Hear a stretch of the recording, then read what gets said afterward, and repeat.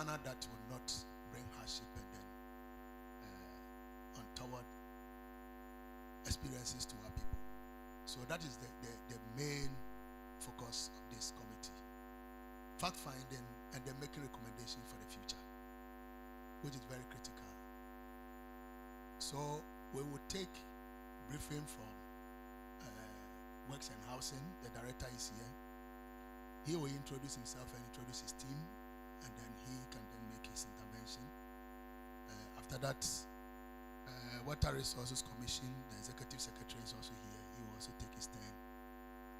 And then we'll also listen to Ghana Hydrological Authority. Colleagues? Yeah, I think Works and Housing Director, Chief Director, if you can. I think where you are seated is okay. Yeah, so you can do your briefing.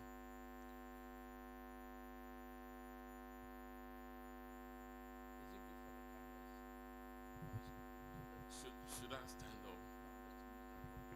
Or I can stay? Okay.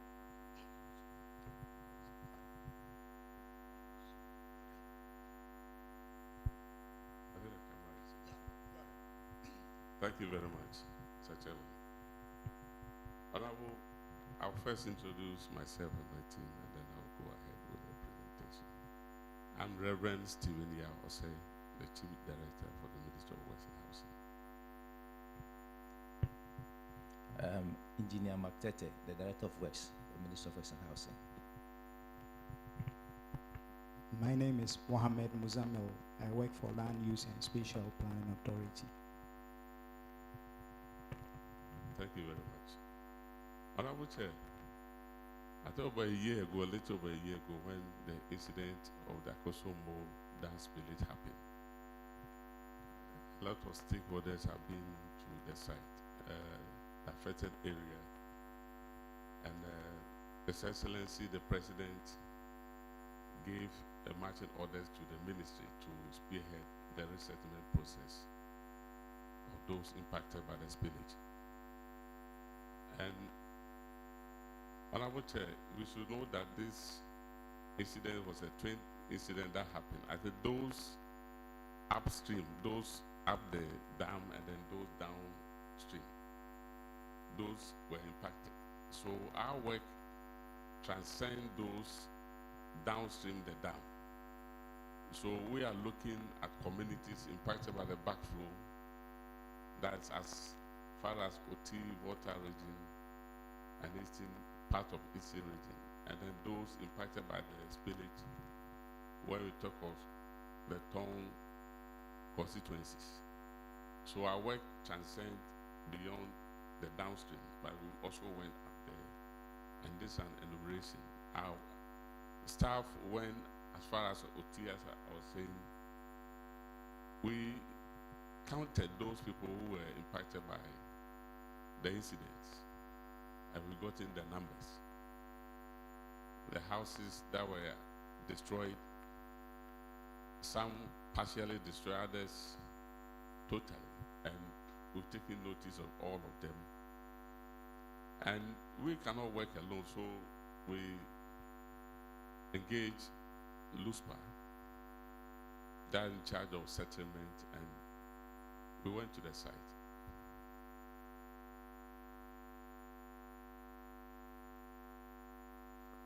So for now, LUSPA have come out with a report, and last Thursday they presented a draft report to the ministry, and they are going back to the affected communities. This time, not all the enumerated communities, but those downstream, the Central Tongue, South Tongue, and then North Tongue. So they are going to engage the community and then ask for their inputs into the draft report before we come out with the final report. So at any stage of the process, we do a lot of stakeholder engagement so that the report will be owned by everybody. It will not be just the ministry spearheading and imposing it upon them.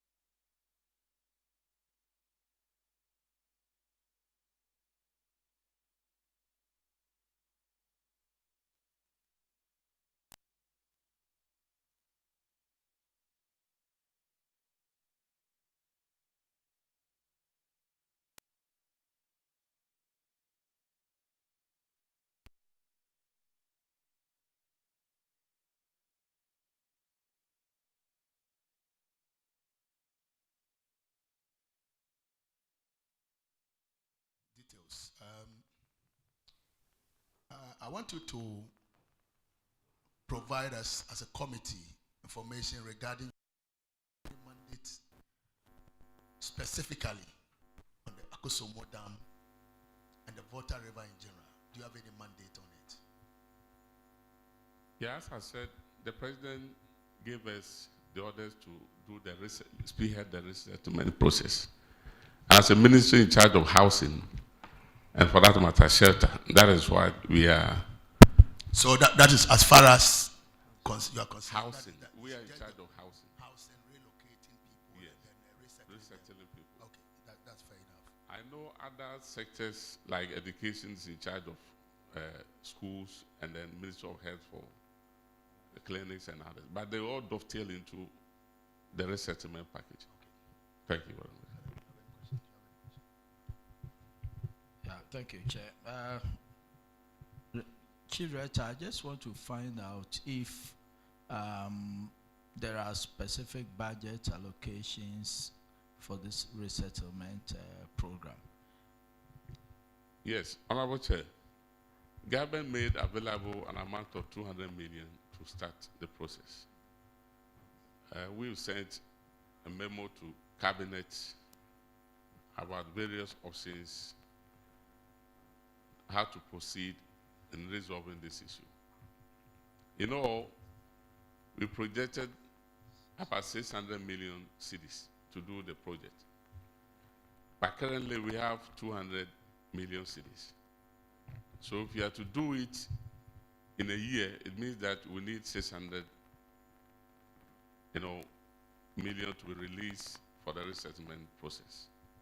If it's going to be 2 years, then it means that we need additional 100 million to make it, additional 200 to make it 4, so that we can fast track it and do it in 2 years.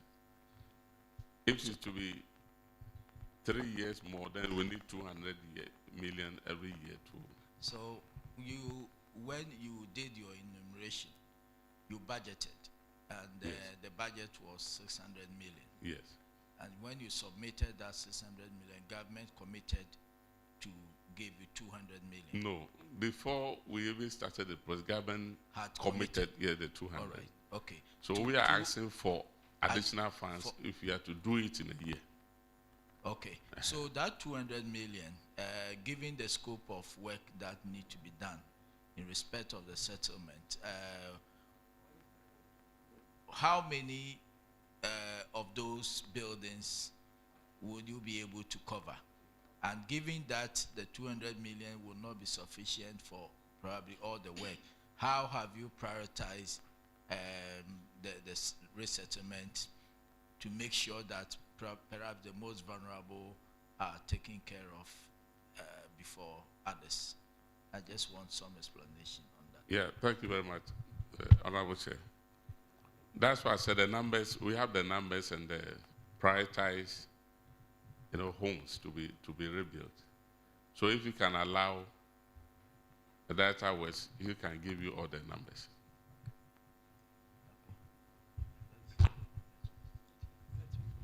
I want to ask you a question before the numbers, Reverend. This is Western Housing. You're supposed to be working with other stakeholders like NADMO, VRA. So when it comes to disasters like what happened, flooding, do you give initial, accommodation, housing, before you do resettlement? Because people are displaced. Do you help for them to be housed and given relief before you think about or think of resettling the people? Thank you very much, Honorable Chair. We work in conjunction with other stakeholders like NADMO, local government, ministry, and others. So we collaborate with them. When the issue happened, we're in talks with NADMO, the Ministry of Local Government. So we're talking to them. But we don't provide relief items. We give technical backstopping as to where to place people in the safe zones and others. But when it comes to provision of relief items, it's NADMO, and then local government that deal with that. Thank you very much. Reverend, my question is that before we get to the figures, I know that NADMO is responsible when it comes to giving relief. I'm talking about the initial housing of the people before NADMO comes in to give the relief. I'm not talking about giving relief. I know, I've ever worked with NADMO. I know that their responsibility is to give relief and other things that they are mandated to do. But as an institution, state housing, do you give initial assistance to the people because they are displaced? Do you have to give them shelter before NADMO comes in to give the relief? That's my question. Thank you very much, Honorable. You know, because of decentralization, we work with the local government ministry and NADMO and others to provide some of this shelter. We provide sometimes money to them, assist them. Of course, due to budgetary constraints, we cannot provide all the needed budget. But when we are asked, we give them assistance to shelter those affected by these disasters. But we don't provide direct housing for them. What we are going to do and what we are spearheading, to do a permanent resettlement process. That's what we are doing. But the initial one, we work with the local government, we work with NADMO to provide those temporary facilities for them. That's what I wanted to hear from you. You provide, you assist. We assist, in giving. yes. Okay, thanks. All right, let's hear the numbers. Thank you very much. Thank you, Honorable Chair. And like my Chief Director stated earlier on, when the event happened, we were commissioned to go to the field to verify and to get the numbers of the affected buildings. And the most affected communities, districts are the North Tongue, Central Tongue, and the South Tongue. These three districts contribute about 45% of the entire destructions. And so as it's now, we are concentrating on those alone for now.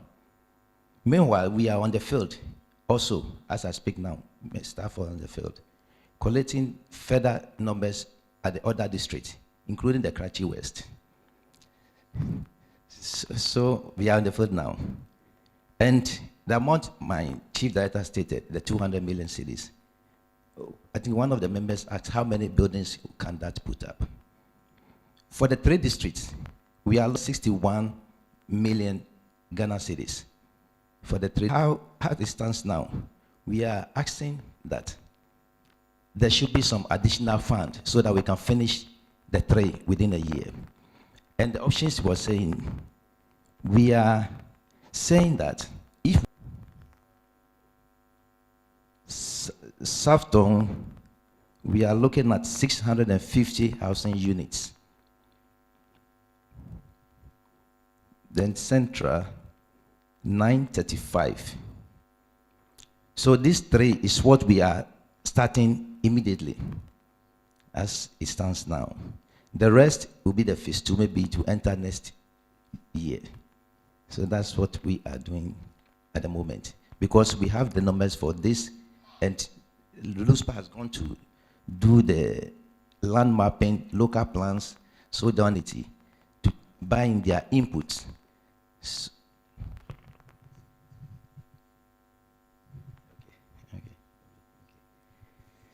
Okay, but the others that I'm saying will continue the following year, they are in always 19 districts.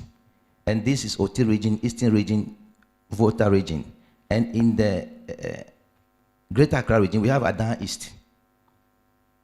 And then we have Charles Osudoku, Adan East. Initial numbers we had is 330 at Adan East. Shai Osudoku, initial one we had 61 housing units. Then we come to Esojaman. We have, which is in the eastern region, 64. Then now we move to Volta region. We have a K2 SAT. Initially, we had 59. We are doing verification of the field at distance now to make sure that is the true picture of what happens the last. Then we come to Keta. We have 400. North, we have 58. At Oti region, Biakuye, we have 335. Krachi in Chumuru, we have 198. That's houses destroyed that we need to resettle. Krachi West, we have 673. Krachi East, sorry. Then Krachi West, 165. In Kwanta North, we have 20. In Kwanta South, we have 352. So these are the numbers of houses destroyed in the various districts as it stands now. So we are working seriously on it so that we can do this resettlement for the affected people and the communities. Going by the figures you've shared with us, it suggests that you are covering virtually the upstream and then the downstream. Yes. All the areas that are normally affected by flooding. Yes. Anytime we have a flooding situation. Okay. I think that's comprehensive.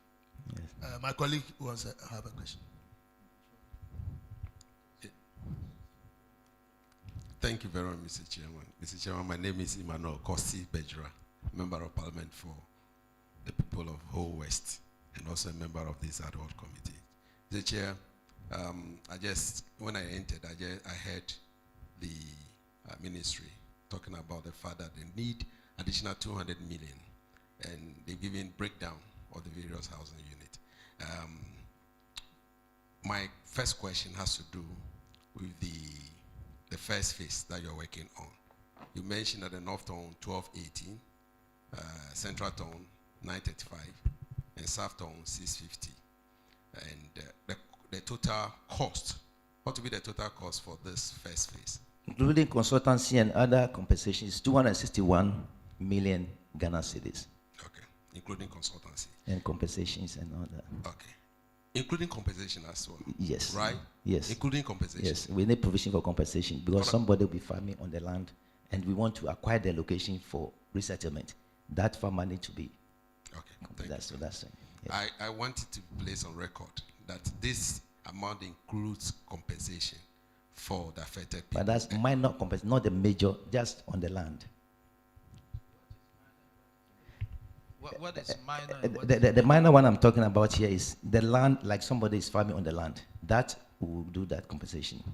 What about acquisition of the land by government? Acquisition, what we told them was the chief and the people of each community will be giving us the land free.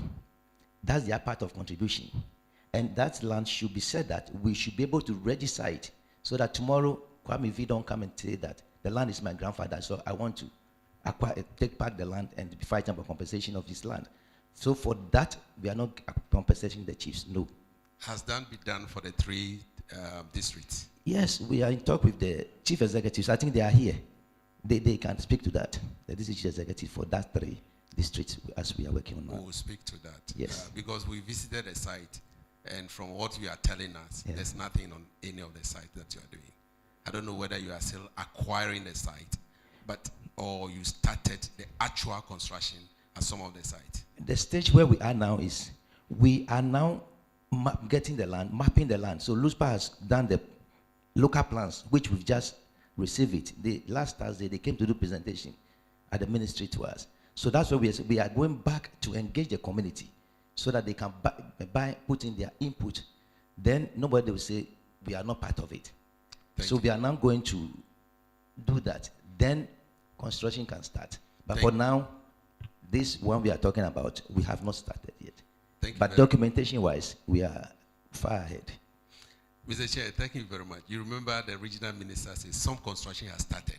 So I want to place on record that let me. You see, the one that have started, it was started with the regional RCC. That's the phase 1. I think they are putting about 115 housing units. for the affected victims. That is not part of our works here, but we only support them with the technical advice. So that is the phase 1, which the region is handling at its stance now. So ours is going to be the phase 2 of the government intervention. So it means that there are 2 projects. Government intervention phase 1, yes. The RCC is doing their own construction. Exactly. And the Western Housing is also doing resettlement. Exactly. Okay, we'll get to that. Yeah. Now, Mr. Chair.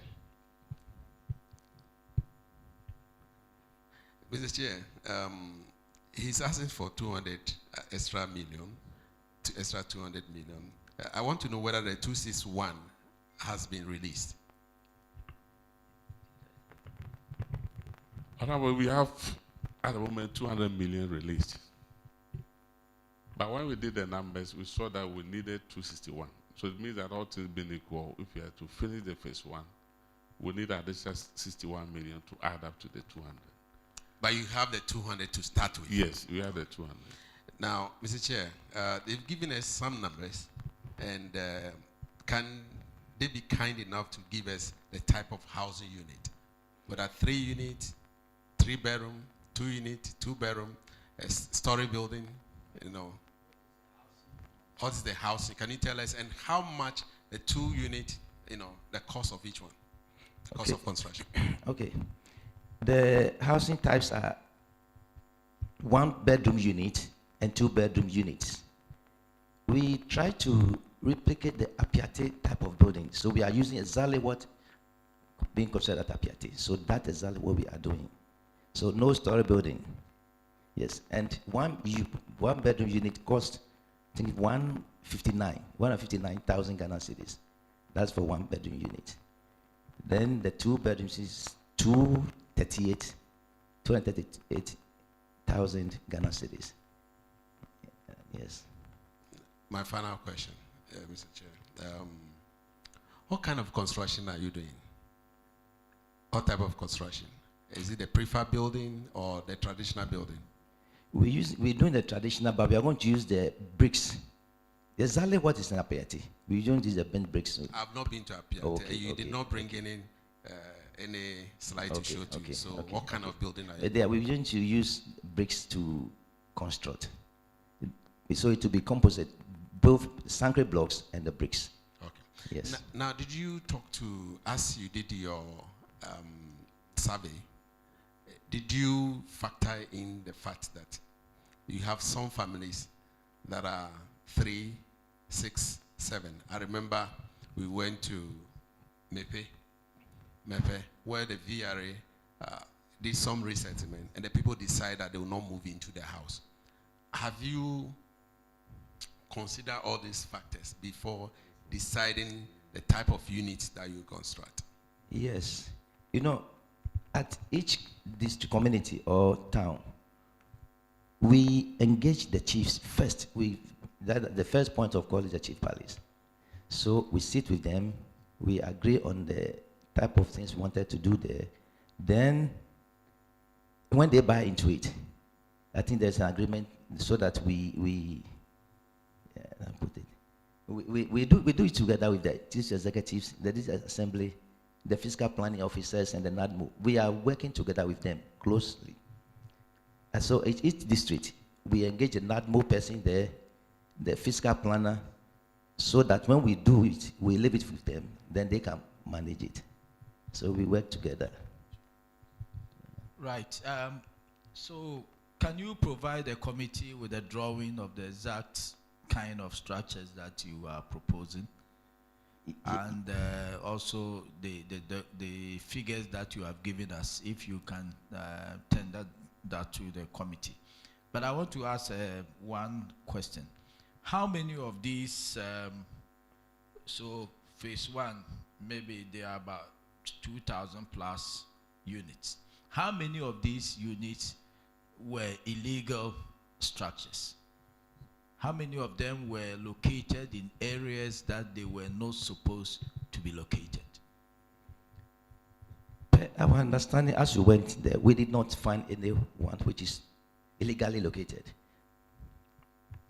Are you saying that when we went to the field, we saw houses that were built in the riverline, where there are not supposed to be buildings. I'm asking you whether you counted those structures as also structures that need to be replaced. That's my question. Yeah, as we went, for us, we counted all affected buildings. So you did not We categorize. did not segregate, no. You didn't segregate. No. Okay. So would you agree with me that for such an exercise, we need to begin to segregate such numbers so that we are quite sure whether people houses were actually located in areas that they were supposed to be located? Do you agree with me that that data should have been collected? Yes. I agree with you to some extent. And to some extent means that, you know, our villages, our local communities, if we are to go by legal purposes, then I think none of them will be qualified, but they do not have permits on their buildings. No, I'm not talking about permits.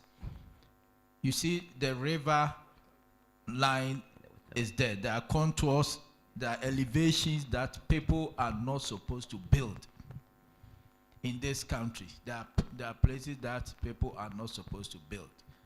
And when they build there and there is a flood, they are the first victims that are likely to be affected. And then there's a demand on government to compensate, to resettle. Going forward, we may want to discourage the practice of people building in waterways. So I am expecting that your data, you should have collected data on how many of these houses were located, or so call it, how many were innocent victims and how many were guilty victims. For purposes of planning, for purposes of, making recommendations going forward. That's why I'm asking. Yeah, Honorable. Honorable Chair, we counted all affected buildings. We didn't segregate. But your concern is noted. Going forward, we will look at it. Chair, Mr. Chair, a follow-up question. So are you telling us that government will be spending taxpayers' money on people who build on illegal lands? Is that what you are telling this committee? I said our mandate was to count those affected. We went there and we counted. So now that you are raising this concern, we've noted it, and going forward, we'll take care of those numbers. Thank you very much. Honorable Chair, so this committee will take it that all the houses that you counted or were destroyed by this pillage were legally, built on lands properly so acquired and they have permits. We want to believe that that's all you are telling this committee. For now, we did not segregate. So your concern is noted. We'll look at it when we are going forward. Thank you very much. So, I take it that you are going to review the numbers and then do the segregation so that if you are building, then we know that you are really addressing the issues of illegality. And even if we are saying that we want to even use human face, as Ghanaians always say, so that those affected, if on that we want to just pardon them and then accommodate them, then they know that they were in a wrong and the state is being magnanimous. So that we don't send a signal out there. That is the concern of the committee. That we don't send a signal out there that you can do anything and still profit from it. You build anywhere, and when there's a problem, the state will come in and then you profit from your wrong. I think that is the concern of the committee. So if you can do the segregation, it will be well and good. And then when we are picking it up, we know exactly what we are dealing with. Honorable will do that. But I'm sure the committee will also not be upset when we apply human face to and fulfill all righteousness. Thank you very much.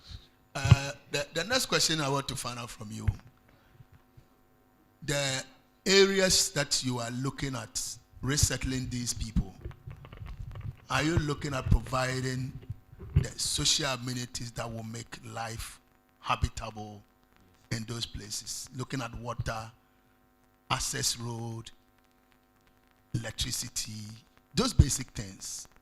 Yes. Yeah. Because it's a resettlement. Issues like the social amenities and others. That's why I said schools are being handled by Ministry of Education, Health. The road is also being handled by Ministry of Roads.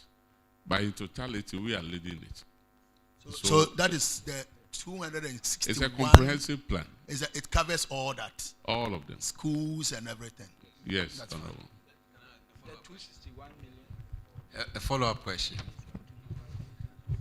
Mr. Chair, does it mean that the 261 million covers the off-site infrastructure and then on-site infrastructure? We want to be clear.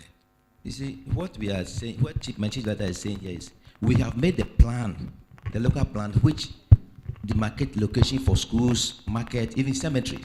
We've done comprehensive plan, but we are looking at putting up the buildings. Access road is being marked, everything. But now that one, we I think we will leave it with other ministry. Road and highways will take care of, but we're giving the whole master plan. So what this committee would like to know? Honorable, excuse me if I'm becoming. You know, we are looking at the synergies, building a synergistic, cooperation with other ministries. Like the Ministry of Roads. They are aware that we are doing this, so please extend road network to the communities. So when they are budgeting, it's part of their project. The same thing as schools, hospitals, and others. So that we all work together. It's for government of Ghana's money. So that we together achieve, this objective. Thank you very much. Okay, so Mr. Chair, what he's telling us, the Chief Director is telling this committee is that their budget or the amount located is for owning the building itself. You have nothing to do. There are no roads. There are no on-site and off-site. I have not said there are no roads. I said the provision for the roads will be done. No, we understand. Yes. We understand. Now, Chief Director, Mr. Chair, so I want to understand that you will not get there and Minister of Roads and Highways does not have funding to provide access road and then maybe the internal roads. Neither does education provide schools, local government, market and so on and so forth, or even electricity from Minister of Energy. They might not be able to provide it. And then you put up the houses in the bush for the people to go and inhabit. I hope that is not a situation that will lead us. You are leading us into. Honorable, the Bible has said, don't lead us into temptation. We are not leading any ministry to temptation or the communities. This is a disaster that affects all Ghanaians. And we are government. Government, belongs to all of us. We are looking at the houses. Others are looking at schools and others. But I said the synergies, when we build together, we can achieve this. Budget, like the access rules. We are not saying that we're going in straight away tarring the place, but at least creating the access rules where people can go into their house. Of course, even communities that have been there for centuries don't even have tarred roads, but they are still living. Make access the road network for people to enter. Schools, Ministry of Education is aware, and they plan for that. Energy is aware, they are working on that. But we are handling the physical structures of the houses. So, Chief Director, who is coordinating that? Because our concern is that we don't want a situation where you finish building your houses, water is not extended, roads have not been provided, electricity is not provided. The place become unattractive to the people. So who is coordinating all this so that every ministry, as you said, you want to achieve some synergy. The ministries are all in sync with you regarding the timelines that you are giving for yourself, regarding budget allocations, so that we don't have a situation where you finish your work and they are also not ready. So we want to find out who is actually coordinating all these ministry is things. coordinating this. You are coordinating. Together with the Office of the President. You are coordinating. Yes, together with the Office of the President. So we take it from you that you are speaking as a coordinator Yes. for all these activities. And that by the time that you are done with the housing, this infrastructure or these amenities will be available for the people to use and move in. Because it gives an opportunity for us to have a modern community. So that we will not have a situation where people will move in and then the place is so muddy, when it rains, they can't move into their homes. And then the beauty of the place is compromised. So that is what we want you to give us, this assurance that you are coordinating, and you are coordinating so well that by the time you finish with your housing, all this infrastructure will be in place for the people We to are use. coordinating with all the other sectors. Assurance very is much. taking it up. You are speaking for Ministry of Works and Housing, and Assurance, Government Assurance is taking note of it.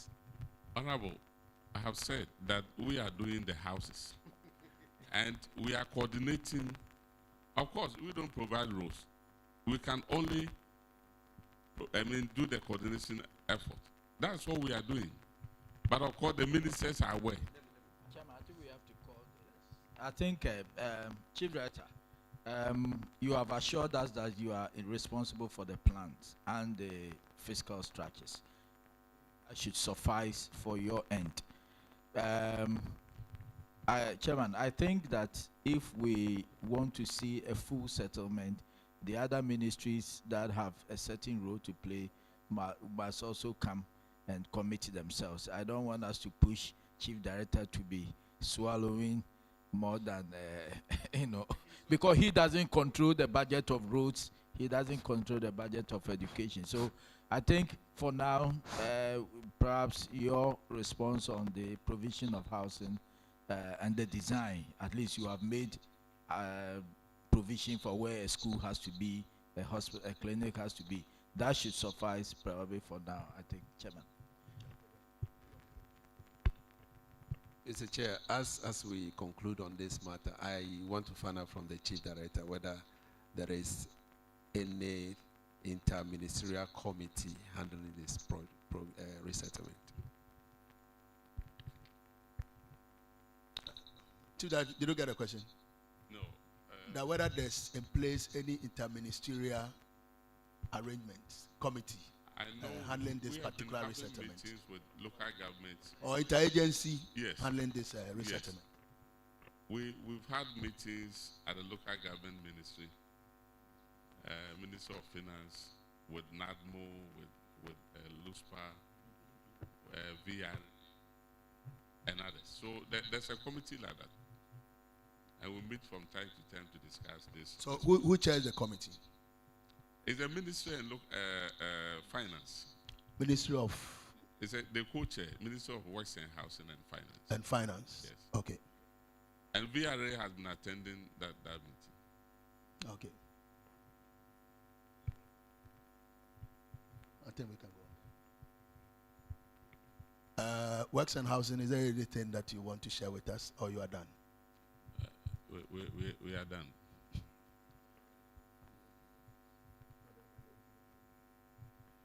So the documents that we requested, when can you make them available to us? By Friday. By Friday. Okay. Yeah. Yes. By Friday. All right. Fair enough. So I'll contact Akuya and then we give it to her. We'll urge you to stay as a Hydro takes over, so that you listen to them. And if there's anything that you need to clarify as they speak, you do so. Thank you. So at this juncture, I will say thank you, and then you are duly discharged. Yeah, he has to stay in and observe. Hydro, I can see Hydro there. Or water resources next. Water resource. No, water resources here. Yes. Yes. I can see a Lone Ranger. Yes. Thank you very much, Honorable Chairman.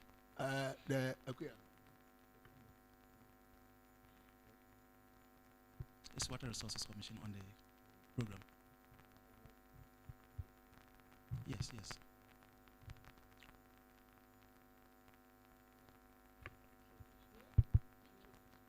Okay.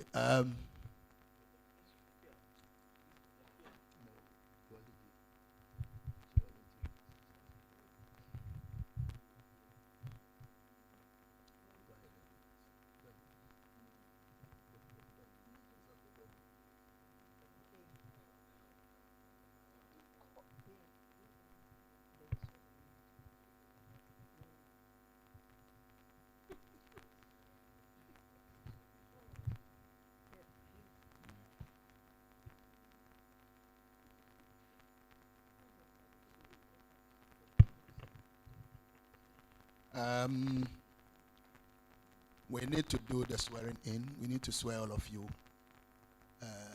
Administer the oath to all of you. So, North Tongue delegation, are you here? South Tongue. Now I will come to the list. South Tongue, are you here? Central Tongue.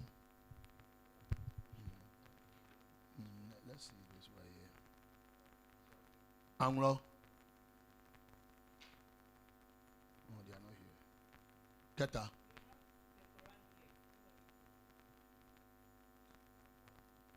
Aswejaman. They are not. They are inactive. That's what they are. And then the agencies, Minister of Works and Housing, Chief Director, Executive Secretary, Water Resources Commission, Ghana Hydrological Authority, VRA and NADMO. But VRA and NADMO will not take part because they are not witnesses here. So the rest kindly be on your feet, and the clerk will administer the oath.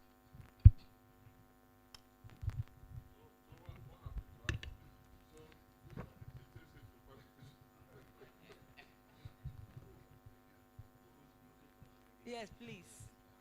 Please, if you don't have the Bible, you can raise your right hand. Yeah. Shao Sudoku. Please say after me.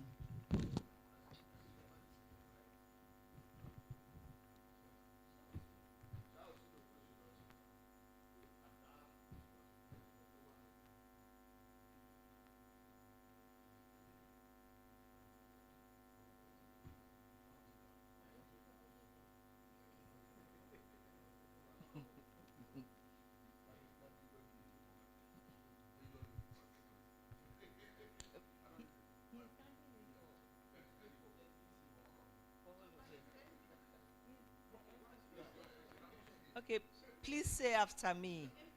I swear by Almighty God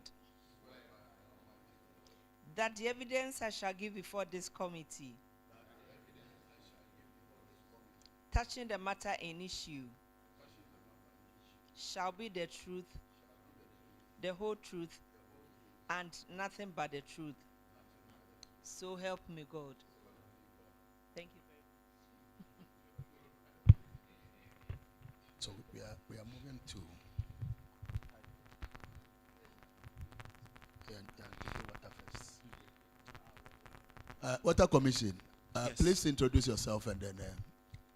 Thank you very we'll much, take from there. Honorable Chairman. My name is Bob Alpha, and I'm the Executive Secretary of the Water Resources Commission. Briefly, to state the broader mandate of the Bob Alpha, yes, Alpha, A-L-F-A.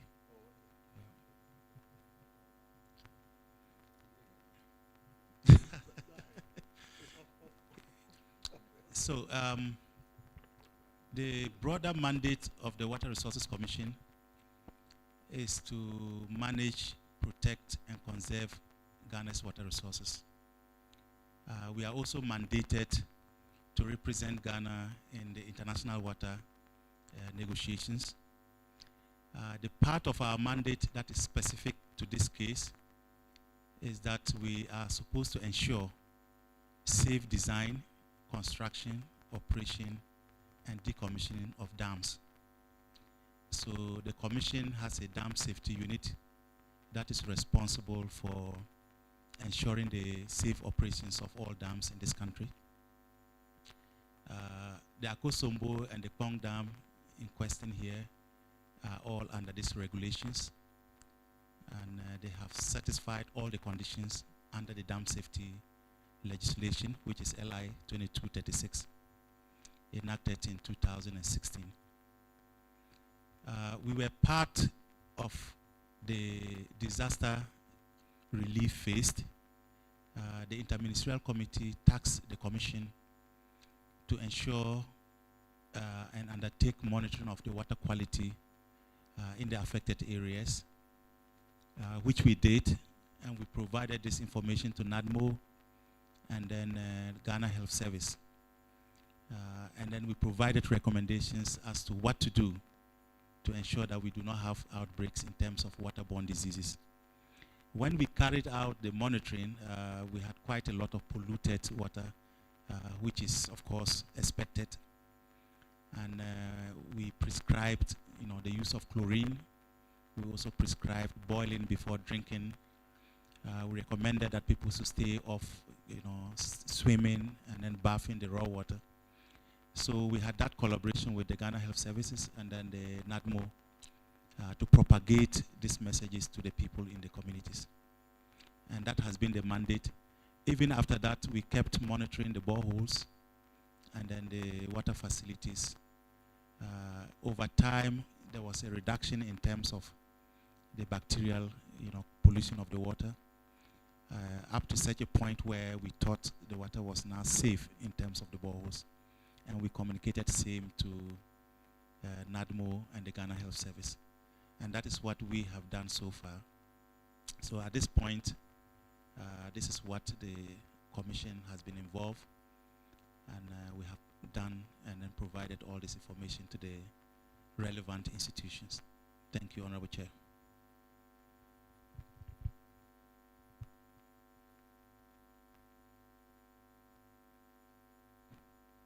Thank you very much, Mr. Alpha.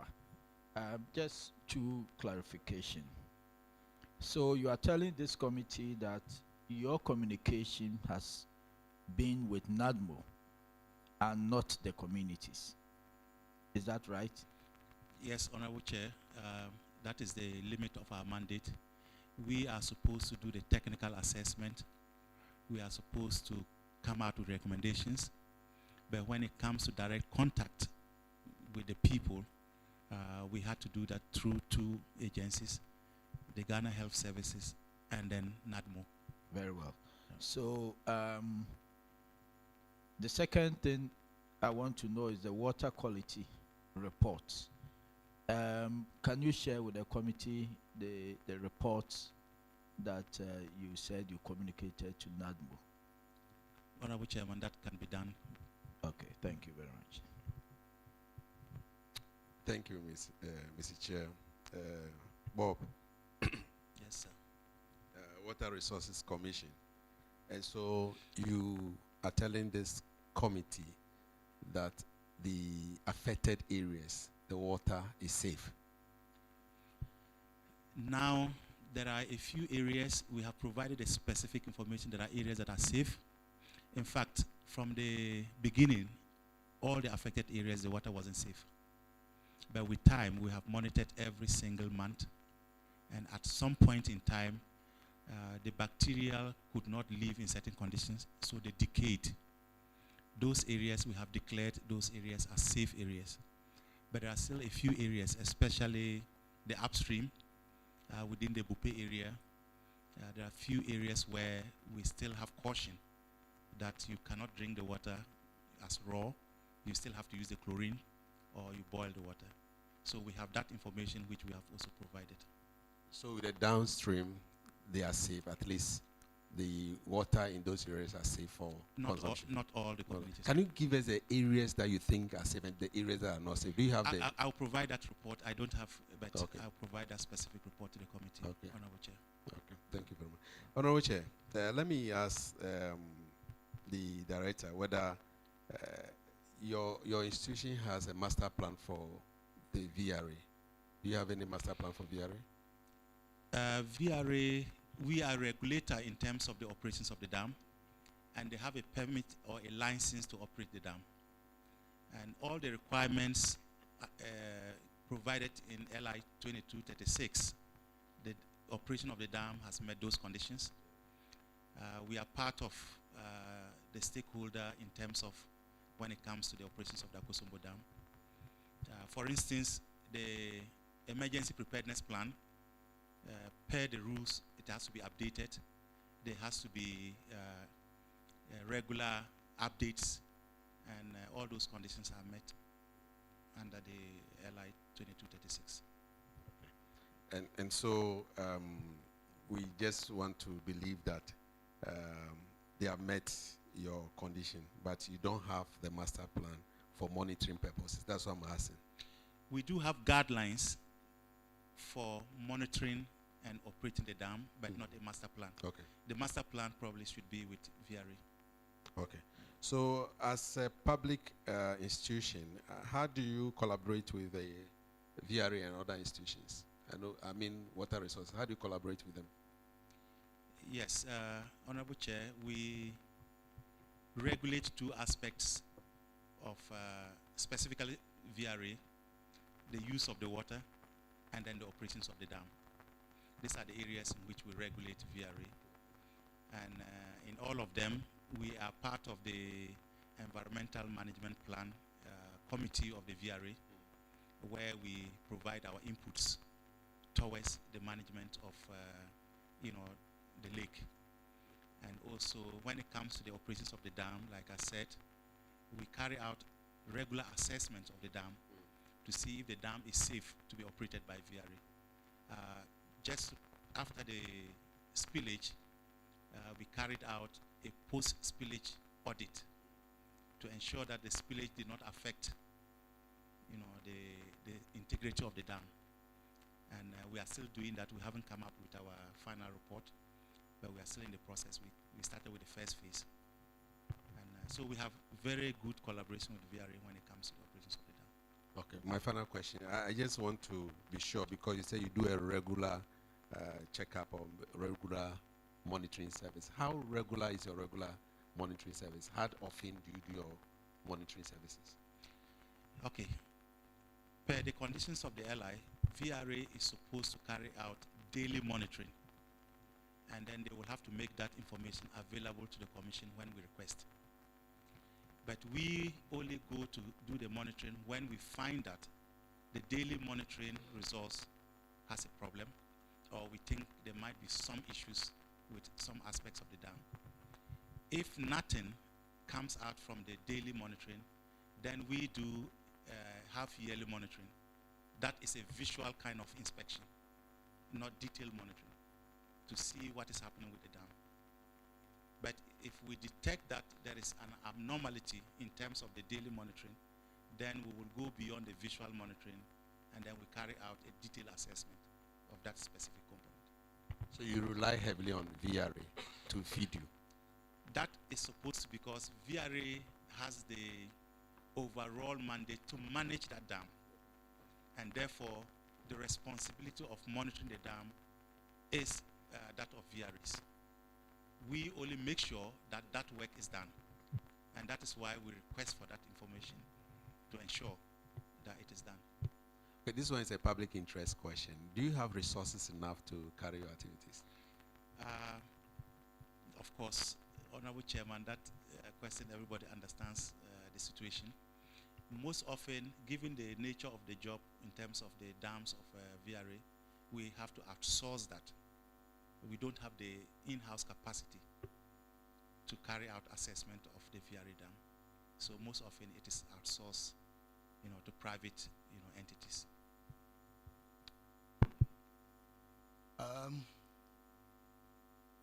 the downstream activities, that's the flow of water out of the dam into the channels all the way to the sea. Are you interested in what happens in that area? Honorable Chairman, yes. And then what is your mandate as far as that is concerned? Yes, our mandate within the lower Volta, especially downstream the Akosombo operation area, is to ensure that we manage and conserve and protect the water resources and the ecosystem. As we speak, we are actually just about commissioning our office at Sogokape to take care of the lower Volta. We have a lower Volta basin board set up within that area where we have regular meetings to discuss the concerns of the area, and we have come up with an integrated water resource management plan for that particular area, which highlights all the issues and then the proposed solutions and then the budget to deal with those issues. So before the end of the year, we will have a satellite office in Sogakope that will be responsible for the lower Volta basin. Silton, in terms of the channel, Yes. what is your role in that? Do you monitor it? Do you tell VRA what to do? Silton. Yes, Silton. Yes, I think we have worked that closely with VRA when it comes to the silting. VRA, under the environmental management plan, which they are supposed to ensure that the operations of the dam does not really impact greatly in terms of the downstream conditions. The silting is part of that environmental. Yeah, because that's what I'm interested in. Yes. Whether you monitor the build-out of silt and then the silting activities. Exactly, so we that do. We don't have a situation where the channel is blocked or the channel is not big enough to accommodate the volumes that be discharged into the sea. Yes. Yes, Honorable Chairman, the channels are building up and we are aware, we are monitoring that together with VRA. There are plans advanced. I think there are already some contracts to see how best we can dredge the downstream to allow free flow of water in terms of spillage or even the normal operations of the dam into the sea. So how do you synchronize that activity with that of VRA's program? Because as you are aware, this year, VRA advertised Yes. the possibility of another spillage. And you are saying that you are now at the moment working on something of that nature. Do I take it that you are not really ready now? Honorable Chairman, it's not the commission that is responsible for the dredging. It is VRA. But you monitor it. We give the permit, we regulate, we supervise to make sure that it is done according to the guidelines. You say you make sure. Yeah, okay, we are the regulators, so we have to ensure. So yes, so if you have to make sure that they do that, I just want to find out from you, have you done that? We are, plans are far advanced. Just No. 2 weeks ago, Honorable Yes, Chairman. As for pipeline issues, we don't want to hear pipeline issues. Honorable What Chairman. are the concrete things that you've done so far so that this year, if there should be spillage, the channels will be big enough to accommodate the volumes? Clearly, we have defined what needs to be done. We have had meetings with VRA on that issue. And the idea is to dredge, especially towards the deltas, to open some of the creeks so that when there is a spillage, the water will flow much faster into the sea. And therefore, that will reduce the level of flooding. The actual operations in terms of desilting is being handled by VRA. And that is why I don't want to speak to the specifics of that. But clearly, we know what we need to do. As part of the integrated management plan.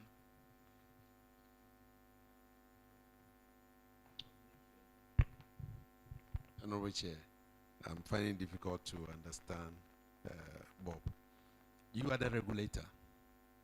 You are to ensure, and you use the word ensure, you are to ensure that when the canals are silted, you give permit for it to be desilted. That is one. Two, you monitor And so when a place is silted, you should be able to tell them that as a regulator, you are to desilt, and that's your duty. Now, if you fail in your duty by telling them, and they did not desilt, and there's a spillage, and that spillage has destroyed homes, who should be held responsible? Is it the regulator or the operator? Thank you very much. Or both? Yeah, thank you. To ensure any SEF is also a process, Honorable Chairman. Like you said, we have to identify the problem, which we have. We have to communicate that, to VRA, which we have. But the process of engaging in terms of the actual works is ongoing, and that is not directly done by the Commission. And that is why I said I won't be able to speak to the specifics of that.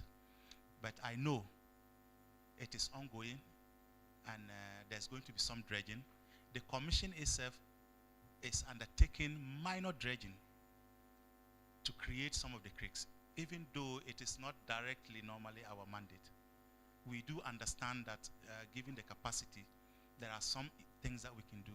We have consulted some of the communities where the mangroves used to be, and they have been cut.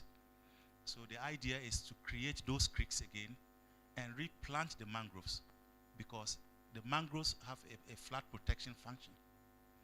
And we are doing that. We are engaging the communities to ensure that we re-establish the mangroves. So let me ask Bob whether you are really collaborating with VRA or not. I'm asking this question because you kept going back and forth. If really you are the regulator and there is an issue, it is, you see, when we went to the site, the indigents told us that some of the canals were silted. And so, and you all know, as a thinker person, that when a place is silted, water finds low level. And that's what exactly happened. We are not putting blame on anybody, but we want to find solution. VRA told us that, it is not, the dredging is not a matter. If it's about resources, you just mentioned that you have to do some of the dredging yourself. So if VRA does not have the resources to do it, and you have to come in, let us know what really is the problem, so that we can write a report and the whole country will know exactly what is happening. Yes. Be frank and candid with us. You've taken an oath. Thank you very much, Honorable Chair. We do collaborate with VRA. In fact, VRA is a member of the board of the Commission, and then the Commission is a member of the Committee of the Environmental Management Plan. So we have that level of collaboration. And that is why I indicated we have identified the problems together. We know what to do. We have proposed the solutions. They are working on the solutions. And I'm saying we have already taken steps to dredge areas where we think we can. But when it comes to dredging the main lower Volta River, VRA is supposed to do that. They are going into some form of contracts with private ventures to do that. I cannot speak to the timelines of that, but I know that is ongoing. But going forward, what do you think should be the case, should be the arrangement? Should you be given the mandate to do that, or you still want it to be done by VRA? We think when it comes to the lower Volta, VRA should do that. What about because other you're not talking about only the other Volta. areas? Yes, that is the mandate, because as we speak, we are dredging the White Volta from Boku. And that is your mandate? That is our mandate, because it is not as a result of the operations of any dam. That is a natural process, and the Commission will intervene when it comes to that. But if the desilting or the siltation is as a result of the operation, some activities, then that operator has the responsibility to monitor and supervise, and then regulate how it is done. Do you have an annual report, a monitoring report that you can share with us? Do you write monitoring reports? Yeah, but not specifically only on desilting. We have a complete monitoring report on which may include on the operations of the dam, which may include the lower Volta operations. Exactly. Okay. we would like to see that. We would also like to see the environmental management plan. I think VRA will have to provide that for us, because we may need to see exactly what is in that plan. But Chair, my last on this will be to take you back to your LI 2036, where you said, I mean, it's the LI that you quoted. Yeah. I read that the regulation 3G says you are to create public awareness on dam safety and related matters. How well have you lived to that function in terms of creating public awareness on the dam and matters related to safety? Thank you very much, Honorable Chair. I think we've done a nationwide sensitization when it comes to dam safety, but it is specific to communities living within potentially affected areas in case of a spillage or a dam break. If you are not affected by the operations of any dam, you may not be part of this awareness. But we have carried out a nationwide awareness for over 3 years, educating people on how to respond to the emergency preparedness plan by the operators. And we do that in collaboration with NADMO officials on the ground, and then also sometimes with the VRA and the dam operators.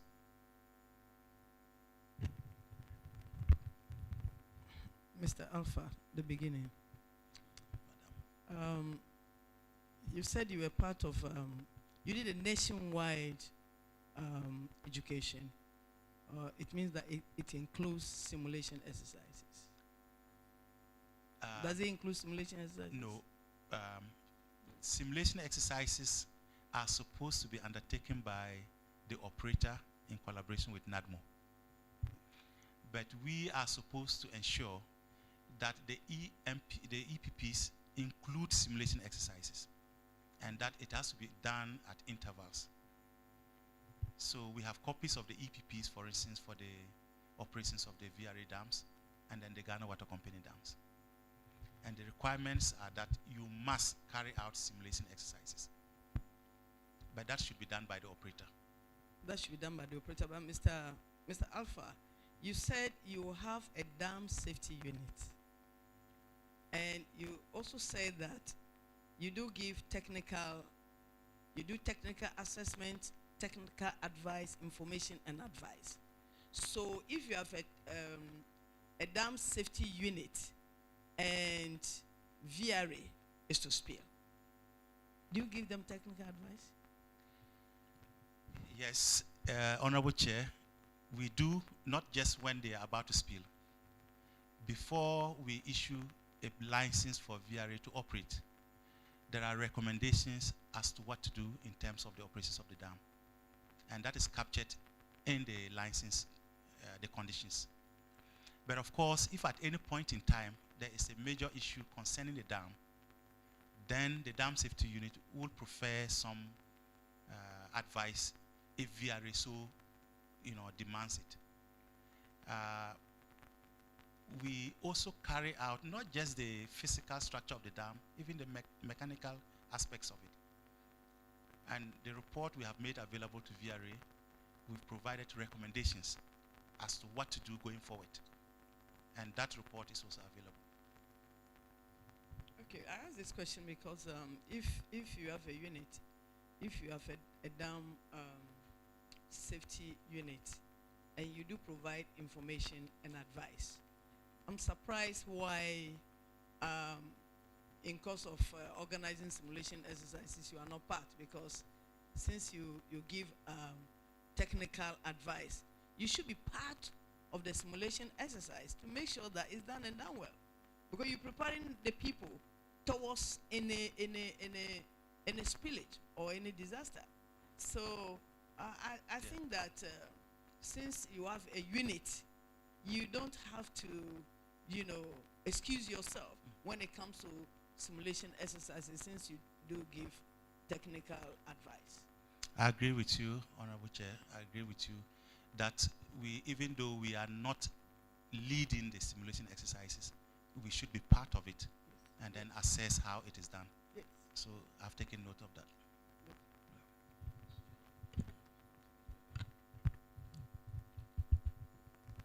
I think we've gotten good information from you, and then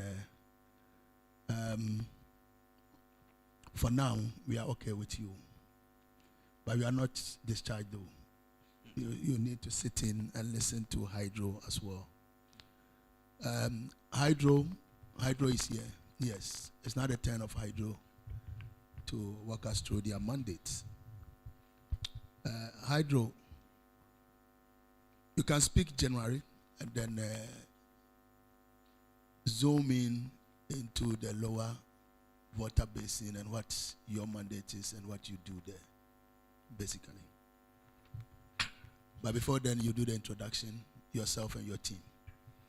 All right, thank you very much, Honorable Chair. My name is John Casey. I am CEO for Ghana Hydrological Authority.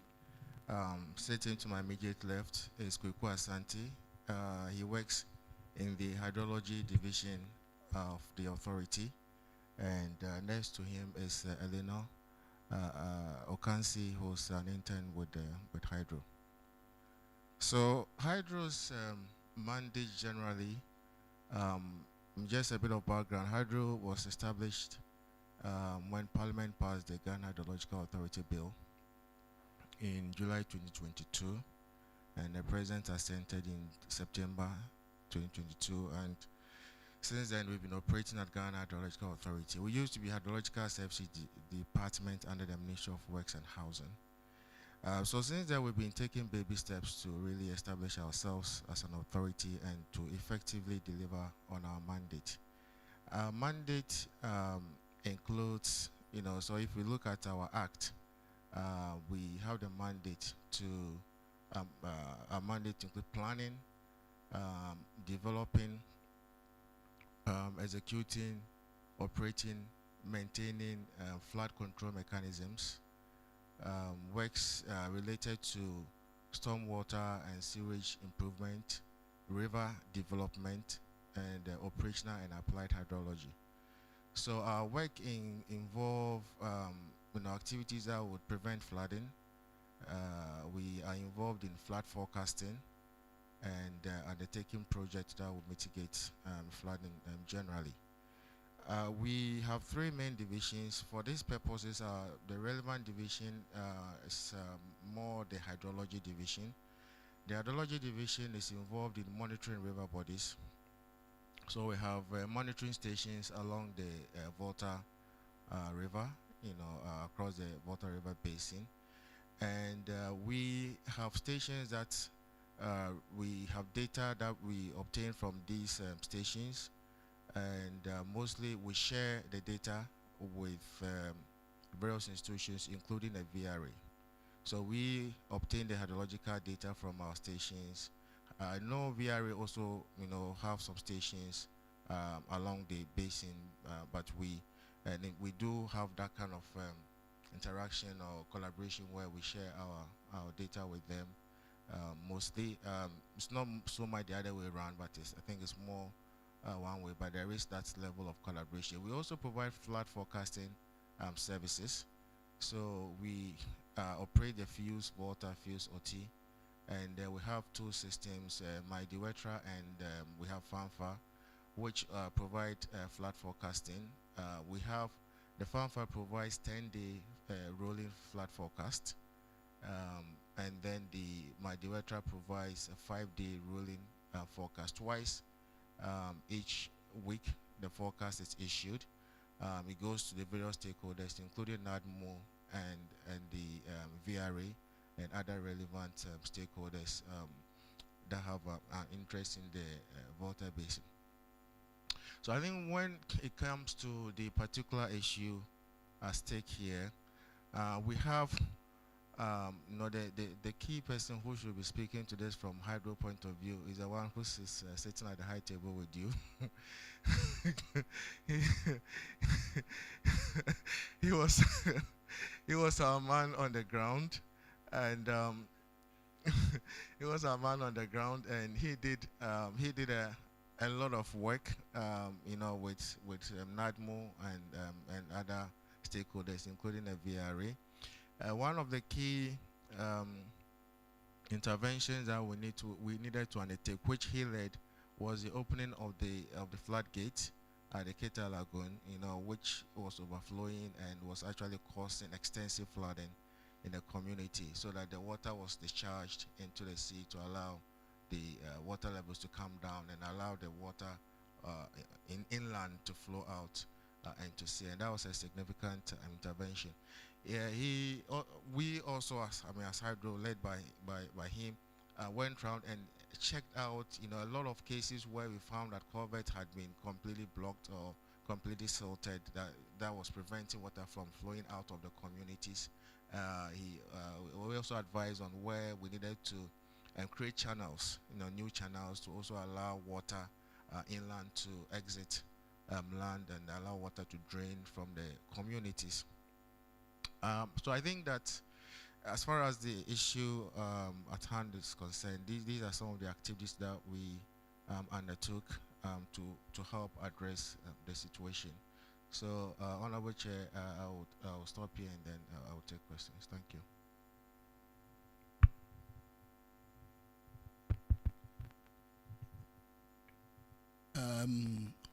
Post spillage and the matters arising, have we identified some areas that we need to create some channels? Just like you said there are some areas where you've realized that the covers are not big enough, they are silted, and you need to desilt them and open them up. Have you identified those areas, and what steps are you taking to improve the situation? Yeah, Honorable Chair, the general observation was that what the team did was to identify to create a master plan for such massive areas. It's really all that shows us it's capital intensive, or it's something that we probably have to engage a consultant to work on, and it will be subject to availability of funds. Except that in the absence of funds, our team will be able to do it, but it will take a while to be able to pick up levels and all of that and develop drainage solutions. So that would be one way to do it, but that's something that will take a long time. In the short term, we would as I said, take advantage of the housing project to create new channels. But if in your view, it is a very important thing that we need to do so that we prepare ourselves for the future. I will urge you to engage your supervising minister and discuss it with them, because it's a matter of budget and then prioritization, so that we take it up. Fortunately, the chief director is here. He's listening to us, and I'm sure he will be ready to engage you, and so that you do these technical things, and then we look for money for you to implement. Thank you, Honorable Chair. Any? Yes, sir. You told us by your mandate you plan, develop, execute, and operate, and others. Are your gauges on the major rivers working? Your gauges, are they working? Honorable Chair, yeah, that was something I wanted to highlight when it comes to looking into the future. We have a few of our stations working. Following the spillage, in fact, as I said, prior to the spillage, we had some degree of engagement with VRA. Following the spillage, we've had a number of meetings with them. We've identified the need to strengthen our monitoring, both upstream and downstream of the dam. And in those engagements, we have identified specific stations that we used to have gauges that are no longer operating, either being washed away or being vandalized or just plainly damaged. And those ones we have agreed with VRA that they will fund the reinstallation of all those monitoring stations to help with our monitoring, and also because that it will fit.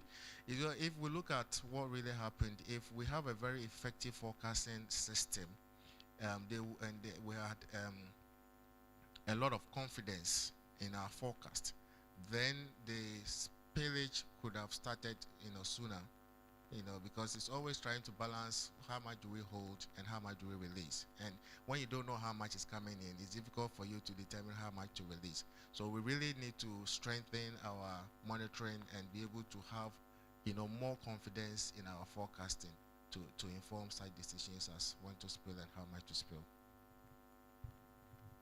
Yes, I ask this because you see, we just talked about people who have built on waterways, who have been affected, and that's how Water Resources Commission was asked to, do a further, assessment, differentiating between people who built on waterways and people who did not.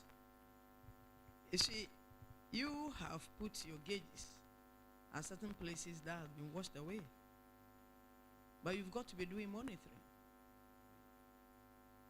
Some of your gauges have been washed away. So how do you monitor them? So my next question goes to, because if you're monitoring, then you've got to alert the people. You've got to have alert systems in flood-prone areas to be able to alert the people that the water level is rising. But if you have some of your gauges washed away, how then do you even alert the people? So as planners, I think you've got to take a second look at your gauges that have been washed away.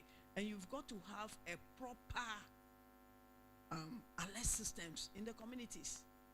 The communities, they have indigenous knowledge. At times they know that the water level is rising, but to which extent they do not know. So if you have proper alert systems in the communities that the people are alerted, the chiefs can even help. Where they do not have information centers or whatever, Gongo can be beaten to alert the people. But if you don't have it and to monitor, then the people cannot be alerted for them to even to relocate. So my question to you, just to end my concern, is that since you are to plan and you have water resources management plan, what are you doing, going forward to make sure that those things that you're lacking are put in place to be able to monitor and advise? Thank you very much, Honorable Chair. I need to state that, yes, the more stations you have, the better. The fact that some of the stations have been damaged or, washed off, it's not actually preventing us from issuing the warnings that we need to do. I think I mentioned that we have a number of systems that we use to issue warnings, and we still do. We have the MyDewetra system, we have the FANFA system, which it's a model that we have built, based on the conditions on the ground and based on also rainfall data. We are able to forecast, how much the water levels will rise, and we issue those warnings. It goes to NADMO, it goes to VRA, it goes to certain key people in the communities, and their responsibility is then to disseminate the information to the people on the ground. So that is an activity that we are doing.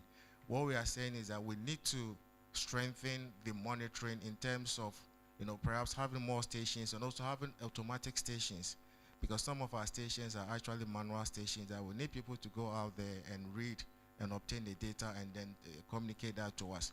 You need telemetric systems, and that is a conversation that we've had with VRA. We've identified the number of stations, I think about 10 or so upstream, that they are going to help us to install, to strengthen our monitoring and forecasting system. Thank you very much, Honorable Chair.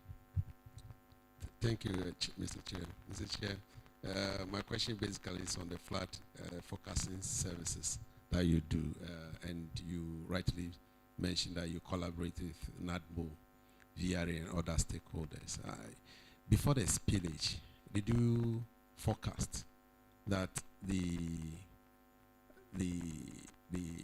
level of the water was going to be high, and therefore VRA should do something? Did you tell them? Did you inform them? Right. So not. So usually we have what we call seasonal forecasting. it's an exercise that we do with, there are 6 nations that share the Volta Basin. And there's an annual exercise that we undertake, looking at all the data and the forecast rain and all of that. And then based on that, we issue a seasonal forecast. In that particular year, the seasonal forecast was that there was going to be more than expected rain. So, and you see, with forecasting, the closer you are to the event, the more reliable the forecast. So if at the beginning of the year, you issue the forecast, then it needs to be, yes, you prepare yourself because you have a degree of anticipation, but it's also possible that as the time draws closer, it may not happen the way it was forecast from the beginning. And that is why that's why we need to strengthen the forecasting system itself, because that one gives us real-time data that gets us something closer to the period, and that one they can act more confidently on that one. Yes, but the general outlook was that it was going to be more. In the future, we need more scientific instrument to do the monitoring. That's the gauge system. You are talking of electronic gauge system. And how sure are you that VRA will support you to acquire those monitoring systems? You said you have spoken to them. They are prepared to support. How sure? Have they given you assurance, and when will this equipment be installed?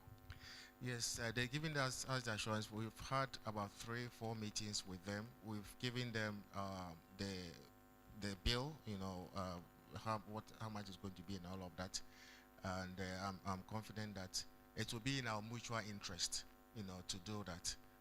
And then there is also further discussion on giving because they have their own specialists, but we have specialists as well, and it's always better for the two sides to sit together, look at the data, and make the determination together that should you spill, should we not, all of that. So I think it's an ongoing engagement. They have given us assurance that they will support us to install those new systems. So if VRA is not able to support, since they also have their own professionals there, and they might not be, they don't want any competition, they want to do their own thing. Have you sought for any establishment to support you? Have you talked to government apart from VRA? Yes, so normally when we get our budget, there is some element about regarding hydrology. Currently what we tend to do is to use that to repair damaged stations and all of that.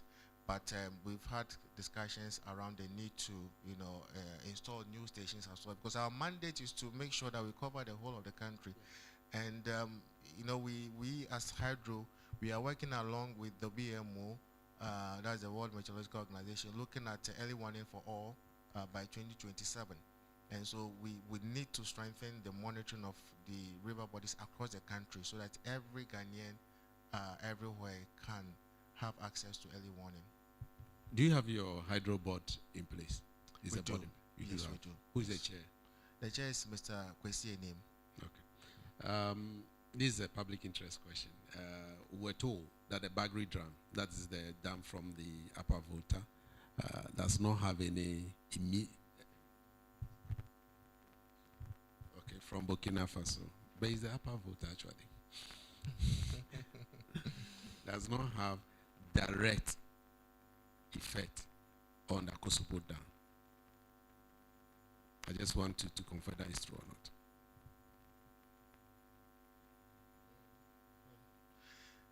Well, any releases from the Bagre Dam comes down to Ghana. I mean, Ghana is at the receiving end of all the 6 nations that we talked about.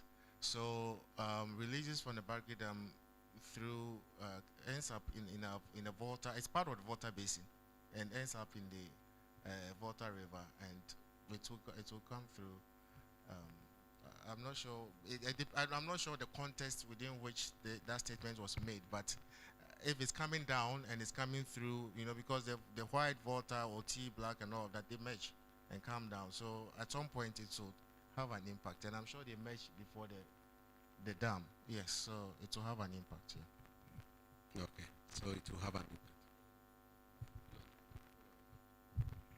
Yeah, I don't know whether you've taken time to assess the volume, the magnitude of water that comes out of the Bagre Dam. It depends on how much they spill. It depends on how much they spill. One of the challenges we have in discussing this issue with my hydrology team is that the model that we have does not have the Bagre Dam in it. For security reasons, they wouldn't share data on the dam. But ideally, what we should have is that the model that makes our predictions, makes our forecast, should have Bagre Dam as part of the model. So that as soon as we know Bagre Dam is spilling, we are able to forecast, our model is able to forecast what the impact will be. At the moment, Bagre Dam is not in our model. So what will happen is that only when the spillage gets into Ghana, touches our first monitoring station, that we are able to pick it up. And but I think I see it as a problem. Because if you've lived with Bagre Dam and its spillage for well over 10, 15 years now, and we've not been able to also build our own resilience system that is able to also track what they do on a yearly basis, to also give us some opportunity for us to predict and project, then that is problematic. Because if we are running a model that is not, because as you said, it's for security reasons, they will not share it with you. But here is every year they spill, or every 2 years they spill. So at least we should be able to also build some resilience around that, so that we also will not be caught unawares. So I don't know if you are thinking along those lines, so that it not be like they are not sharing with us, so we too, we sit and every time they surprise us. That's exactly what we've done. So we have a station that picks up the flow from the Bagre Dam that feeds into our model. So can you tell us the volumes that came in last year, the volumes that came the year after, before? Yes, so that station will be able to give we have the historic data that can be provided. But the ideal thing, the ideal scenario is to allow you more time to act. You know, even the best thing is that once they decide to spill and they decide how much they are going to spill, we should be able to predict the impact so that we have more time to respond. But under the circumstances, we operate by picking up the data from our station. But I'm sure it's something that maybe we can ask Bob to, because Bob, WRC sits on the board, the Water Basin Authority board, and it's something that needs to be picked up there so that it will help us. But we know currently what you are suggesting is what we do. We only pick it up when it touches our gauges. No, but I think we need to collaborate more. I know VRA has some collaboration with them as generators. So I believe they share some information with the VRA, and VRA, you've been working with VRA. So VRA should be able to discuss some of these things with you. But I think we need to find a way around it. We don't just have to leave it for them to always be just surprising us. I think it's not good enough. The institutions within that space should be able to talk to each other and then build some resilience. It's very important. Else, we'll continue to have a situation where every year they surprise us and we are not able to react. And we are now going to look at investing some resources into housing, relocating people and all that. But if Bagre Dam, we don't even know, along the line they decide to also expand and even increase the volumes, how do we react? How far will that damage extend? The extent of the damage. So I think we need to also be looking at that. So that if you have to liaise with your colleagues within the space, let's do that quickly. I agree with you, Honorable Chair. And we'll refer that to Bob, WRC, to help us with that. Thank you, Honorable Chair. Bob, do you want to respond to some of the questions? Okay, please do, so that I can. Okay, let me ask the last question, then you can respond to that question. This is a layman's thinking. Is it possible to harvest the water that is spilled and use it for something else? I mean, harnessing it so that it will not spill out and becomes a national disaster. Is it possible from your hydrological perspective? perspective, is it possible that we can harvest or harness the spill water from Akosombo to the lower, stream? Yeah, Honorable Chair, it's possible. I mean, as an engineer, I would say that anything is possible. You can develop engineering solution for any situation. A number of factors to come into play. For example, how much is being spilled and how far. So we could build detention ponds, along the channel to divert flows into those detention ponds. Those detention ponds have to be distant from the channels, because if the channels overflow, then they could end up in those detention ponds as well. So those are capital intensive ventures that we could potentially look into and develop and implement, because then they could be used for irrigation purposes as well. In fact, recently we had an engagement with WePower, and they were looking at micro hydropower generation. Those kind of systems could be developed, where water is being diverted elsewhere and being used for those kind of micro hydropower generation. So if I bring an investor who is interested in collaborating with you on PPP basis, will you be willing to partner that person to develop a retention pond and use it for irrigation purposes? Absolutely, Honorable Chair, that would be helpful. Would that be a long-term solution to some of our problems?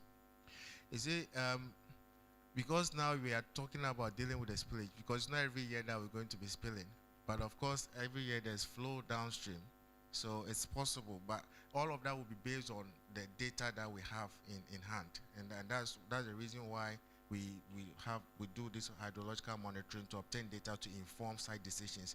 That if you were to build an irrigation dam here, or you were to build a detention pond here for irrigation purposes, would you have sufficient supply of water for the duration of your project? So all of that analysis can be done, and we can provide the necessary advice for that purpose.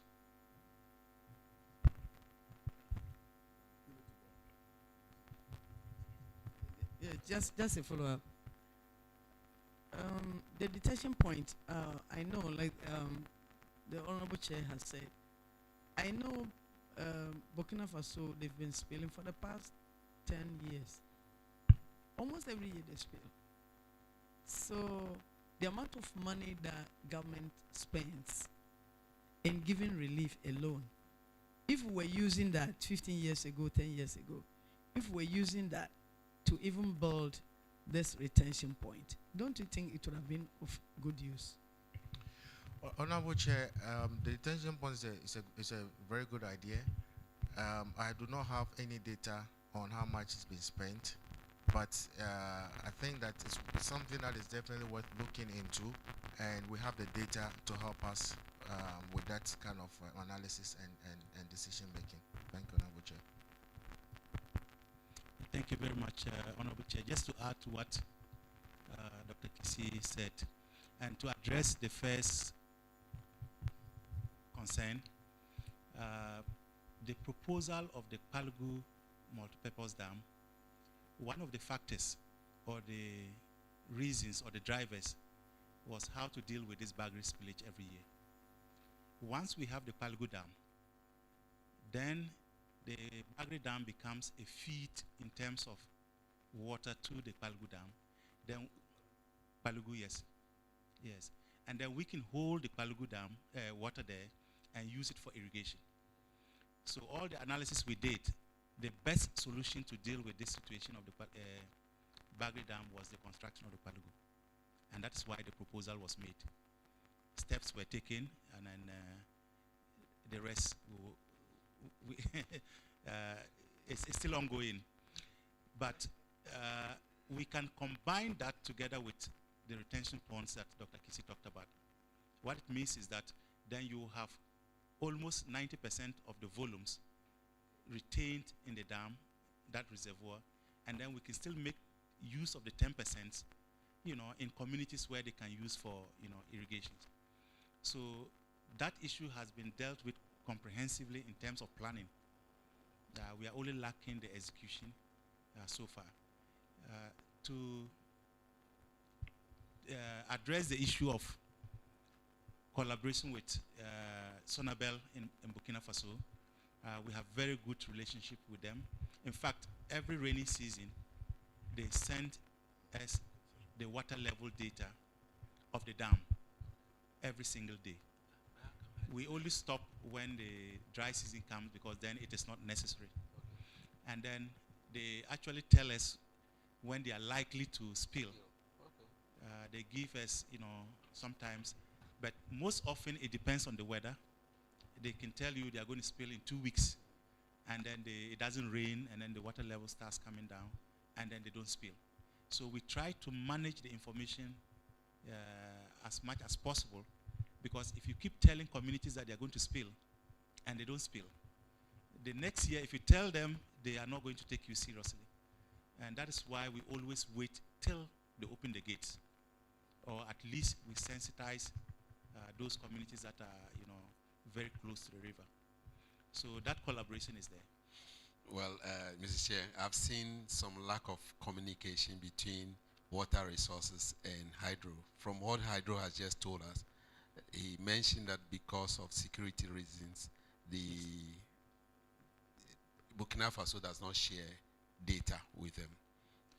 No, what actually, Mr. Chairman, what actually hydro said is to put the entire dam as part of the model. So what it means is that you must have every single parameter of that dam. But with regards to the outlet information, that we will get. Even if they don't give it to us, we will pick it up at the border where we have our gauging stations. Hydro has the gauging stations. But like he added, it is better to have that information days before, because then you have enough time to plan. By the time you pick it up, you would have probably lost some 2-3 days. And that gives you less time to plan. And I think that was a concern raised.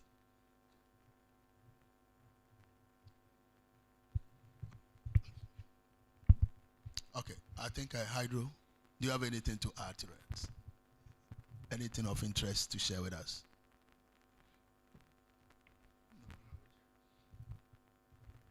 You are done. From your gesture, you think you are done with your briefing, eh? Oh, okay.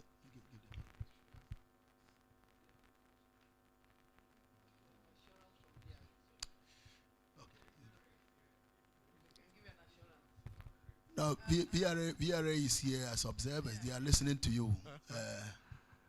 They are. I'm happy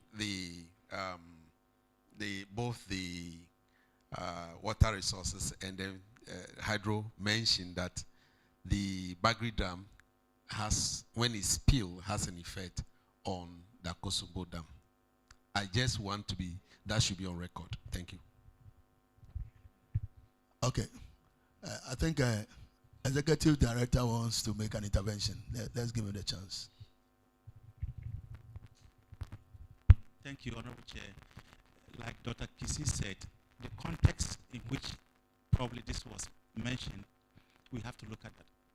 First of all, the volumes that come from Bagre, most of it is flooded, even before it gets to Bupe. Because the rivers cannot contain them.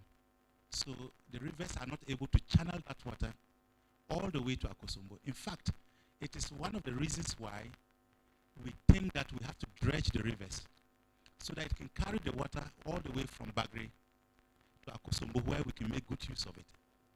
But as we speak, the rivers are very shallow. If I show you pictures of the white volta around Boku, Yarugu, and those areas, anytime they spill, instead of the water flowing all the way downstream, it actually spreads out. And that is the reason why we are having the upstream flooding. So if anybody said it has no impact to the dam, it is because of these reasons. Under normal circumstances, it should. But because of the conditions on the ground, it is very little or insignificant in terms of the flow from Bagre all the way to the Akosombo Dam. and which we want to improve by doing the dredging.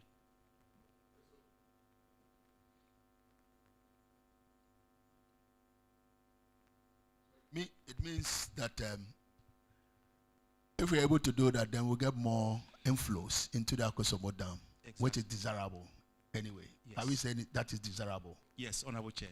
If managed well, yes, it's desirable. It's desirable. Yeah, well, all I want to say is that adding to what Honorable Bagre said, he needed clarification, because if Bagre, if they spill the Bagre Dam, coupled with torrential rains, you will have an inflow. Under normal torrential rains. Yes. The dam is spilled. You having torrential rains throughout the season. Don't you think that it will be more than what you're talking about, that it will spread, and that's how come the northern part of yes, the country and the OT region, the areas get flooded? Honorable Chairman, you are right. Under normal circumstances, that should be the situation. But if you see the level of siltations, around the Boku area, all the way to Palugu, it is quite heavy that the rivers are quite shallow. So it is not able to carry the water from Bagre all the way to Akosombo. So what it does is it spreads it out. And that is why we are having quite an extent of flooding in the area. It would have been, the ideal situation would have been to have that water harvested in the Akosombo Dam. Even that, it is a very insignificant component of the reservoir water. The Bagre water is almost, I don't want to give percentages, but it's very insignificant. It cannot influence the level of the Akosombo reservoir.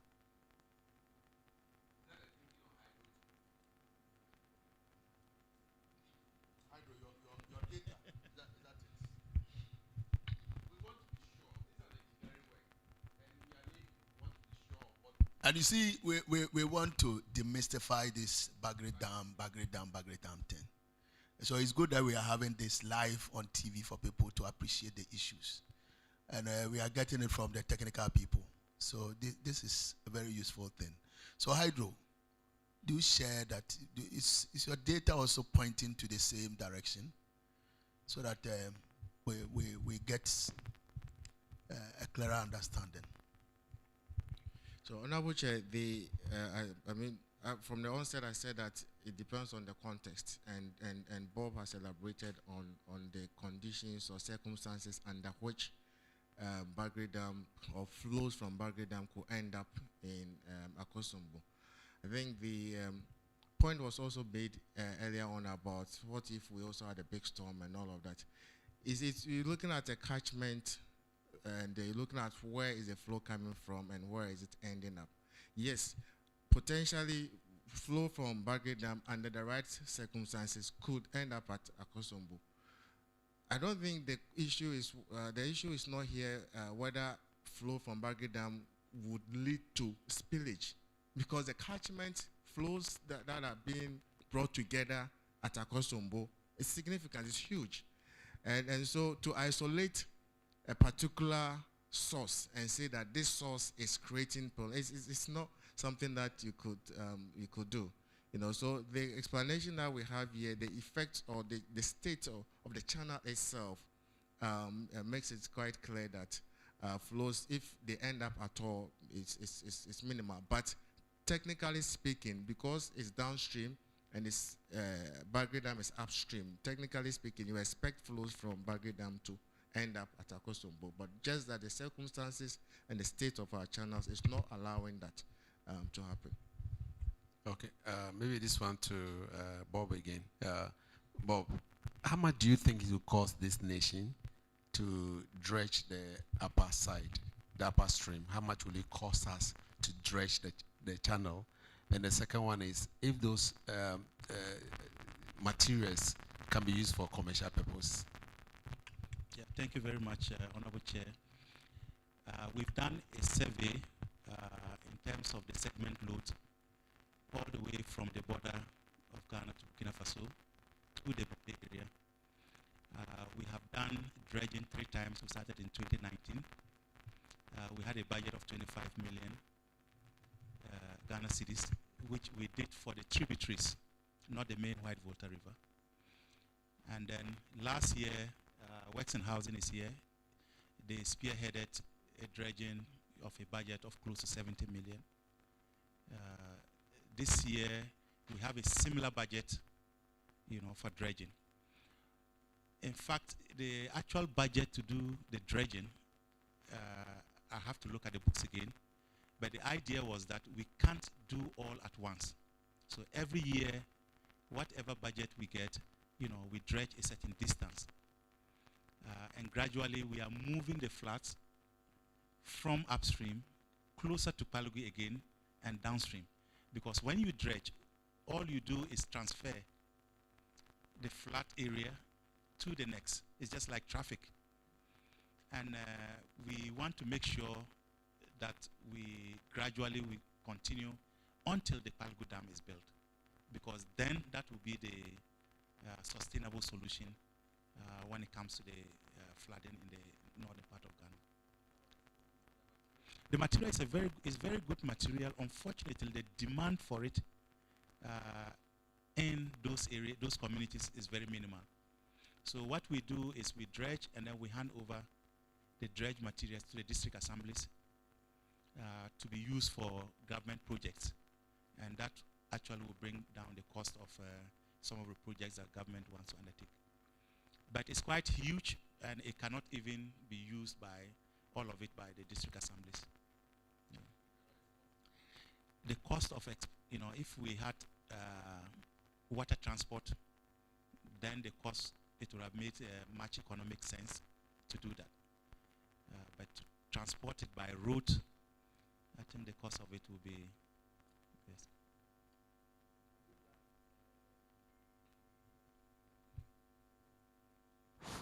Any dredging this year? This year we are about to start the dredging because we were trying to engage, the contractor. We are almost about signing the contract for dredging to start. And sometimes we want the floods to come before we start the dredging because it comes with a lot of sediment. So when you dredge before, then it will come and fill it up. And we prefer to start after August, September. Okay, I think we are done with you and then Hydro. Now to our stakeholders, other stakeholders. Do we have a North Town here? Yes. MP. Chief Director, you can go now.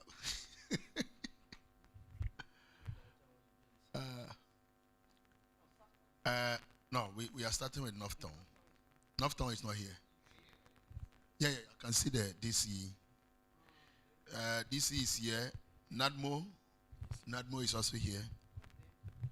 Assemblyman. Okay. And then traditional leader of the most affected community. Is he also here? He's not here yet. He's not here. And your MP is also not here. Then let's hold and let's move to South Town. South Town, do we have the MP here? Oh, Kobe. Kobe, where is your DC? He's around. Where is he? Supreme, come here.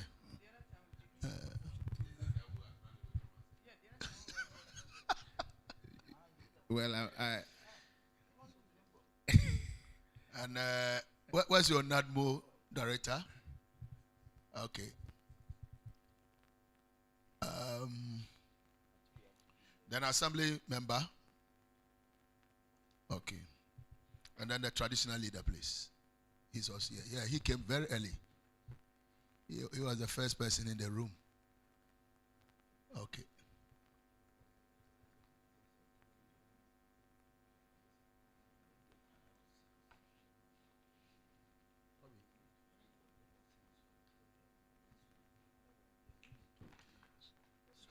Okay, Kobe, I would prefer that all of you sit around the same row so that we'll be able to address you well. If they can join you Okay, here, so or let they them come. can join Let them come over here. But I don't know whether that play, the cameras will be able to pick you well. I don't know. Are you okay? Okay. Okay. So the Chief, DC, the Chief, kindly join us here. and then DC, and then the assembly member has to sit here. Oh, he will just be here. Central. Why are you going? Yeah. Okay.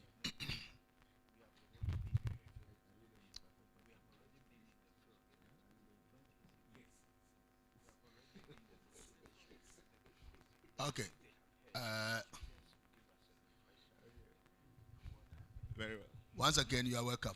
Thank you very much. Thank you. Yes, we'll take the introduction first, and then Okay. I will open the discussion. So, is there self-introduction? Yes. Okay. Yes, go ahead. My name is Honorable Kobe Woyome, the MP for South Tongu constituency. And, okay, DC. Innocent Tete, this is South Tongu. Collins Avonu, Nadmo Director, South Tongu. Togbe Agbito II from Sokwe traditional area. Edmond Fingaro Dika, Sokwe electoral area. Assembly member. Yeah, you are welcome. Thank you. We've been to. We selected some affected districts and paid a welcome visit to them. Unfortunately, the day we got here,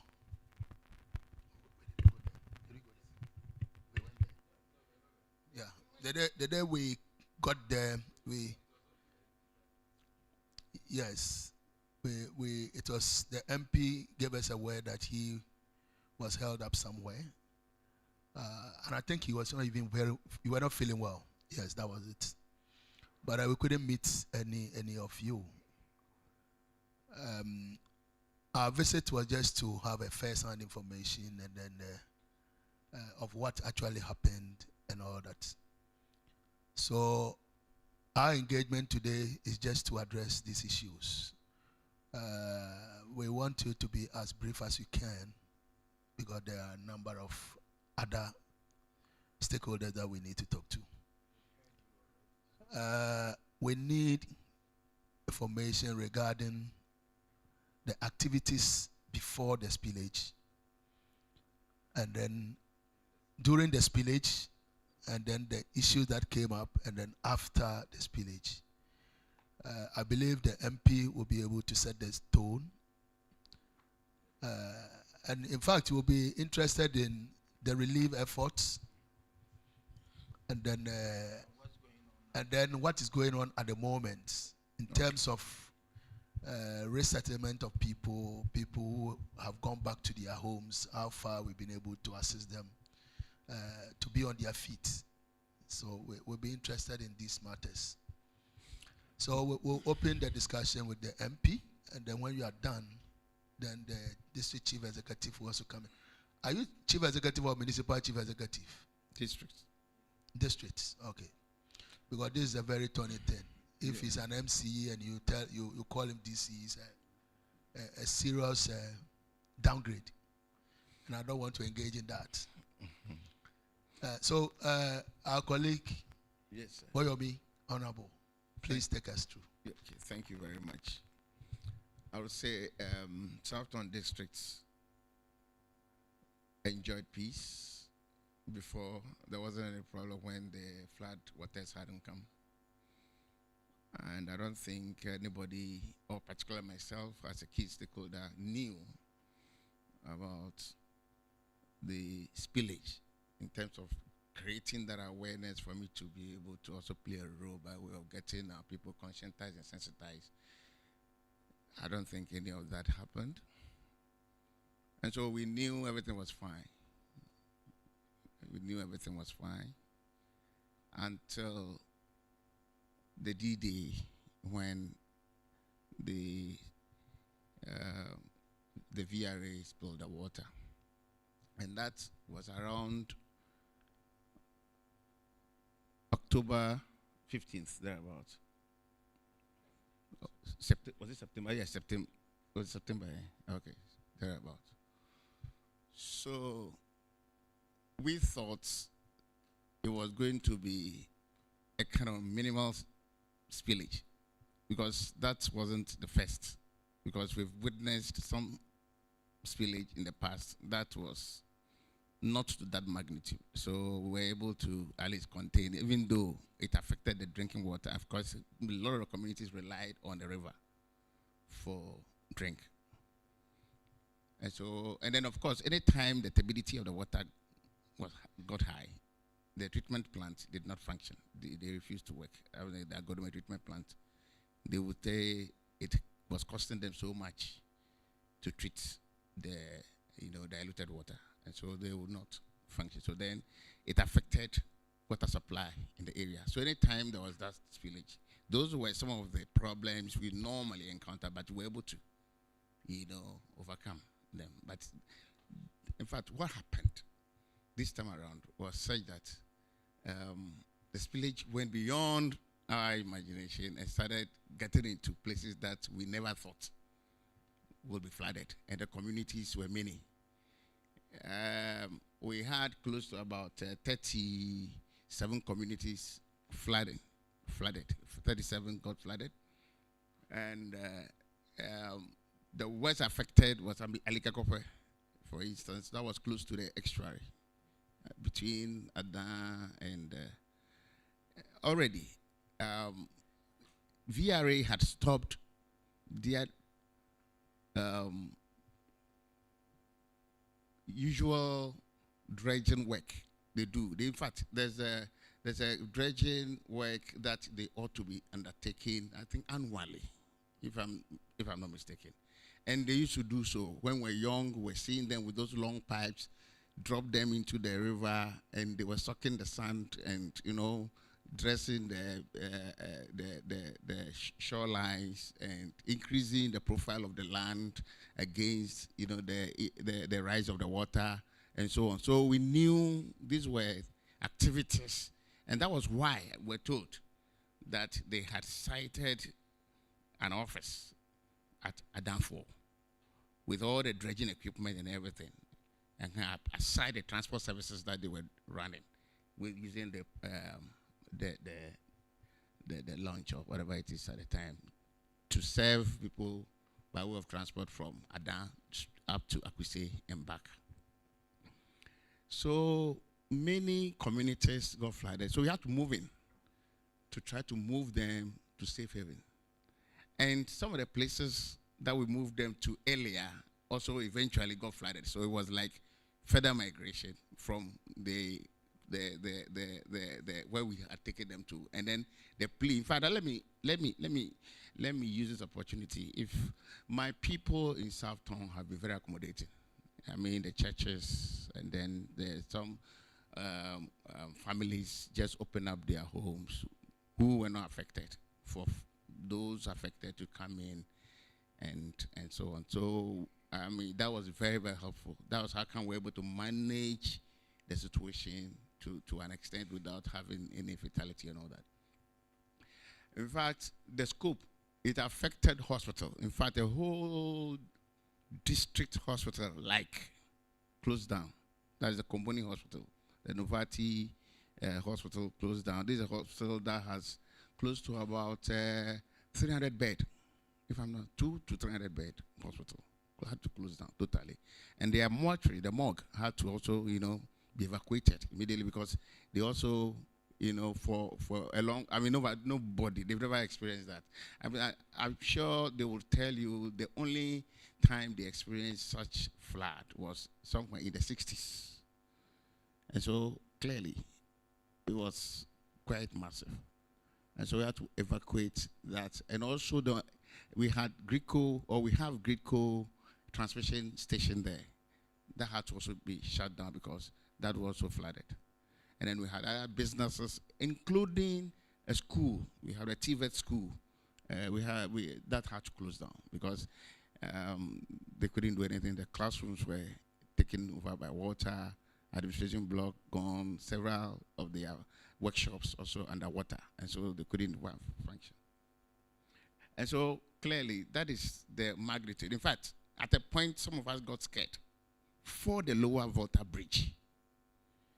That's because the water had risen to a certain level that you could hear the waves of the flow. In fact, should I say the waves? In fact, the pressure of the flow from the Akosombo side towards the estuary. And because of the pillars that were holding the bridge, we had these weeds, that could not continue the free flow, that were stopped by these pillars. And so you could see the pressure with which the flow was coming could not have an easy pass. And so they were going down.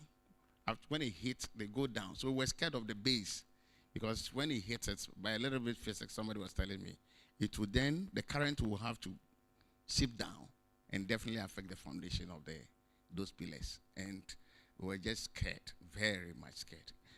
And so that was how I would say, in fact, we had a total of 7,000 to 8,000 people displaced. And about households, we're counting about 1,000, that's families, units, about 1,500 thereabouts also, were displaced because that will be evacuated from their homes. And then those are the displaced people. In fact, it also affected fish farmers. Fish farmers, we have a number of fish farmers that have their businesses dotted along the river from Central Tongue down to our side and towards the estuary. And some are big in terms of the volume of work and then their turnover. And so all of these people, because they were not well informed for them to be able to get prepared, in fact, they lost cages, they lost fishes, and so many things happened. In fact, it was sad. If you visited, you had to console.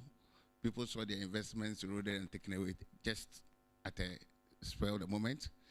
And it's a terrible situation for those fish farmers. And then the crop farmers, you see, as my colleague was saying, if you blow, definitely this water will find another way. Over the years, before the construction of the dam, we had a lot of creeks.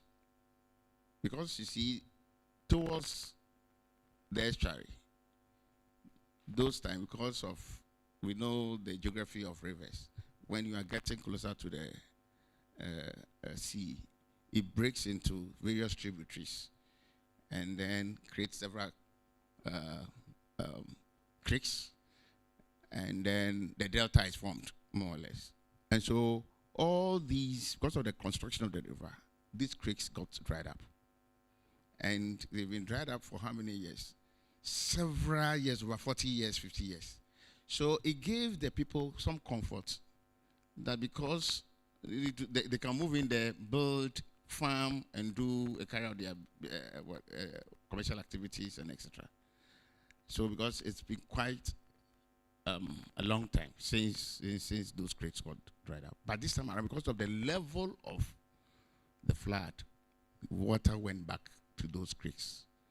And there was a lot of devastation. Businesses, crops, name them, were all gone, taken away. So Sokwe, for instance, in fact, they because of their situation at a point in time, I had to write to the Hydrology Department and for the Minister for Works and Hansa to go and see how they can maybe build some storm drains and several, because it's something that has to be done. 2021, 2022. Yes, before. because I knew these things. So they were very much affected on the occasion of this spillage. So schools had to close down. Schools were affected. And we had to find a way, alternate way of moving some of the kids to other schools and then run shifts for them. And then we had, after the hospital closing down, meant that nurses, medical doctors, so because it's a Catholic hospital, they had to move their workers to other facilities. After they've closed them down, move them to other facilities. So I mean, bungalows got flooded, and it was a serious situation. Then you have, we have a lot of these hospitality industries, also like hotels and all that, also dotted the bank of the river. You have a number of them. They also had a fair share of the problem, and you can name them. And they also have counted a lot of losses in this regard, a lot. And according to them, if they had been informed appropriately, adequately, I'm sure they would have taken certain steps to prevent some of the losses they had to, incur. So these were, so I would say in general, it's been one that it could be avoided, or even if anything would go bad, if we had been informed as key stakeholders, as MPs, and maybe well informed about maybe the spillage and all that, and this time around the volume they are likely to spill, I'm sure we would have done a lot more work, sensitize all these people. They would have taken certain key steps. Can I just find out from you? You say informed. Does it mean that you didn't know or you didn't participate in the simulation exercises that VRA NADMO conducted in those communities? Does it mean that you were not aware of it as a stakeholder? You see, the key, we were not involved. I'm just trying to speak even for my colleagues who were affected. We were not informed to even be part in these meetings, leading to even going to the ground to sensitize our people about the impending spillage. That's fine. Are you getting it? Okay. So we will take it.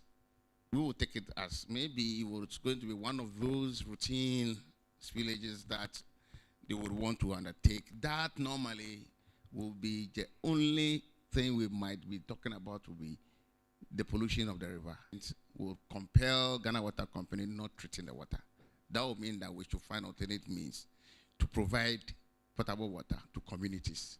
That, in the past, we have been undertaking and managing those situations anytime they came up. But for now, this particular one has gone beyond what we were all expecting. And so we were thinking that, look, if you had informed us to also add our effort in getting this, our dear compatriots, businessmen and women and entrepreneurs, and of course would have minimized the impact. I think we've gotten the picture very well. Very well. Because we need to manage the time. So okay. So let me move into the relief aspect. Yes, I'm interested in the relief. And then where are the when that happened, in fact, the relief was very late in coming from the government entities. But let me applaud the churches, the NGOs, and the media, and of course, I think the very first major relief items we received, I'm not playing politics here, but that was from the former president. He sent us a lot of things that we started distributing, and that even was what brought in a lot of the awareness, for others to come in and begin to also follow suit. We got a lot of support from all these people. I have the whole tall list of them that I can supply to you to know what each provided. GTZ. You'll be interested in all those that. lists. You'll be interested in that. NADMO, I am aware that NADMO, in collaboration with VRA, that was what we heard, that some items were being brought by VRA and they were being distributed by NADMO. In the beginning, I would say, well, however, well, and so things, I mean, people were complaining that they were not getting items, eventually stopped complaining, which meant that they were getting what they were bringing. But so I would say that it also helped to manage the situation. So where the displaced people, are they all back to their homes? Not all of them. So Not how all. many people are still displaced? That I'll at the leave. moment? I'll leave that for the coordinator to give us, because I'm That's aware we've tried to visit some chiefs, begging them to allocate land for the resettlement plan. So we'll take that from you. So whilst we did all of that, including the DC, whilst we're doing all of that, he was also to ensure that those displaced, in fact, we encouraged as many of them to still contain those that have been displaced, who do not have their home still standing, to still continue to hold them. Once he will be providing that. So I'm sure those statistics he will be able to, the demolished houses, he will be able to provide them. So in all, I would say, in fact, let me just chip in to say that, well, you are fact finding, so I'm sure you'll pick up that. The non-coordination, because at a point in time, so we are picking your comments, everything that you are saying. Yes, those signals are clear. So we were picking those things. That's why we are speaking with you. Can we have the MC, the DC also? We'll be interested in facts and then what actually happened. The simulation all through to the relief efforts and all that. Chair, thank you. I'm going to speak about the resettlement plan government brought to put up some structures, because I came to office after the spillage. So I'll talk about the plan government has to put up a resettlement structures for the affected people, and then the NADMO coordinator will talk about the distribution and other things. So Ministry of Works and Housing, they sent delegation, and then they asked us to look for lands so they could put up structures. So myself, NADMO coordinator and MP, we went to some chiefs, and then so far in 3 different locations within the district, they are ready to provide us with the land for us to put up the structures. And then 500? Okay, 650. Yeah, 650 housing units. We don't, one of the land at Tefle, we are almost done securing it from Lands Commission. And then the other 2, we are in talk with the landowners for them to release the land. Thank you. I think, yes, you came after the spillage, so you don't have much. Okay. So the NADMO coordinator will... Yes, so let's listen to the NADMO coordinator. Thank you. Yeah. Thank you, Honorable Chair. I would say from the day of spillage on 8th September, we had an intel from the VRA. Did you take part in the simulation? Did you have simulation in your district? Please, Honorable Chair, the district we don't have simulation, but we are part of the simulation exercise, the academics. So you were aware of it? Yes, please. And you were carried along all through the process? Yes, please. Not. They didn't do physical simulation there? Yes, but we were part of the academy. Yes, okay. We were part of it. So on the 8th of September,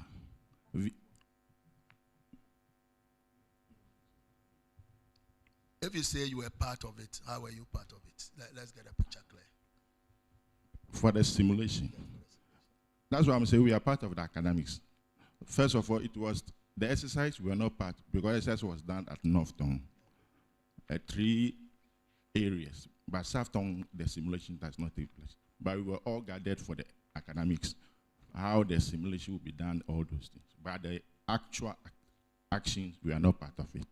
That's what I'm saying. From the 8th of September, VRA alerted us that there will be controlled spillage. So we had only from the 8th to 15th, a week to get to our people, sensitize them that this is what is coming. We don't have enough time. That's what may cause some of the problem that we had. And how was the reaction of the people when? How did you do it? Did you do it through the assembly members, through the chiefs, and then the opinion leaders? How did you do it? Honorable Chair, we had 2 radio stations at Southtown, Freedom and Seller Radio. Honorable members, assembly members were all part of this exercise. Chiefs, opinion leaders, most of the community leaders, disaster volunteer groups leaders were all informed. All the community centers were also informed. They do all sensitization. And we are also, NADMO also part of the community to go around and sensitize them. But the problem that we had was we don't have enough time to get the people enough to prepare. In terms of relief efforts, how did you handle it? Honorable Chair, the relief, NADMO and VRA supported the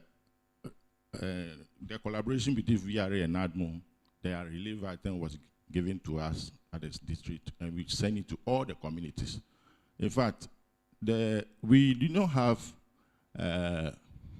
areas, we didn't evacuate people to other places. As Honorable said, all our people, they are loving people, so they accommodate all those who are affected. So we were able to go to all those communities and make sure we relieve them with the problem that they are having. So are you saying that the relief interventions were adequate? Would you say that they were adequate? Honorable Chair, I will not say they are adequate, but what we were able to receive, we were able to send it to the communities for distribution. Okay. So, of course, definitely you received something and you did something, but the impression I have is that they were not adequate. Yes, please. Okay. Honorable Chair, I want to know from the NADMO district coordinator. You said you were not part of the simulation exercise. The physical simulation exercise, but you went to North Tongu for educational sensitization. Is that not it? Concerning the simulation. Concerning the simulation. Yes, please. You and who went to North Tongu? NADMO was part, the police was part, ambulance service, fire service, and I think we have 5 institutions that went today. That's the district management committee members. Yes, we are all part of the district management committee. You went to yes, North please. Tongu. Yes. Okay, you did say that you didn't have enough time to sensitize the people, to inform the people. How many days? We had only a week, 7 days. Because the information came on the 8th of September, and they've done the spillage on the 15th.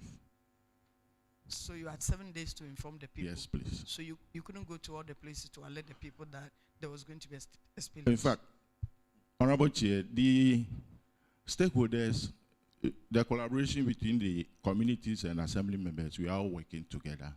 So we are all part of the exercise, please. Yeah, I know. You said there was not enough time. I'm quoting your own words. You said you didn't have enough time to inform the people. So my follow-up question was that how many days were you informed? And you're telling us that, telling this committee that 1 week. So VRA gave you notice of the spillage. Yes, please. And in a week's time, the spillage was done. Yes, please. So therefore, you couldn't go to all the places. I know assemblymen are all involved. Honorable Chair, the reason that I was saying that we don't have enough time was this situation, nobody have experienced it before.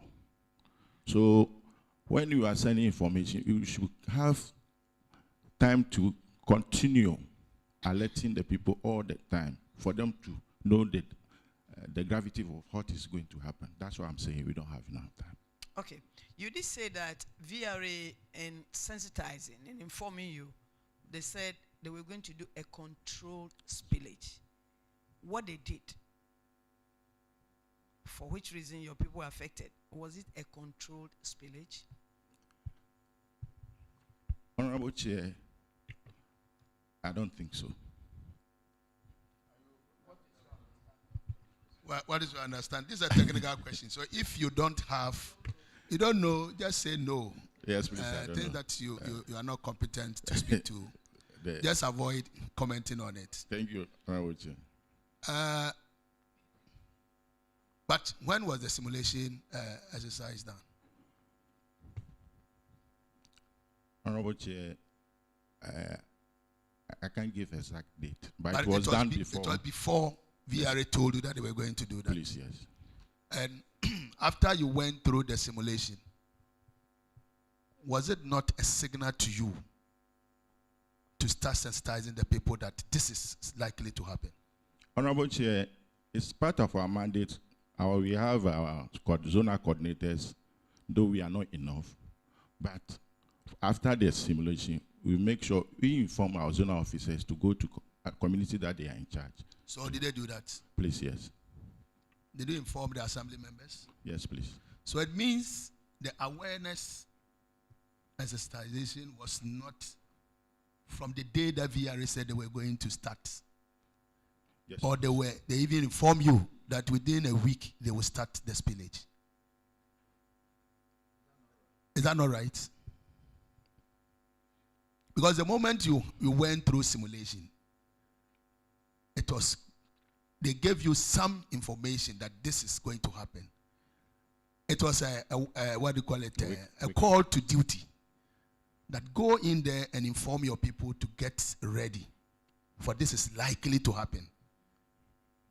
So if you sent your zonal coordinators to go in and start talking to people, then it means you were given at least 2 weeks or 3 weeks of time to prepare and move to higher grounds.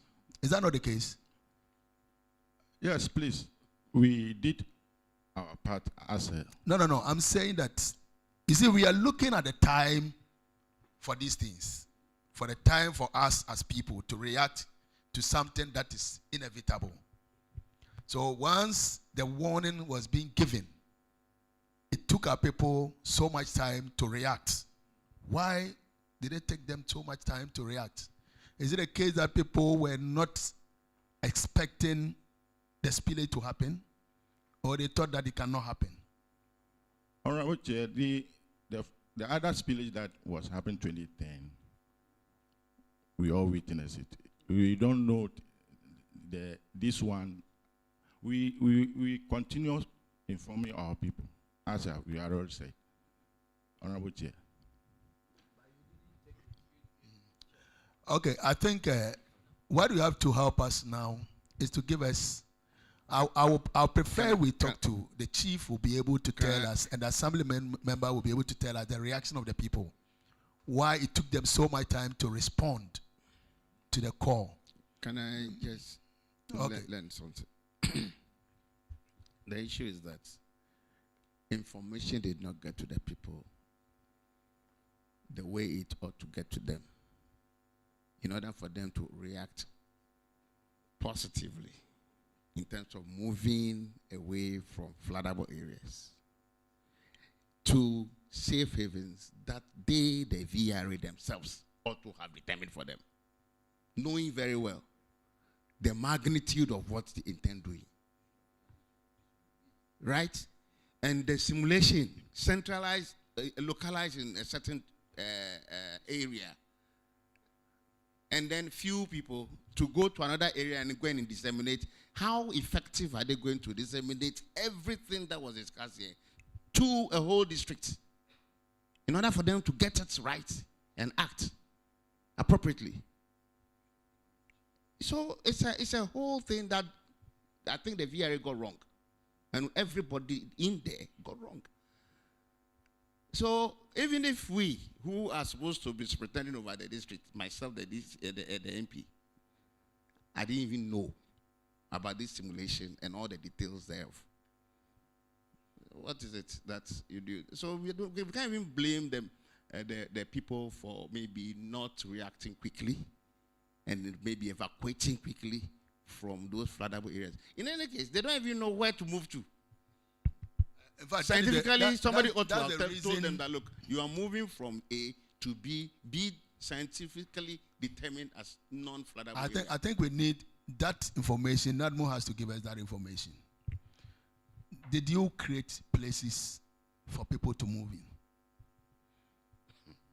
Well,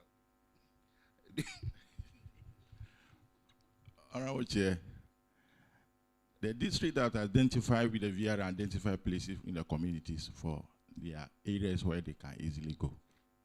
So you identify the areas. But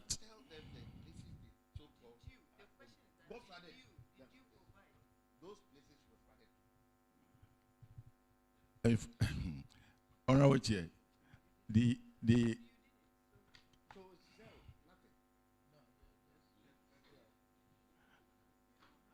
if an honorable member is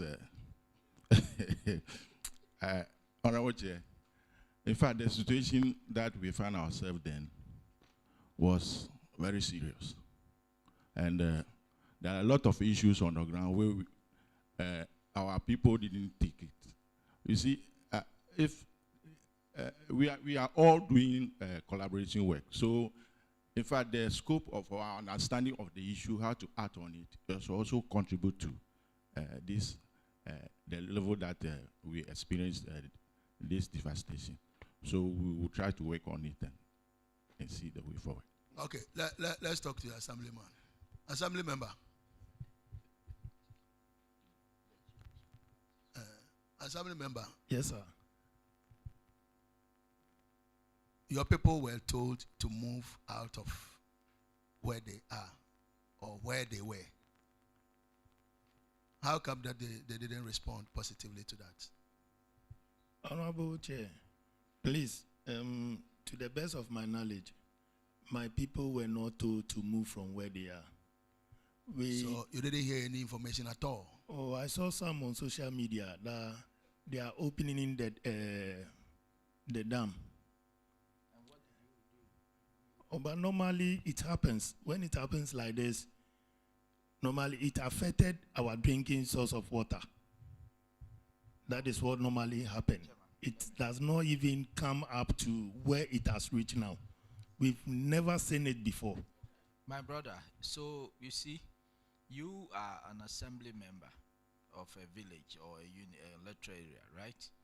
Then you got information that the dam was going to be spilled. There was going to be a spillage. On social media, wherever you heard it, what did you do as an assembly member? Someone who is a community leader elected to as it were, represent the people. That's what we want to know. What did you do when you saw that on social media that there's going to be, forget about the magnitude, whether it's going to be little or big or whatever. What did you do as an assembly member? Honorable Chair, what I did was I used the Community Information Center and I went to churches and other gatherings to inform them and read what I saw on social media to them that this is what VRA is saying. So we should all be on alert. So why then do you say that the people were not informed? You see, because we want VRA didn't say we should move from where we are. That is what I was saying. So what did you tell your people? They said we should be on alert that they are opening the dam. And that is what I also told the people. Okay, so you interpreted be aware to be stay where you are and just open your eyes in case the water is spilled, then do something. Is that your interpretation of be aware? When I tell you to be aware that there is going to be spillage, how did you interpret that to your people? You just told them that just be aware, don't do anything. just stay there. Is that how you communicated? Honorable Chair, that is not how I communicated it to them. I've stayed in my community for more than 20 years, and this thing has been happening. They do tell us that they are opening the dam. The dam has been opening, and we have seen what has been happening. But this time, what happened?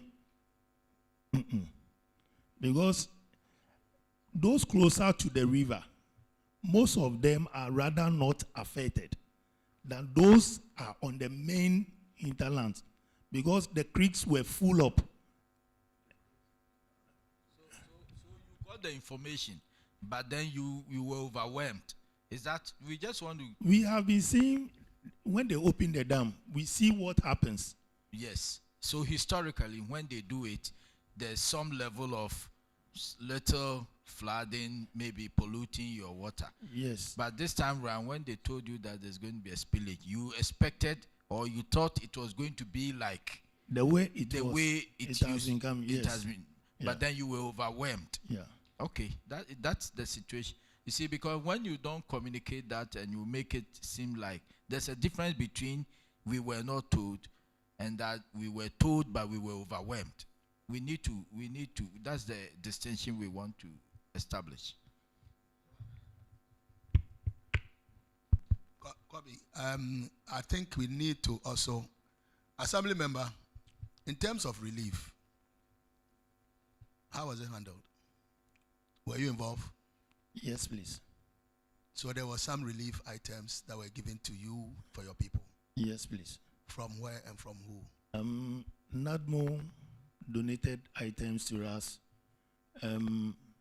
We got the chance by some of the opinion leaders in the community appealed to other organizations and they came to our aid.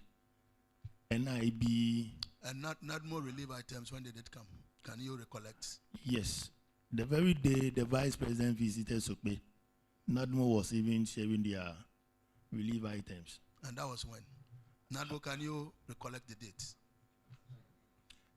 No, they served us 2 times in our community. After a week, yeah, when they had the flooding, that was after 13th, so it was around 20-something September. Okay. MC, you should have gotten some briefing from your predecessor. Once you were invited to appear before us, I expected you to have touched base with him and discuss these matters with him so that we would have been of help to us. Looks like you've not helped us at all. You should have given us, should have gotten some information from him, because you are the head of the government structure in the district. So you should have been on top of this issue so that you brief us, giving us dates and data and information so that we'll be able to work with it. Unfortunately, your predecessor cannot appear before us to also give information to us. So this is just by way of advice. Once you take over the office, you take over everything in that office. So you go into historic events and get briefing from it so that when you appear before a committee of this nature, you'll be well armed to respond to the issues. Can we, you want to talk to this? Yeah. With the relief items, we got it from so many people, even including the Honorable MP. He supported us, and then with other friends also came on board. So citizens, home and abroad also came on board, and NGOs, a lot of people came. Yeah. So what is the situation now? Everybody is gone back to his home or her home? Some don't even have a home to go. But so it means some of them, their accommodation and their houses, everything is completely gone. Completely. Okay. NADMO, do you have an inventory of it?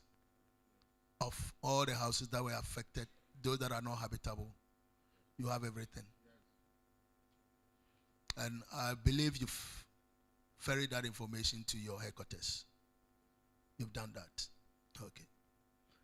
I think the honorable member wanted to make an intervention. Let him listen to him. Thank you, Mr. Chairman. Mr. Chairman, I know one of the key things you will be telling us at the end of your investigation, which, of course, we should applaud you for the good work, is to look at henceforth the means of communicating this ahead and involving all key stakeholders. We're coming to that so that you give us recommendation. So that at least. So now that you have even started, then go ahead and give us some recommendation going forward. Because what you are saying, you are vertically giving us a recommendation, right? Yes. Yes. See, so go ahead with that. What it is that I think effective communication here means, in this case, VRA, the degree to which they want to spill, knowing the volume of water they have, and then maybe the weather situation, and then maybe also taking key cognizance of whether the warnings from Meteo. So they would have done their scientific calculations and have some degree to operate with, 80% chances or 90% chances of spilling a certain volume when they have to undertake that exercise.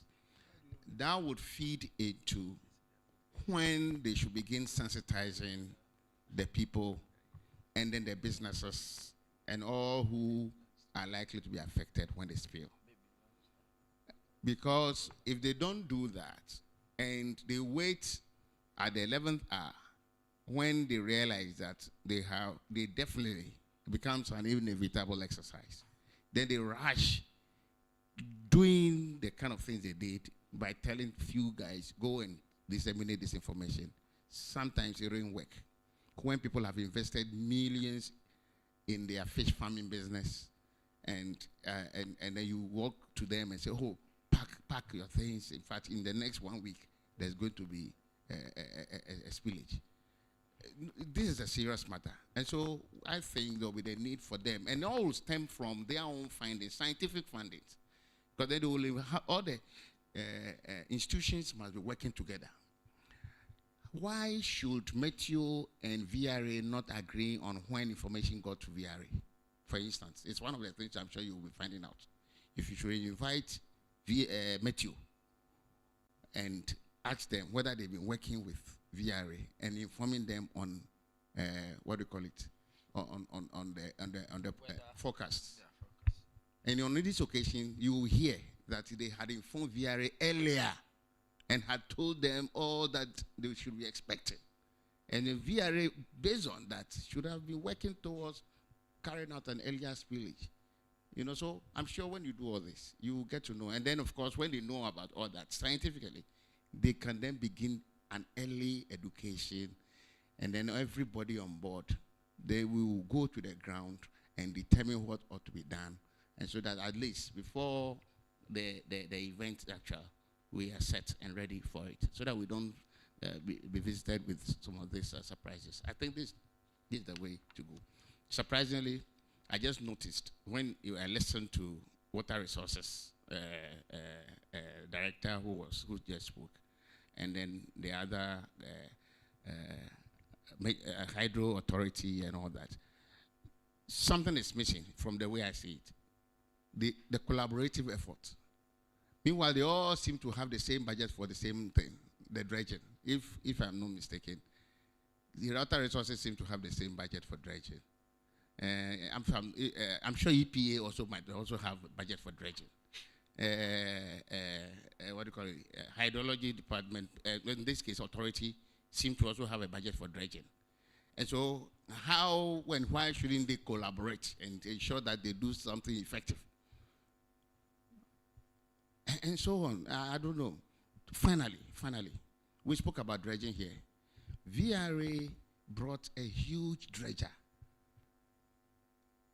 to undertake dredging within part of the lower water basin. Why that exercise stalled was because they did not go and sensitize the communities that would be affected. because the ground or maybe the sea, the river bed where the dredging was going to take place, people were doing oyster farming. And so people lost their livelihood.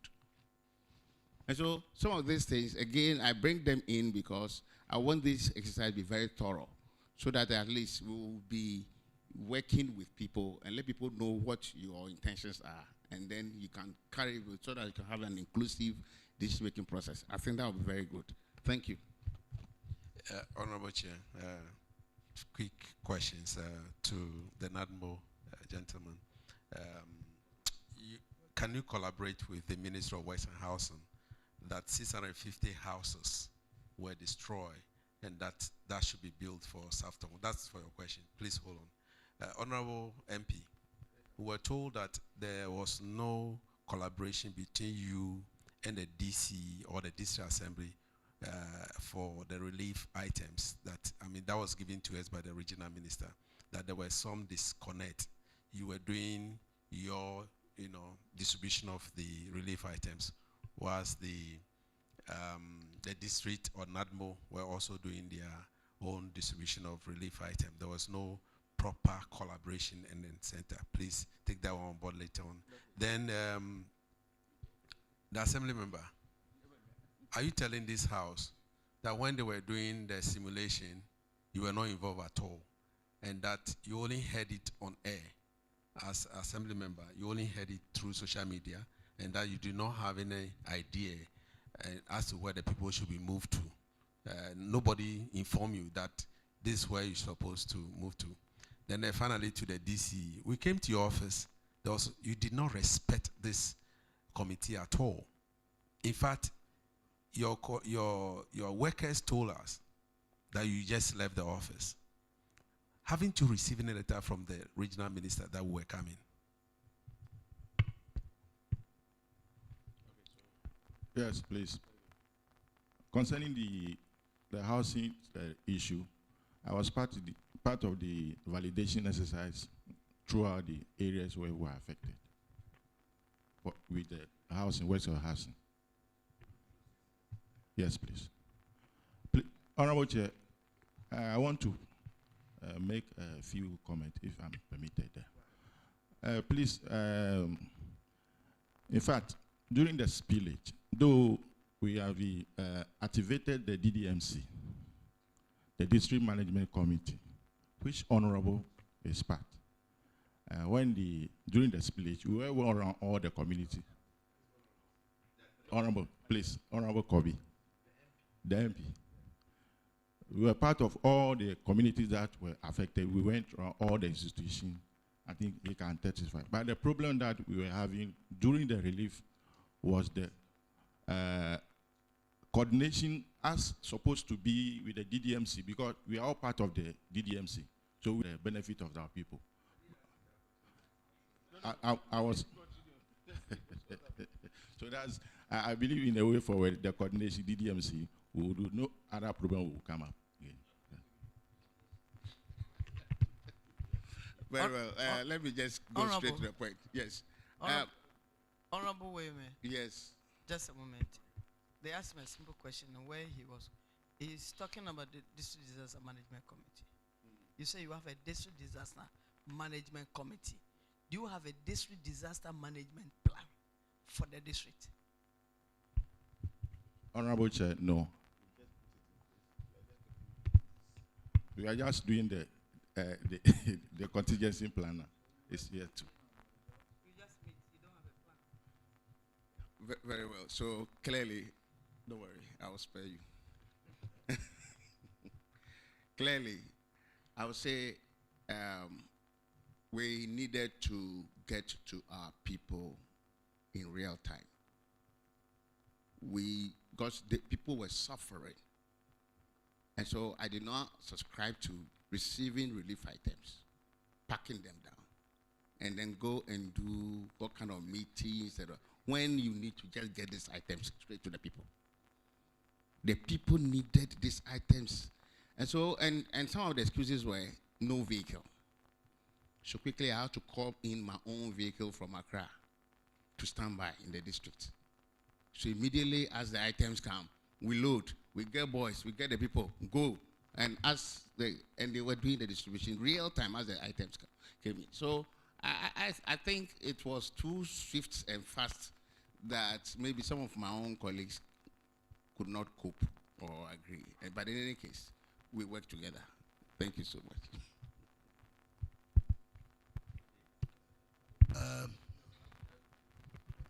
They have to, because the chief has to speak. So.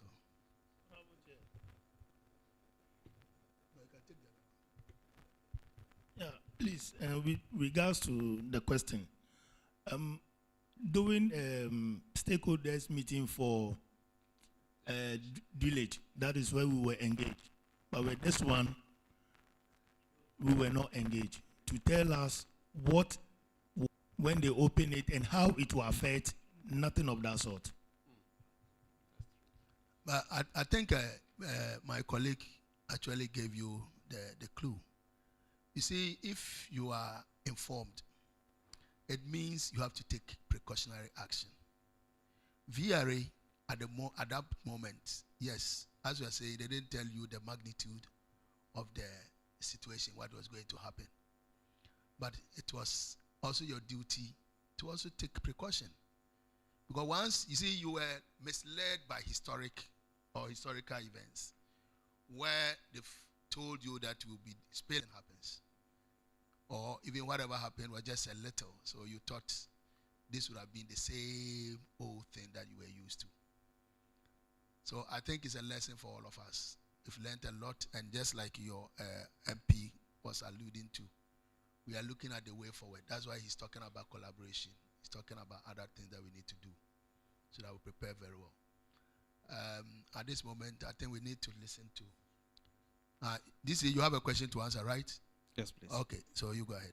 Yeah, Mr. Chair, I sincerely apologize for not meeting the team that day. The regional minister actually invited me. So it was when I got to Adaklu. Then I had a call that you've got into my office. So I sincerely apologize.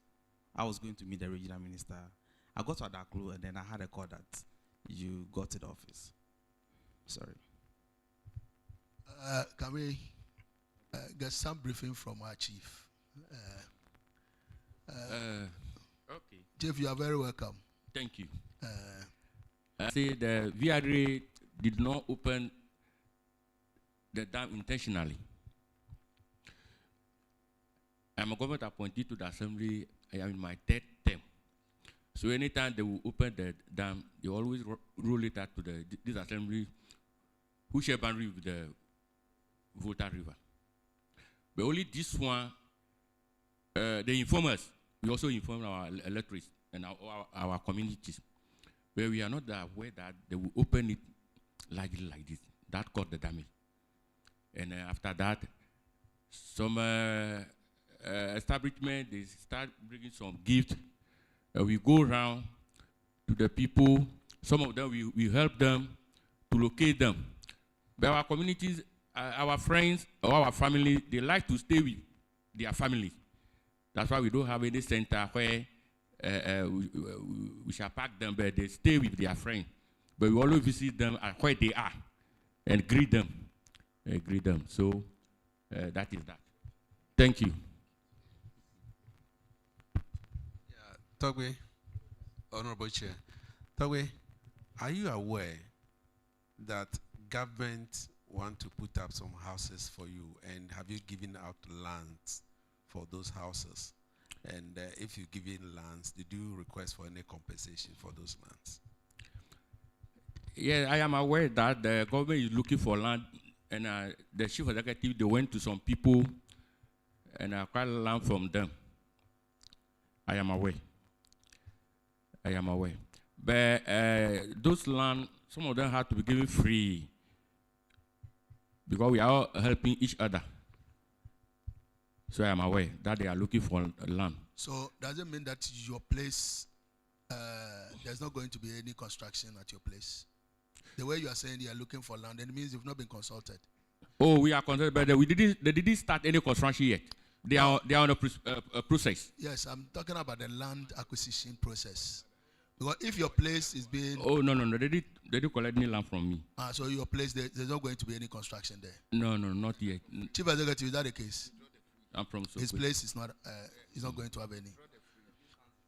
But his people are affected because he's supposed to be from a community that is affected most. And so his people are going to be relocated to different place completely. Yes. Oh, okay. And Chief, how do you see that? How's your people taking it? That they are going to be relocated completely from their home, from their traditional home. Their roots, they are being taken out of their roots. There is nothing wrong because we are all from Tongu. So if they get land at any place in Tongu, there is nothing wrong. That is very positive from you, because I hope that is what your people.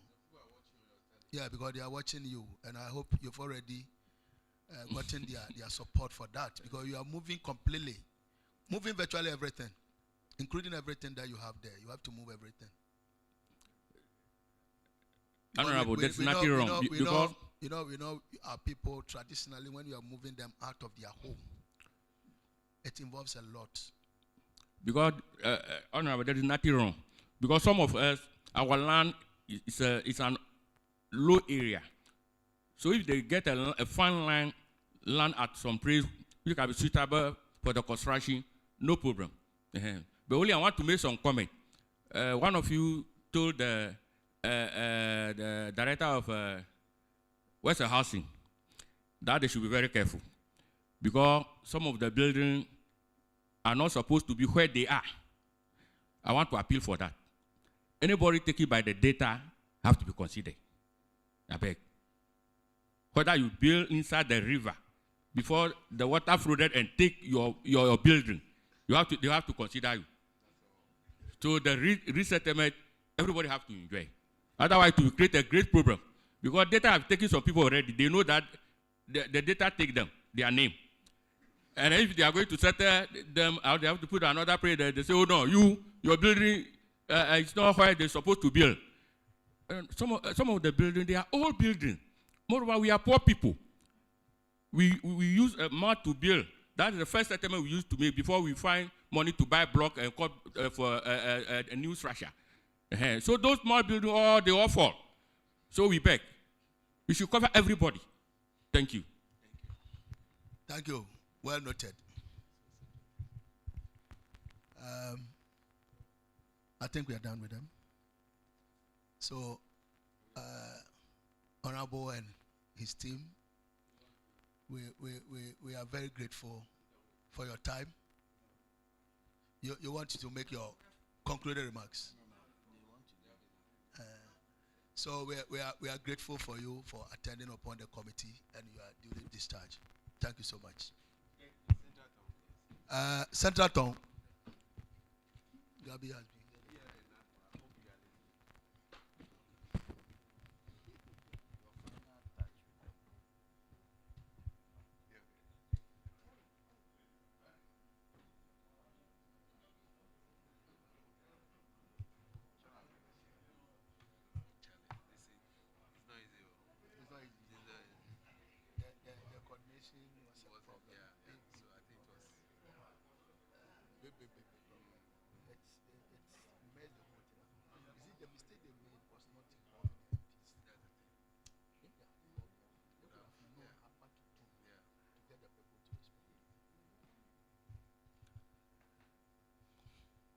Central Town, you are welcome.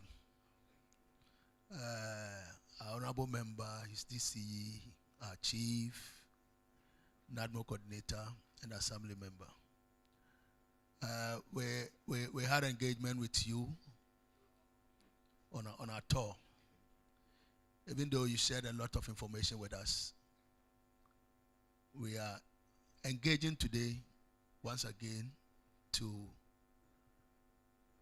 pick that information from you on record, and then it will be captured same in our reports.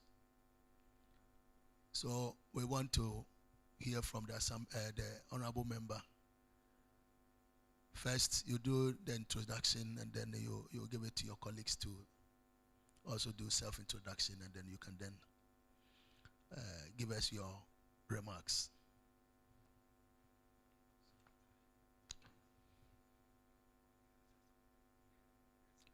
Yeah, I want just to make this point clear that if, honorable member, if your colleague has made any comment that you think is not worth repeating, for time constraints, you can ignore it because it's been taken care of. And I believe the issue of MPs' involvement in the simulation and then pre-activities before the action itself, it's pretty clear that the MPs were not part of it. So that is duly noted. So you can still go ahead with the other comments so that we don't belabor that point. Thank you. Thank you. My name is Honorable Alexander Roosevelt Utoja, the MP for Central Tongue. My name is Thomas Mozonyra, DC Central Tongue. Togwe Communal Secretary, Bagre Dam. Simon Kumashi, Assembly Member, Bagre Dam. Sedem Bright Amuzu, District Director NADMO. Doji Gogan, Deputy Director of NADMO. Yeah, it all happened on Wednesday, 15th of September, when we woke up only to realize that our people got flooded. Like my colleague rightly said, we were not involved in anything simulation. And well, I cannot tell you on authority that as many as 34 communities were affected in my constituency. And we have as many as 9,714 persons affected, and 904 households were equally affected. We have about 48 people with disabilities affected, and we also have about 1,015 elderly affected, not mentioning.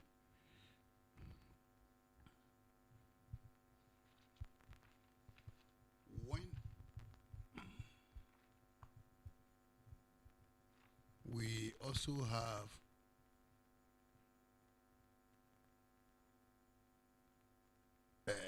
2,525 children. No, that was children affected. That is female children, and 1,795 male children were equally affected. So let me end that there. And the number of houses that were partially demolished or totally destroyed, number with the completed one, completely destroyed, is 935. On that day, what happened was the DC, the chief seated here, the assembly member, and myself, we quickly had two camps for the people. One located at the Farm Institute at Ajidome, and then one located at New Bakba. The hardest hit communities were Mafia Vadiokuma, Bakba Vadiokuma, Mafi Siamakome, Mafi Dugame, Mafi Achemkope, Kabagodo, Akukokpo, Sotikpo. They were the hardest hit. And then Bakba, Old Town, were the hardest hit. That day, majority of them came to Ajidoma, and whilst those from Apajuekuma in their numbers also came down to Bakwa New Town. So those from Bakwa Old Town, Shamakuma and others came down to Ajidoma to settle with some relatives. They gave them space to settle with them. But those from Achamkope and Mafidevime, they came to settle at the camp we created at the Farm Institute. Initially, we didn't know what to do. But what we did was we invited the press. So we brought in TV3 and City FM. They came around, then they covered everything, and we all spoke. It was there and then that we also saw VRA and NADMO. They brought some few items, but very few food stuff. So things were extremely difficult.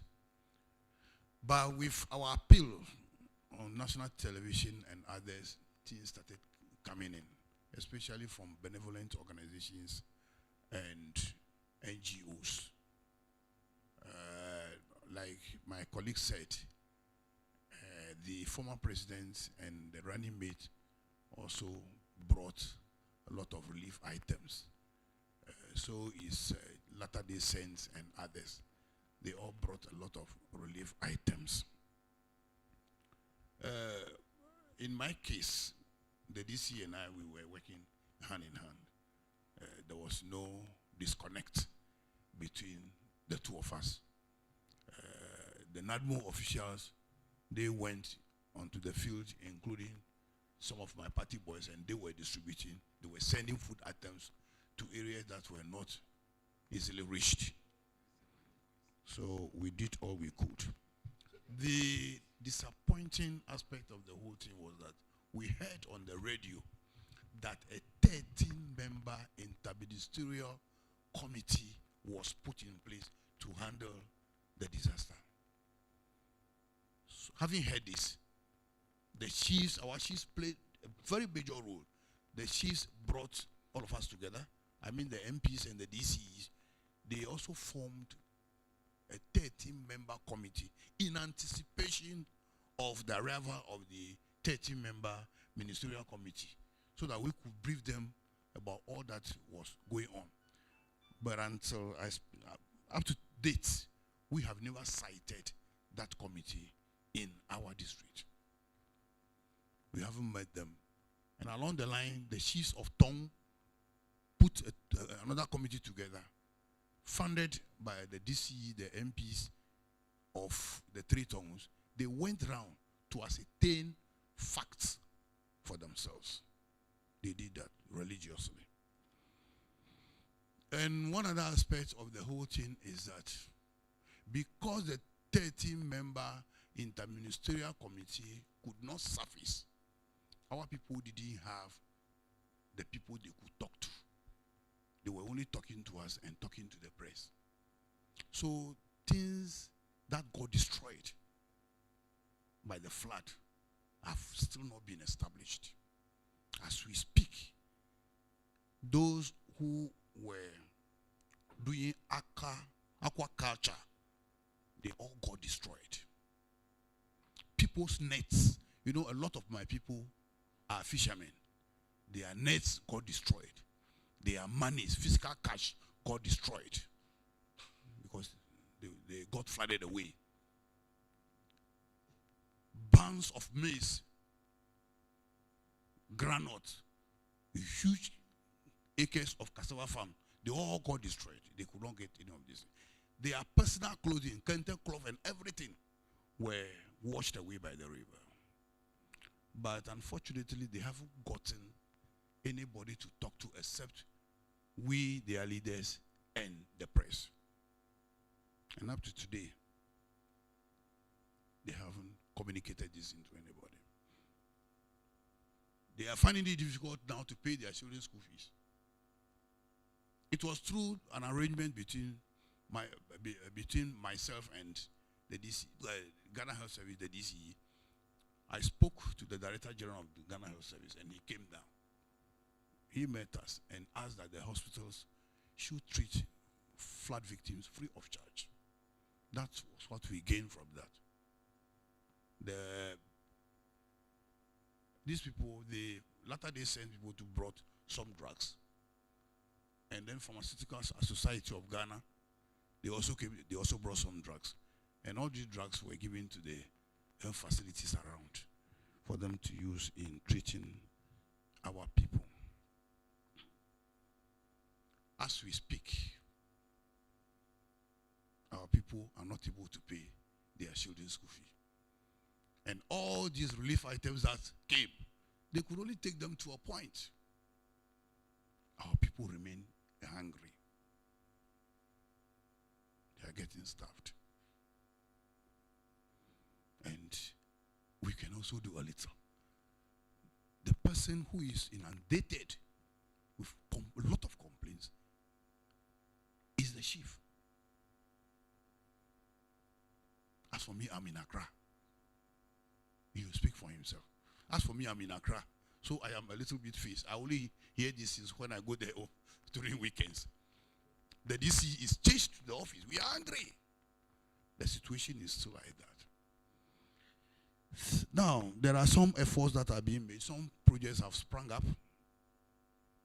That is the one by the Common Fund, 15 unit housing project being initiated by the Common Fund. They've started to be sited at 3 places. One at Mafi-Dobe,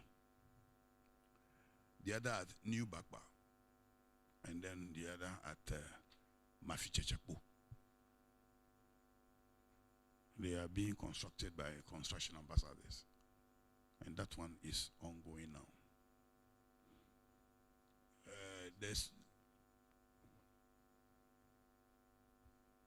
Okay. That is what you can see. And then also, the works and housing arrangement, we are also part. The chiefs and the DC, they've met the landowners, and some have released some land. There are some small difficulties that we will internally handle for the project to move on. Recently, government has brought some fertilizers and seedlings, fertilizers, and some weedicides for farmers of the affected area. And the DC is currently busy with the NADMO team distributing those things. But the unfortunate situation is that the people don't have money to plow the thing. How would they sow the seedling and fertilize them? That is one issue that needs to be looked at. So they don't have the money to plow. We must look at that area too. So I think, in short, some few months ago, the VRA said they were going to do some control spillage again. That was when they invited us. But like my senior colleague rightly pointed out, we were not involved as members of parliament in the simulation exercises or anything of VRA in connection with spillage. We MPs have never been involved.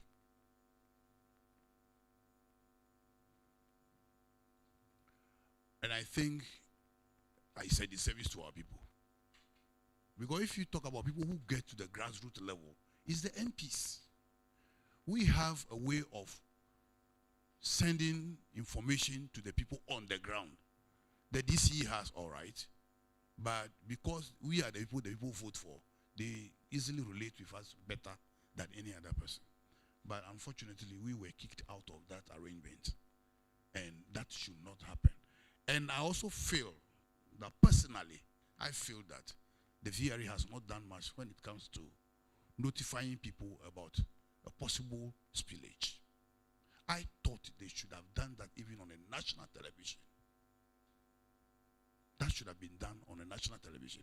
If you invite few people to a corner somewhere and you meet them and you feel you have done good, and look at what came out of the arrangement you made. It's disastrous. It's disastrous.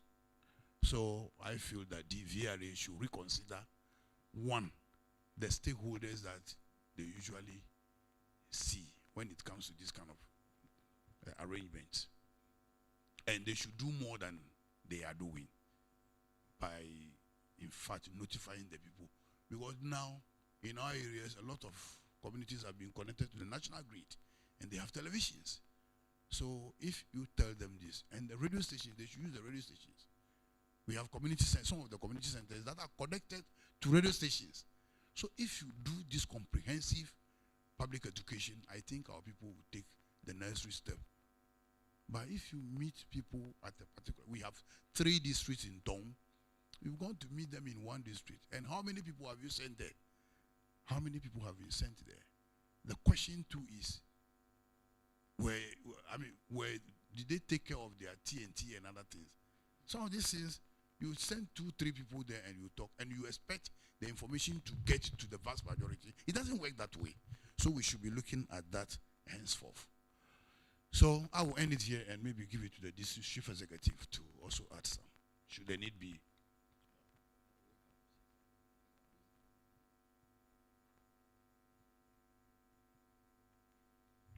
Yeah, Honorable DC, we need to hear from you.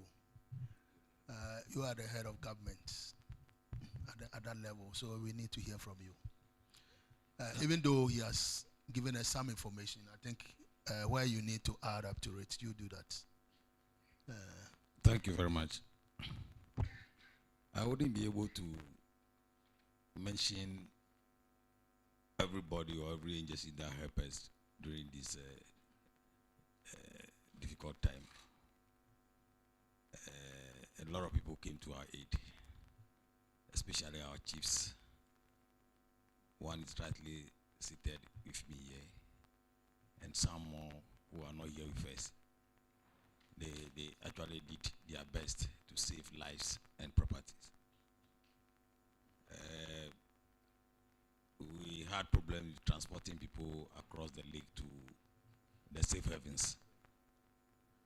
They were actually with us. They assisted us in hiring canoes and then outboard motors to transport people from the flood-prone areas to safer grounds.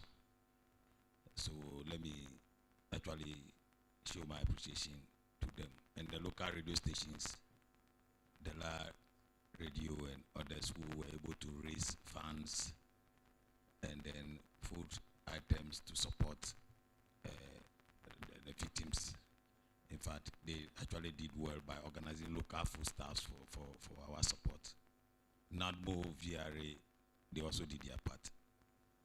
In fact, I'm reluctant to blame anybody for what happened, but to say thank God for what we went through. So currently, what is the situation? Do you still have people who are in safe haven, or they've all moved back to their places?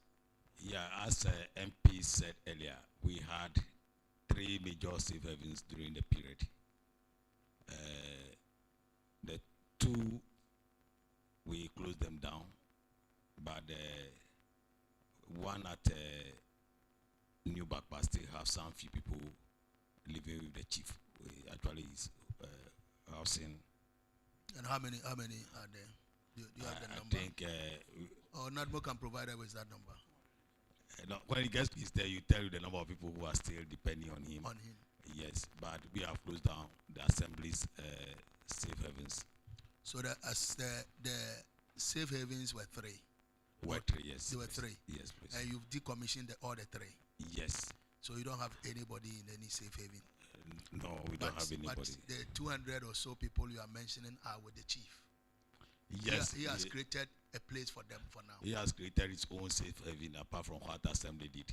Okay. Yes. So he's taking So care that of one it. was, that safe haven was there whilst you were still keeping the other 3? Yes, please. Okay. Yes, please. So, as said earlier on, administration of common fund contacted us to start with some settlement for the flood. So the 50 housing units, what type of housing units are we talking about? 15. Oh, I thought 50. I heard 50. I thought 50. 15. So what type of housing units are we talking about? 1 bedroom, 2 bedroom? Or Some are 3 bedrooms, some are 1 bedroom, chamber hall. And then for me to do this correction, it's 15 unit per site. That means 45 in all. No, so 15 per site. Yes, please. So you have 45. 45 in all. Yes. And that is to start with. It doesn't mean that is the end. The assurance is that we could get more sites for further development. Honestly speaking, Western Housing is also working towards building some more housing units for the flood victims. This is not part of the Western Housing package. So when they are done, what happens to the old place, the old structures? As in what? This one are still new. They are not old. I'm talking of the new ones, because the new ones will definitely, people will move into those ones, the new ones. Yes. So what happens to their old structures, their old places? Our plans are that some of the buildings are on waterways, and 2 major communities are island communities. They are established on islands, so they are always flood prone. So are you planning to move them out completely? Yes. And put in place structures that will prevent anybody from moving to those places? Yeah, in our recent engagement with VRA, they did a model, and then we saw areas that would always be affected should there be any spillage. So our plans and the engagement we are having with them is those people should be considered first to move from their communities to the new habitat we are putting up now. So we are going to consider them based on their level of risk. Though some houses are on the island, they are still safe. Though not 100% safe, but the margin, the magnitude can. My question is that after we've relocated them, what are you going to put in place? What measure are you going to put in place to prevent people from moving, or even, yes, in the same place, to settle in those places? Because you see, the tendency is that you move people out, other people will go to the same places. So you need to put in place a measure that will prevent people from going to those places completely. They wouldn't be going. That's why I started by saying we have already earmarked areas that will always be flooded. They will be moved out and warned not to step there again. It's not about warning. You need to put in place a measure that will always, in fact, anytime anybody moves in, that signal should be given to you that people are trying to move. The in, one and I then was you take trying them to say out. doesn't mean just verbal cautioning. We're going to put in some written agreement.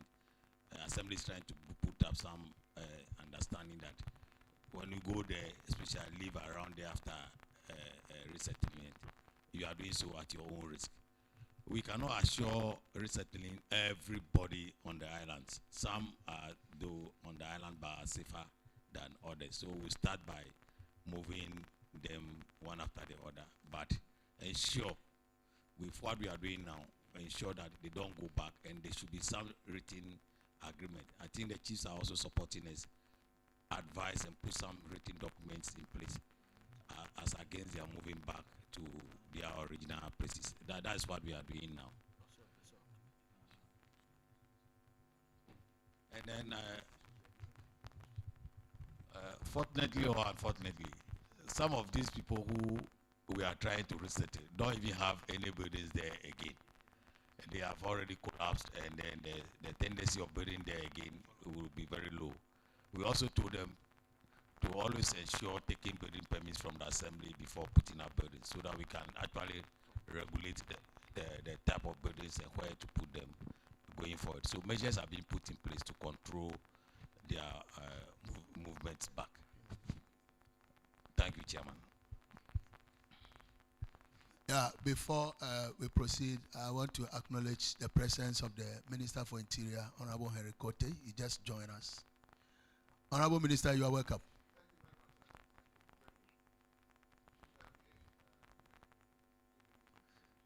Yeah.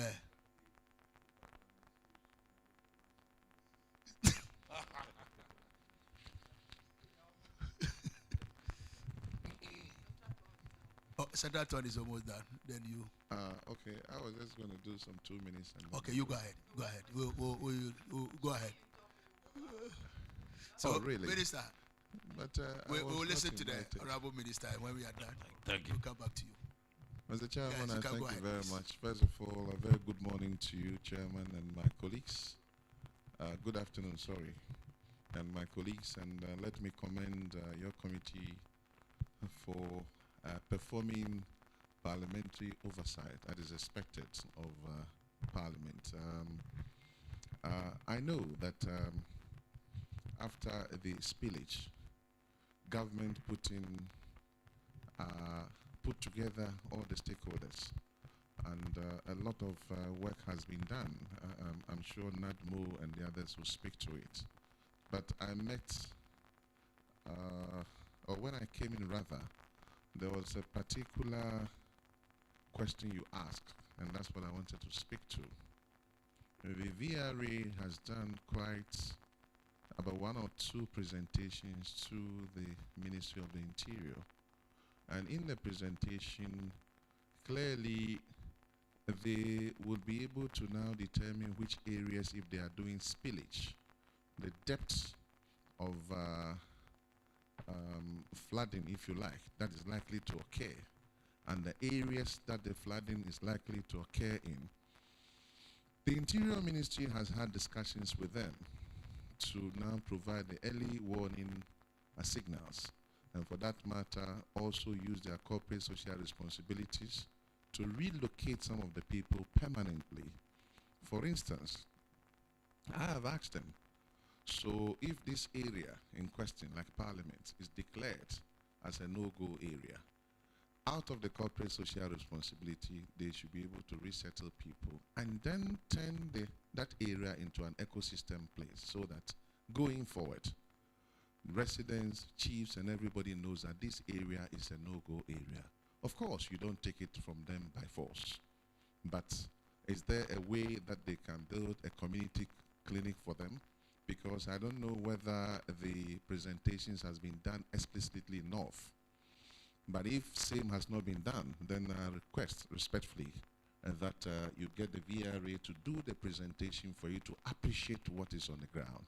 And when you see the presentation, perhaps you'll be informed about the position I'm coming from. For instance, there are a few buildings in an area that is close to the sea. Is it the case that VRA and other stakeholders can relocate these 2-3 houses and say, look, the whole of this area is about some 50 acres, 100 acres, nobody built there. So the assemblies involved will have to ensure, as part of spatial planning, that this area is not going to be habitable again. Of course, if it is for farming, then it has to be managed or supervised by the assembly, by RCC, by VRA and other stakeholders, so that in the event that they have to spill, it doesn't affect people. So these are some of the interventions that the ministry has asked VRA to go and do a paper on and bring it. Now, NADMO will tell you quite a lot of interventions has been done. I know that they are currently left with about some 300 people to relocate. I don't know whether they've told you that. Well, with the buildings that they are building, they are really for resettlement. There's an area that they have to move some 300 people. And per what I know, as at the end of this month or going into next month, some buildings will have to be ready so that they can move these people in temporary shelters into it. And so this is what I have to provide with the committee for now. But the specific question that you asked, this is the response that I want to give you from the Minister of the Interior. And we have charged the VRA to do same. So it is up to them. They have a presentation, as I said. They have looked at all the areas. And in event where they have to spill, and the extent of water that will go there. And the question is, do we still allow people to live there? If not, then what is it that we can do for them as VRA, as NADMO, as an interior ministry, as a community, as a country, as government, to ensure that this area, you don't want to say no-go area, but we can look at it as a temporary Ramsar site or something where we all know that, okay, you don't build it. And that has to be a collaboration with the traditional authorities. So there is that understanding. So I think that that is the response that I want to provide in these circumstances. Thank you very much, Mr. Chairman. Thank you very much, Minister. I think that answers the question that I was asking. And I think the local government minister has to pick this recommendation from you and transmit same to his officers at the lowest level, at the district level, so that you know how to manage this size. Once we clear the structures of those sites, then we permanently put something in place so that people do not even go there at all. So Mr. Chairman, to add to it, what we are saying is that MCs, DCs, special planning officers cannot issue permits at all for buildings to be erected on these sites. But then, as I said, the chiefs will have to also work with us, the local authorities, opinion leaders, assembly members. Once we are able to do this, then there's a collaborative effort by all to make sure that we don't have such instances occurring in the nearest future. Thank you very much. So, MC, you can continue with you. Oh, Minister, I think there are some few questions for you. Not really a question, but a remark. Okay. Yeah, thank you very much, Minister. Thanks for your remarks. Before you came, we were discussing this with the Ministry of Works, and I was even going to the extent of asking them whether the housing, those who have been displaced, the houses that we need to replace, whether they were standing on legal, they were legal settlements in the first place.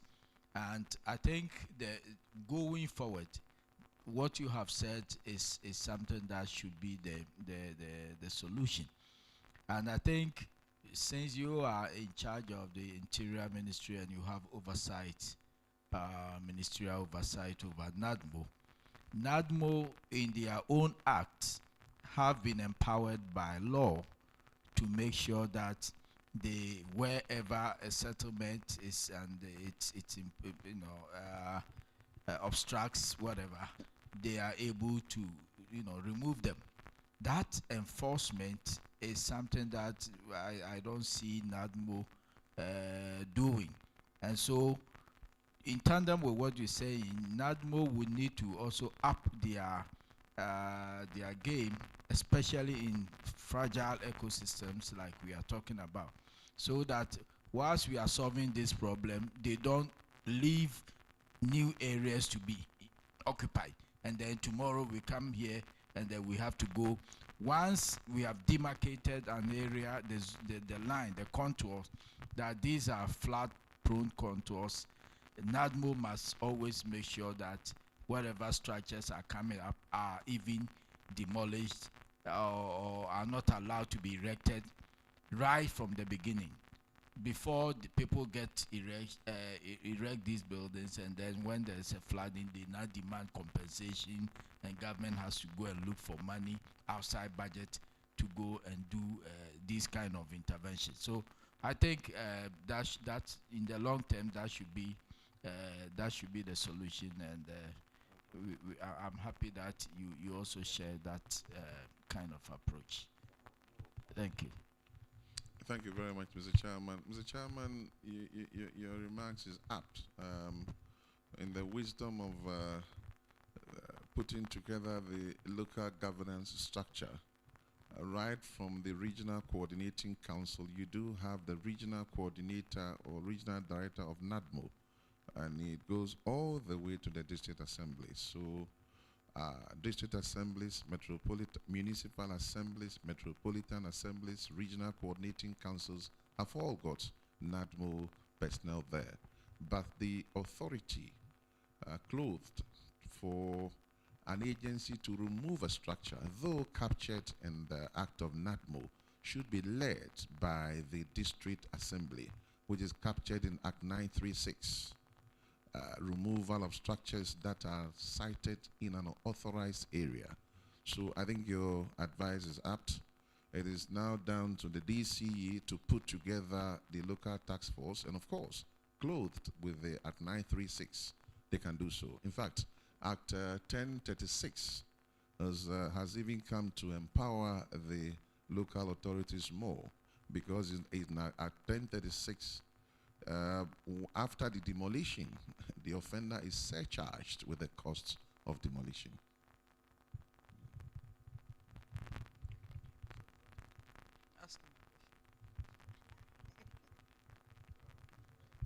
I'm just transiting, Mr. Chairman. I will oblige.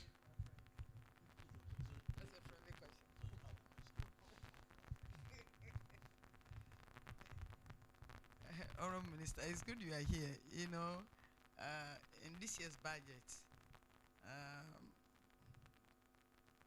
an amount of money has been allocated for disaster issues.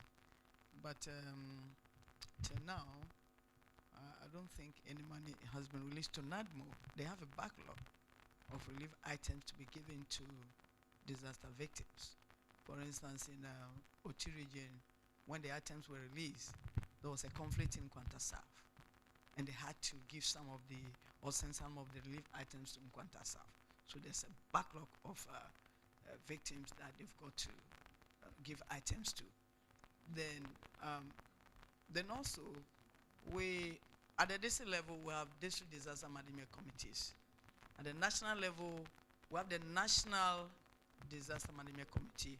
Unfortunately, you oversee the agencies that are members of the National Disaster Management Committee. So why the need for an interministerial committee?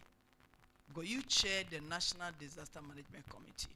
And listening to Central Tongu, North Tongu, even this interministerial committee have not visited, you know, this municipalities or this district. So what about your committee, the National Disaster Management Committee? So first of all, Madam, indeed, the Interior Ministry chairs the National Disaster Management Committee, but the quantum of damage or the effect of the spillage now becomes a national security threat or a national security issue. You would agree with me again that in trying to make an intervention, several ministries will be involved. That is why, in the wisdom of government, it put together the Interministerial Committee to be able to handle it. For instance, Chairman of NADMO, National Disaster Committee, Interior Minister goes there, and we have to build houses. I now have to go and look for my colleague Finance Minister and say, this is the budget. But in the wisdom of government, the Finance Minister is seated, or his able rep is seated. Local government minister is there. National Security Minister is there. So together we are able to evaluate the extent of threat and damage and look at how best we can make an intervention to be able to cure the matter. So your intervention is right, is apt, but this is a matter that is intertwined and is the same government that is doing it, hence the Interministerial Committee. And let me also say that yes, NADMO has not received all its share of their budget requests, but you will also agree with me that because disaster in itself is what we call the force majeure, sometimes you are unable to make full projections to it.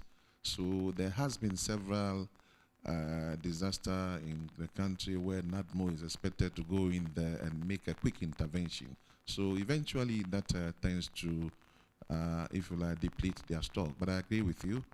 we're doing all we can to ensure that NADMO is given the necessary government support and intervention that they need to be able to meet and to deal with disaster-related matters. Thank you. Mr. Chair, thank you very much for indulging me. You're welcome. You're always welcome. Yes, sir. So this one, you are discharged. Most grateful. Most grateful. Uninvited, but you are discharged. Thank you very much, Mr. Chairman. But you're always welcome. This is, let's take your intervention and then we can proceed. I think I'm almost done. You're almost done. Except. Okay, Chief, we can listen to you now. Okay. I think my two honorable men has already said a lot about what has happened during the flood. So I will just add up with a few appeals. In fact, we in Central Tongue were able to manage our affairs very well with collaboration with the MP and the DC. Everything went on successfully. But currently, there are petty issues that needs to be addressed, urgently addressed. One of the most important one is the people still living at unrecognized safe haven. Yes. 290. 90. We need to, the attention have to go there. We should take good care of them because there's a lot of pressure on us, most especially me. So I appeal to the authorities to urgently come to our aid. And also the project, if we can expedite action so that we can house them for now. For me, the island, we also know that during disaster, what happened, we went through a lot of things, and I would not be happy if certain things like that happen again. So if we resettle our people, that place will serve as a farmland. They will go there. After farm, they come back to their various houses. So I don't think it's any problem on our part. So, but before I take leave of the mic, I wanted to show some few appreciations. Samokoma and Abadiokoma, our cases are very, very special, if we can attend to it. I wanted to thank everybody that came to our aid, most especially the Live Radio, a local community radio station in Central Tongue that served the whole of Tongue. I was able to get more than 50 bags of food items, maize, cassava dough, beans, and other things. They have done a lot. They served the whole of Tongue very well. So I was what the DC said. And I think going forward, life will be much better for my people and myself. Thank you. Chair, I want to say that the other communities, the hardest hit communities that he has added, all of them will sum up to 505 persons. And then we also not forget to mention City FM. They are also putting up a structure in the safe haven that Togbe is heading. Togbe, let me comment, Mr. Chair, let me comment Togbe highly. I mean, since our visit, we heard a lot how you have helped your communities, how you have been there for them since the disaster and after the disaster. On behalf of the committee, we want to commend you highly. It shows clearly that you are a good leader and you've shown leadership and commitment to your people. On that note, I want to thank you. DC, the day we came, you were not there, even though you were told that will be coming there. I'm sure the regional minister has informed you that will be there. Why were you not there? Thank you. Let me first of all render my sincere apology for not being there on that D-Day. honestly were asked to meet with LUSPA on this same project land issue.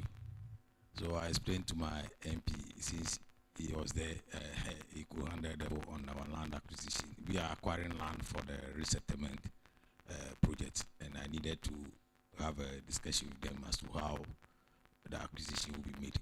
Okay. I'm sorry. When your MP was talking, he mentioned that you have had some arrangement with the hospitals that people should attend hospital free, especially those who were hard hit. What about the electricity and water bill? Who is taking care of the electricity? We took care of that, but individual homes, we were not able to handle them. We actually provided water, enough water during the period. VRA also came to our aid by repairing some of the damaged submersible pumps which were serving some communities. So water we did well, electricity bills we couldn't. Just as Tongu said earlier, we are still indebted to some of these agencies because of this flood, especially those who accommodated some victims in their private homes. I'm talking about especially the safe havens, where they are now, where they are lodging now, the Adidome Farm Institute, and then the new, is it Old Bakpa? New Bakpa area. Yeah. Who is paying for those utilities and the chief's place? Yeah. We created some of the safe havens that we took care of both water and electricity bills. When I say we, I mean the district assembly. Okay. But those who went to their relatives, they are managing, and some Tongu has to extend hands to the various. That's what I'm saying. He has even to pay for his own and pay for other households. That honestly, I can't say all. We did some support to him, but not enough to tell us. This is a committee that needs to put everything on paper. So please inform this committee how you've supported the Tongu. And then Tongu has requested for some support. So let us know what exactly you've done to support Tongu. Maybe you haven't done anything. Tongu is sitting right. We did. There was a time that we transport water when their pump at the pumping station got destroyed by the flood. We used tanker services to send water to the communities, to every individual household. We asked that he submit bills, electricity bill and some other expenses he did, and they are lying on my desk now to be considered. But some he has honestly went ahead and cleared them by himself. Even during the evacuation, the hiring of outbound motors and others, he paid part. We also paid some of the bills for him. But honestly speaking, himself and some other chiefs from the New Bakpa community actually incurred some debts. Yes, I'm outstanding. Anyway, there is this thing running through all the districts, and I asked the honorable member for South Tongu, but in your case, it looks like you are working well. The district disaster management committee is working well, and so you don't have problem with relief. You know, do you have problem with the relief items? As in the quantity or distribution? Distribution. No, distribution, we did very well. MP released. So this was something that the regional minister has told us. What lesson can we learn from your collaboration between you and the MP? Because we've heard that the MPs receive some item, NADMO also receive item, you also receive item, and in some districts there were no collaboration. What lesson can we learn from you, especially in your district? Anyways, takes tolerance at times, especially for MP. And then, what he did beautifully was, anytime he had relief items, he brings them to my warehouse. We put them together and decide on how to go about sharing them. His vehicles were always available for our use. We put the names together as to which community you have to send what and quantities. So, and the chiefs were also involved. We were holding regular meetings as to how to go about the distribution. So that actually helped. And then our relationship has started some years back. So we don't want to know about that. Togbe, finally, Togbe, you know, people hold dear to their cherished traditions and family when it comes to their properties. Now, you are the custodians of the land, especially where is it the Semakopa or Aveduma? Where? Avadiokopa.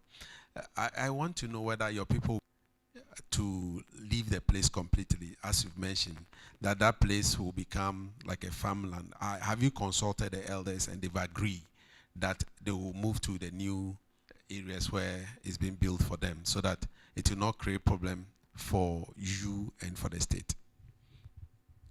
Yes, we'll be willing to move from Avadiokoma because a lot of my subjects, they find it very difficult before they were able to put up their buildings. And who knows, maybe after putting it back again, the next 2 years, the flood will come and the houses will be destroyed. So the back and forth will not be easy for us. And I think that what happened, some properties and other things that they got missing during the flood, their livestock and other things. I know definitely it will be very difficult for someone who is having a very befitting house somewhere from nowhere. The person is owning a house who refuse to go. But we have to do a lot of engagement with the help of the MP and the other people. I think things will be okay. This is a public interest question. We've been told that among the towns, the Bakpa people have problem with the Mepe people. The Mepe people have problem with other town people. And that, I mean, this was what we're told by the regional minister. And that they will not like to settle with their own brothers who are town, but from different town communities. Is that the case?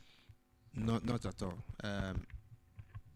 Togbe over there is my very good friend from Mefe.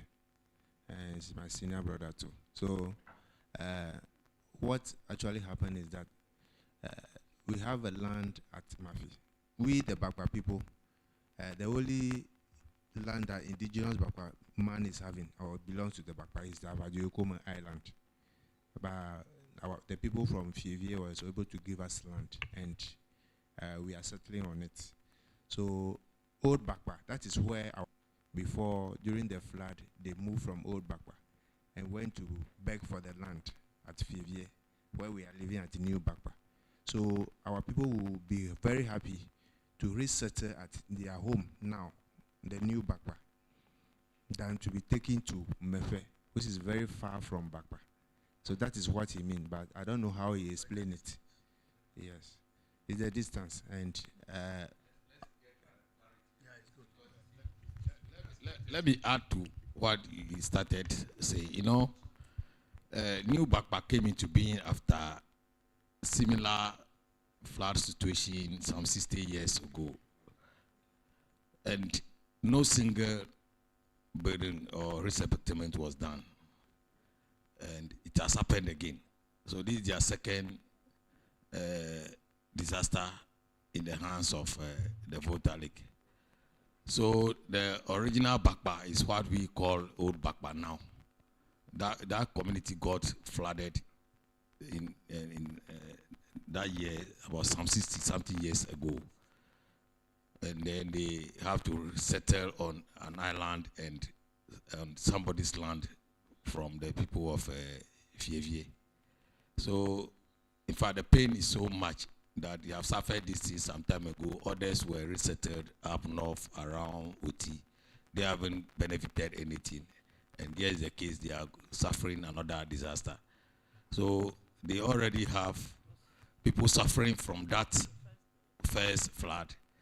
And they still people, homeless people who are suffering that fate from that time, also still living, and I mean the history continues. So this one, the pain and the trauma is too much for us. That's why we are trying to actually bring all of them together. You know, now Bakpa traditional area has become a settler community on other people's land.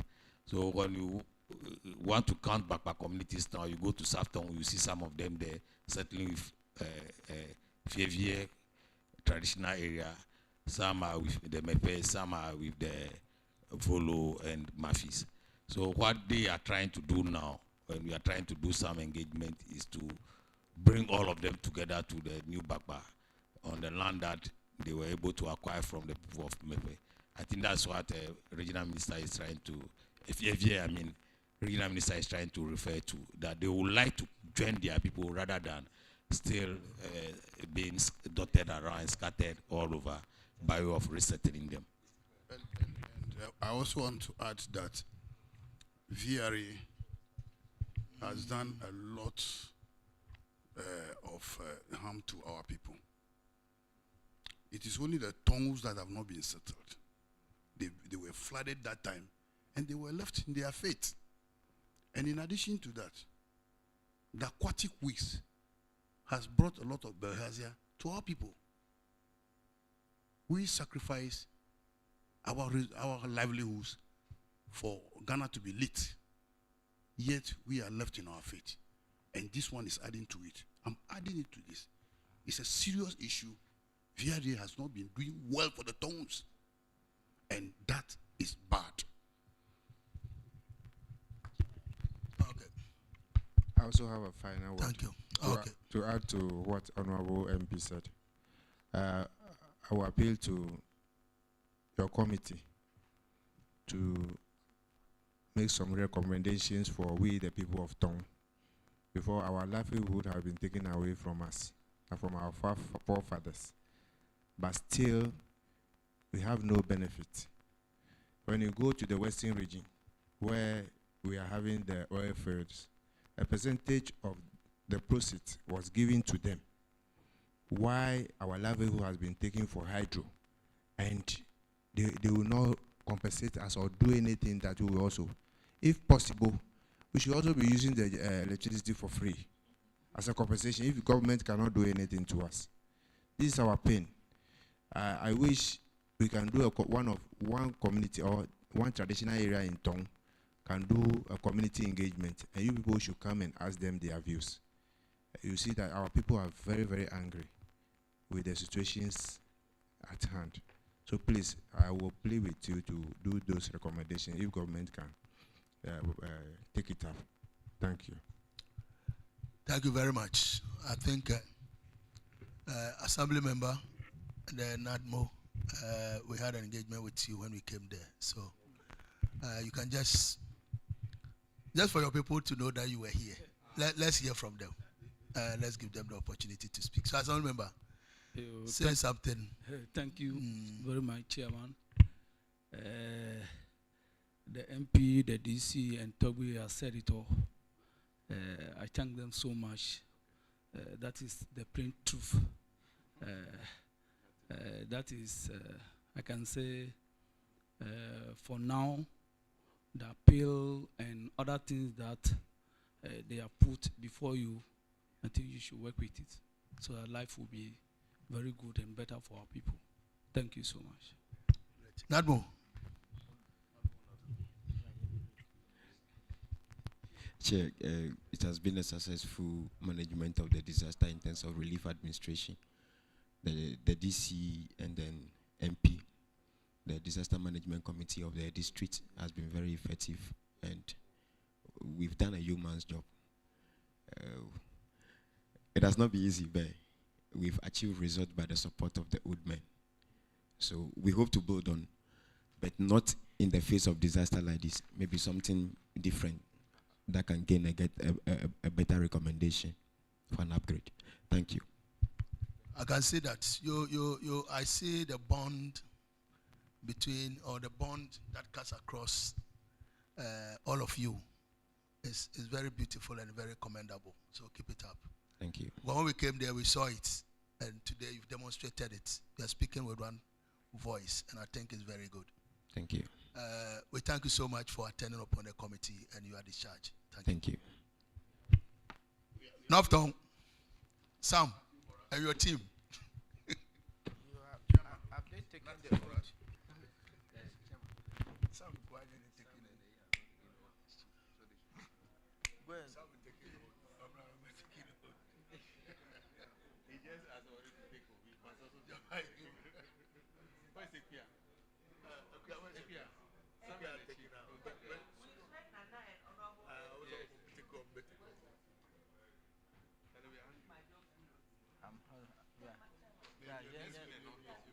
I'm sure more than that. Samuel Jano Bekasa Baby. Try to give him time. Yes. Honorable, come this way. They need to take the oath. Oh, they can. They can. Ah, okay. Okay. Yeah, okay. So, no, they say you can sit there. You've not taken. You've not taken your oath. You were administering it on some people. You must take. Sam.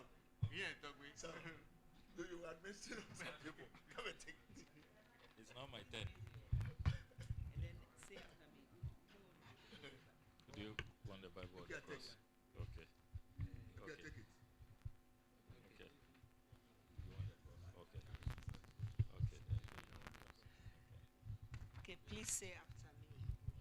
I, Samuel Okujeto Ablakwa, Swear by Almighty God swear by Almighty God that the evidence I shall give before this committee that the evidence I shall give before this committee touching the matter in issue shall be the truth, the whole truth, and nothing but the truth. So help me God. So help me God.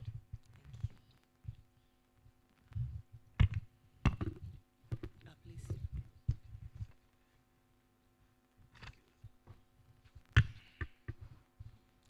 Yeah. Welcome, Northtown. Thank you, Chairman. We visited you at your place. We had an engagement, a very fruitful one. That was a field visit. Today, the cameras are here to listen to you. Ghana is listening to you. And you were the epicenter of the whole, as Afarijan would say, Kabudo.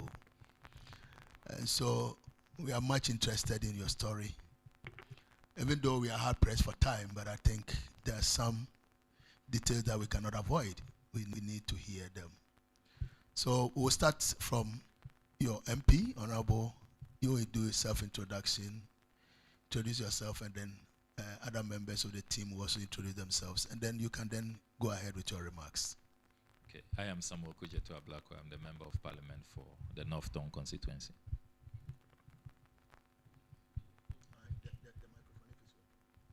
I am Makralo Kosi Nego the 6th, Makralo of Mepe Traditional Area. I'm Mark Anthony Tojo, Northtown District NADMO Director. Divine Osborne Kojo from the DC for Northtown. Hansu Amos Bolo, Assembly Member, Mepe Electoral Area. Okay. Honorable MP, now we are ready to listen to you. Well, Chairman, thank you very much. Let me thank you and members of the committee and your supporting staff for the work you have done so far. I can confirm that you indeed visited us as part of your field visit to collect data, to listen to us, and we were pleased with the professionalism that you brought to bear during that field visit. As we indicated on that day, we have sadly been the epicenter. We have bore the brunt of this man-made disaster, the spillage from the Akosombo and Pond dams. We were hit by surprise. As Member of Parliament, I want to place on record that the Volta River Authority did not notify me as a key stakeholder that they were going to spill, particularly from the Akosombo Dam. I have heard elsewhere that they held a number of stakeholder engagements. I do not know if that stakeholder engagement was exhaustive or if it actually happened. But I can speak for myself as Member of Parliament that I was not part of any meeting. I did not receive any invitation. And so the impression that has been created in some quarters that the people were adequately warned and asked to evacuate, and they refused to. And so we brought this upon ourselves. I want to state for the record that that cannot be true. We were not informed. As MP, I was not notified of this spillage. Number two, I want to state for the record that there was no effort to evacuate people in the affected communities. What I know by way of best practice is that when there is going to be a disaster, even with natural disasters where meteorologists have forecasted, authorities take conscious effort to evacuate people out of harm's way. We see it in the news always, every day. They'll put out public announcements, carry out public education, and consciously, because sometimes some people may not have heard, or some people may be vulnerable. Maybe they're aged, they are probably persons living with disability. They are assisted to, out of harm's way, to a safer location. That did not happen. In this case, there was no effort at evacuating the people. I can confirm to you that all the immediate evacuation, and that's in the immediate aftermath of the spillage on the 15th of September, all the way to when people had to be relocated to so-called safe havens. I always call them so-called safe havens because they are not really safe havens. It had to take community effort. So you see that assembly members, youth associations, all of us, we were on the ground helping. I joined them. We had to talk to transport operators, make funds available to assist people.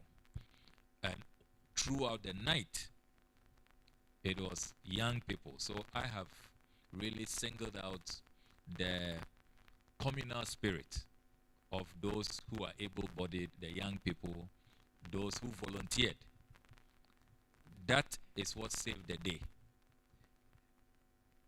And VRA will have to answer questions about that, right from the failure to notify us all the way to why they refuse to carry out evacuations so that you move people to safer ground. Why they refuse to do that, up to now, I do not understand. Because you don't take it for granted. It is a miracle that people didn't die. It is a miracle. Then you come to the places that they demarcated as safe havens. You have been there. So in Mafa, which is the epicenter, Mafa St. Kizito Secondary School, eventually, at the peak of this disaster, there were more than 2,000 people, according to NADMO data. This is a secondary school that, if you look at their boarding facilities, it doesn't go beyond even 500. So pressure on that facility. And out of the 21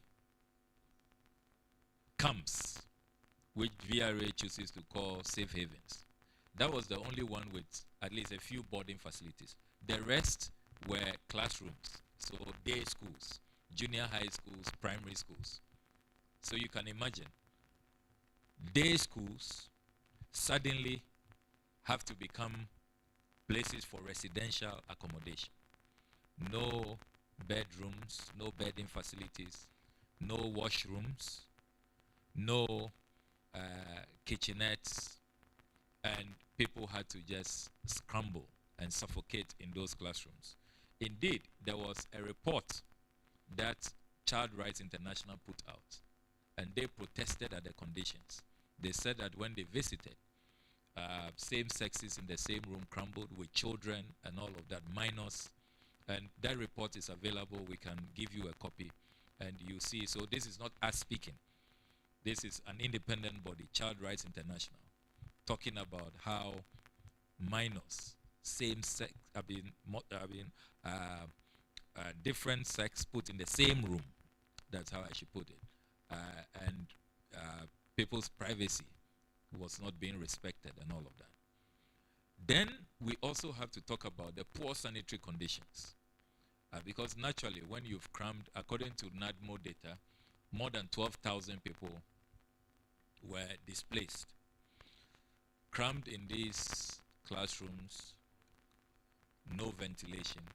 When Ghana Health Service arrived, they issued a public warning that there was a looming epidemic if care is not taken.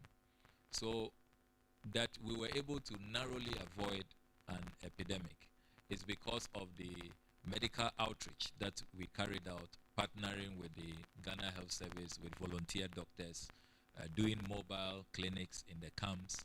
I reached out to pharmaceutical bodies, and the Ghana Medical Association ought to be commended.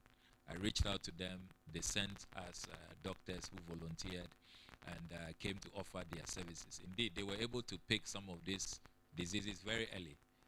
People presented with typhoid, people presented with cholera, skin diseases and all of that from the camps. But our saving grace is that because we had these doctors and nurses who had volunteered from GMA and then the GRNMA, the Ghana Registered Nurses and Midwives Association, they helped us to really deal with the matters, the health issues that came up very quickly. Now, as we speak, almost a year after the disaster, it is sad to report that there are people still living in tents, and you have come to see them. If you go to Mepe Degome, we have 2 camps there, Degome 1, Degome 2 camp. If you go to Agbetikpo, in the Bator district, you see people living in the Agbetikpo camp, which is really unfair.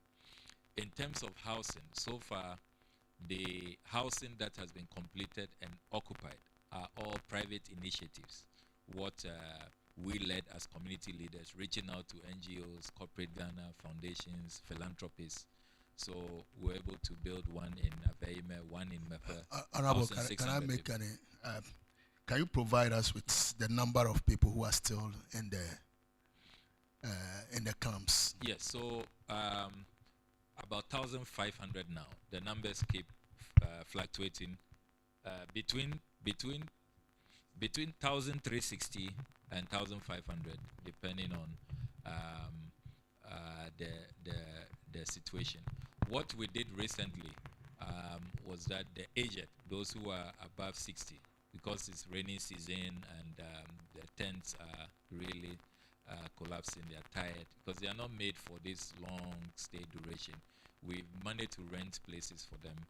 We paid a year's rent for them to go, at least be managing for a while until we are able to provide adequate housing. So that's where we are in terms of the housing. People are still in these camps. Then education also suffered a lot. Remember that because these camps were all educational facilities, education was suspended for several months. So we have had to, after many weeks, organize classes. We had to reach out to donors and others to support with providing textbooks, exercise books, because they lost all the educational materials. But education really suffered. Teachers also were affected. They had to flee. So we had to come up with an initiative, the MP's office, to pay 6 months rent for the teachers to come back. About 130 teachers who were affected. And then the tertiary students who were affected and who couldn't go back to school, we supported them with scholarships, about 50 of them, to go back to school. Then livelihoods.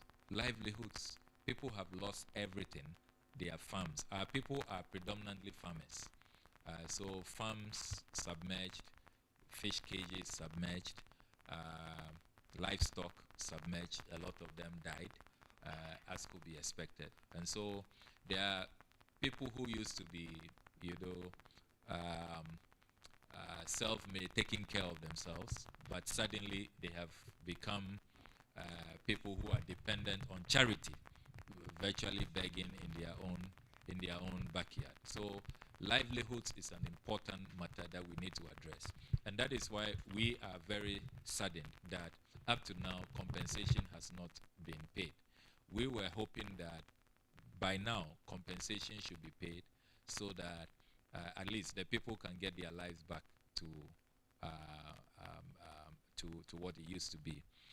Unfortunately, despite the allocations in the budget, it's not clear what those allocations have been used for, because on the ground, housing, we have only recently seen a structure by VRA in Mafa, which the people, they didn't consult properly. So you can understand that the people are not moving in because it's like a shelter where multiple families are supposed to live in one room, so one large room, and the families are saying they don't have privacy. You see, if they had done that immediately after the disaster, like the first week, first 2 weeks, we were able to build our houses in 7 weeks. If they had done that in the first month, second month, third month, we can understand. But after almost a year, putting up such a makeshift structure and wanting people to move in, they are scared that that may then become their permanent houses, and then they will not get the adequate compensation that they deserve. So they are not moving in, and it's become a white elephant. They prefer to, at least in the tents, one family in a tent. So you have some privacy. You can enjoy your privacy in that tent, even though it is not the best of conditions. Then there's also a discovery that we made. The VRA invited us to some stakeholder engagement, I think some 6 months after the disaster. And they told us that they wanted our support to carry out the silting of the river. It then emerged that apparently the VRA had not been desilting for many, many years. And so the depth is very narrow. So as part of your recommendations, this has to come up as the possible, one of the possible causes.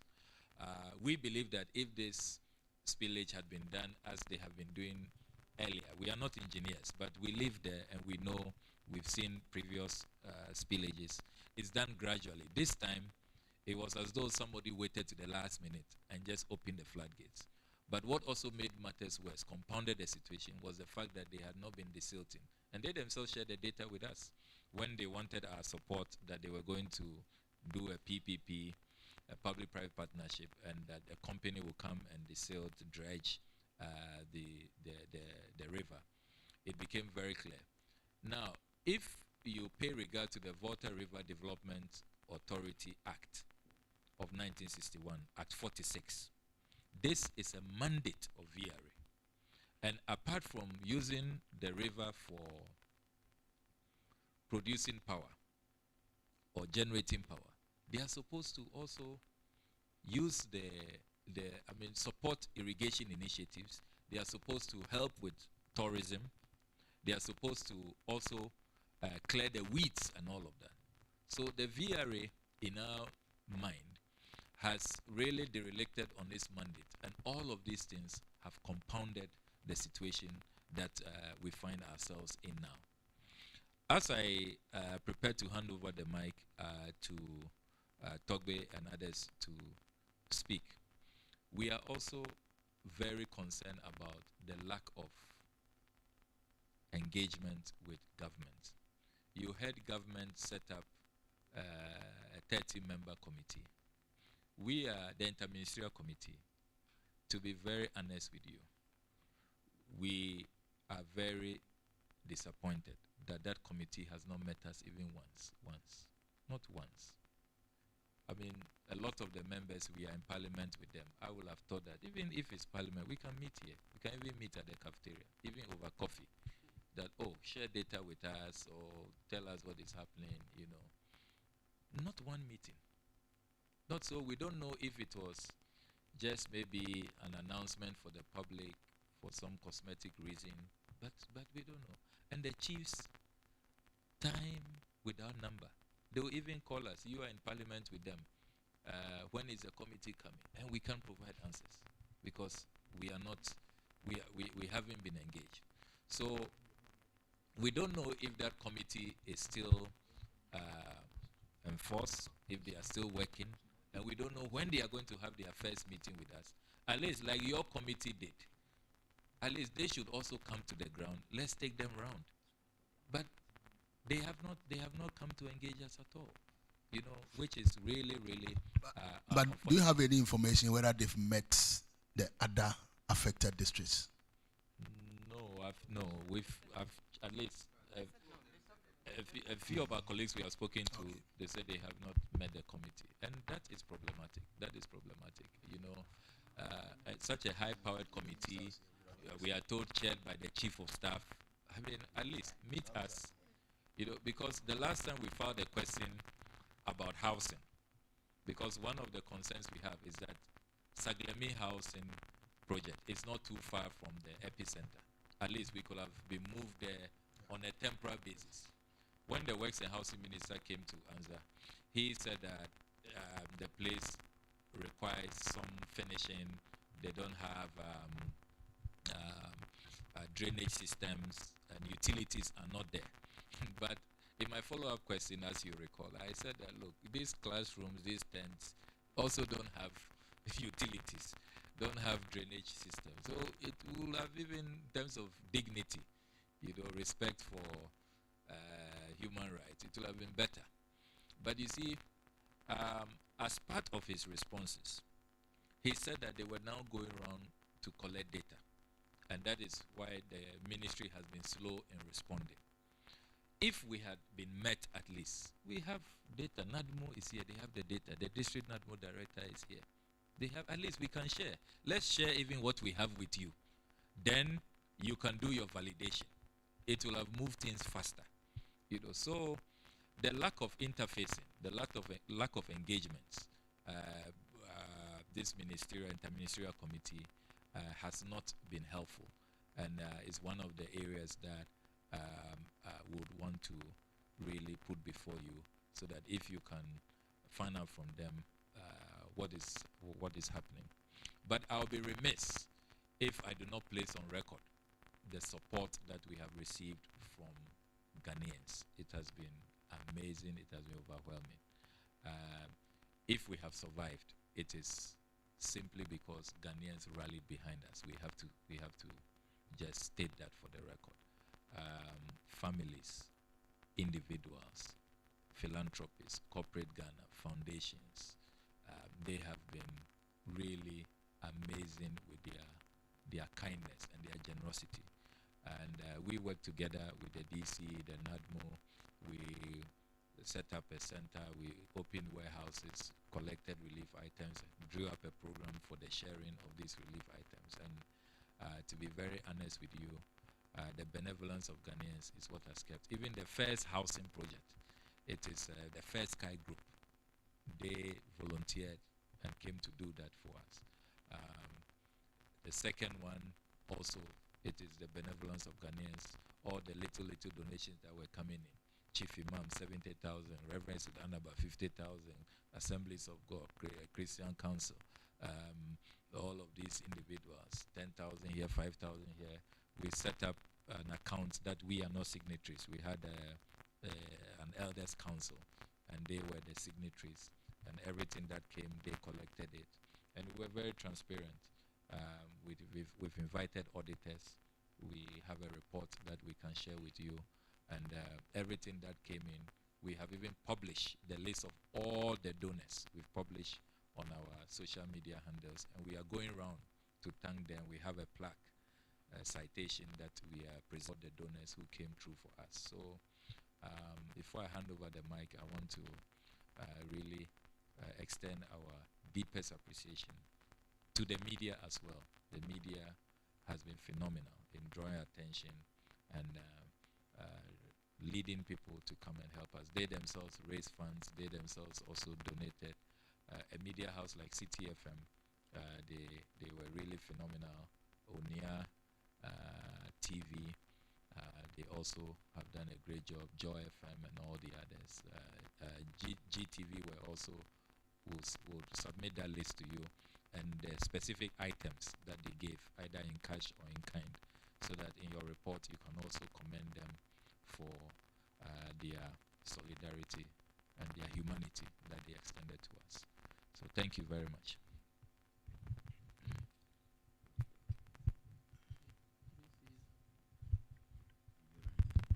Now, DC, can we have your comments? Thank you, Honorable Chair.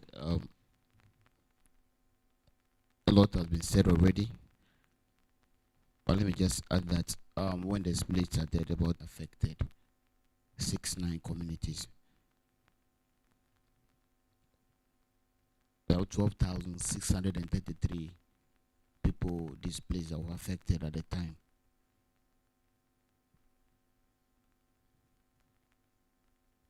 Then we have 4,216 people living in the safe havens.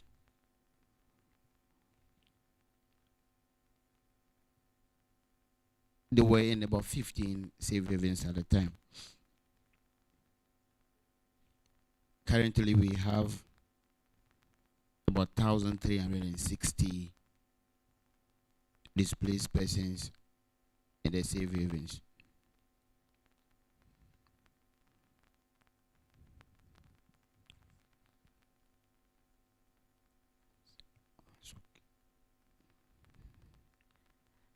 Now, Mr. Chairman, VRA and ADMO have been very supportive throughout this period,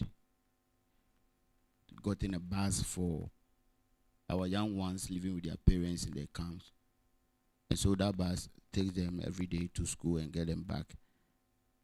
VRA has also, as MP said, put up a structure at Mufede Gome to take care of a number of people. They have also started, the building is almost completed, 2 separate 10-seater WC at the Gome. The tick of the spillage, we saw that those at Mefe St. Kizito, the access road was totally taken over by the water, and we had no access to self-dam relief items. The military, the 48 engineers came with their speedboats to also support us in that regard.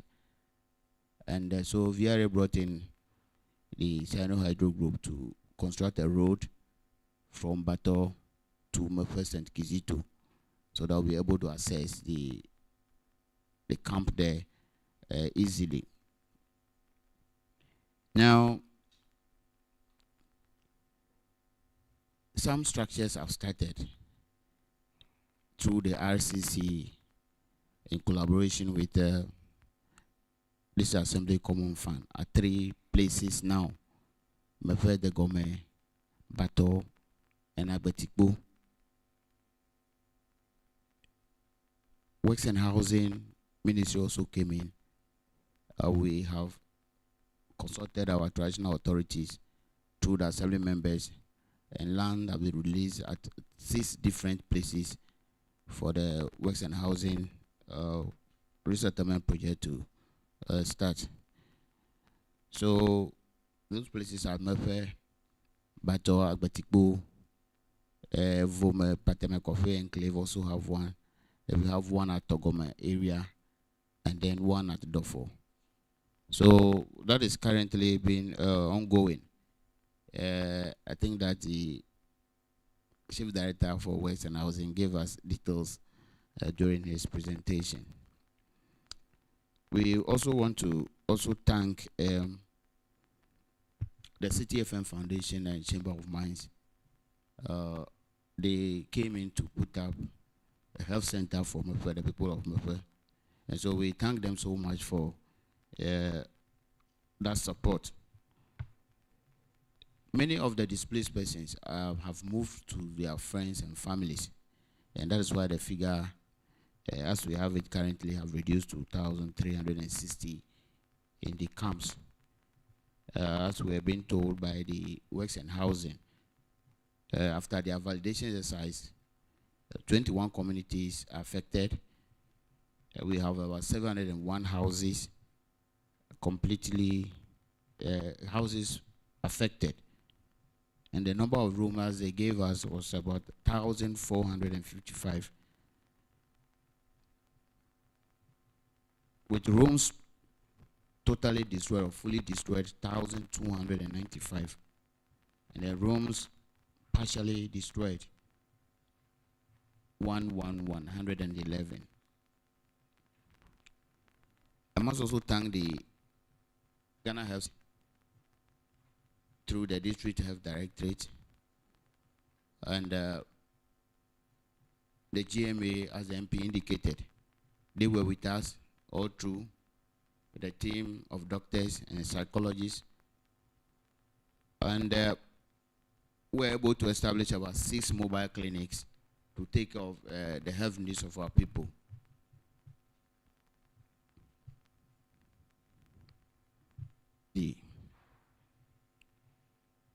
The Ministry of Agri had released some fertilizers that is being distributed, also helped in the process of delivering safe treated water to our people.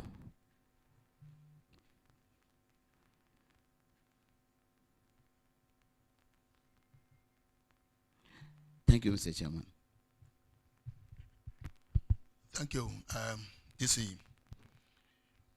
In your view, what do you think can be done to convince or to make the people accept the VRA structure that has been put up?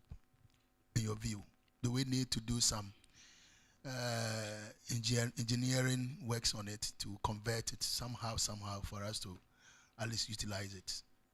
What do you think? I think that we should engage them more to understand the current situation, because they are not going to be there permanently. No, but you see, the fear, as honorable member said, is real. The people think that if you put them in there, any relocation plan, they wouldn't benefit. So they wouldn't want to put themselves in that situation. So what we need to do is possibly look at the structure again. If there's something that can be done to make it a bit appealing to them so that they can use it for now. Yeah, so we will still engage with them. If there's a need that they partition the rooms for them, it will still be done. So I still believe that we will engage them further to see what will come out, and then we see the VRA and the contractor to see what could be done in the interim to convince you need them. to bring them in, let them meet with the VRA and the contractor. It's the kind of suggestions that will emanate from them, and you'll be able to solve that problem.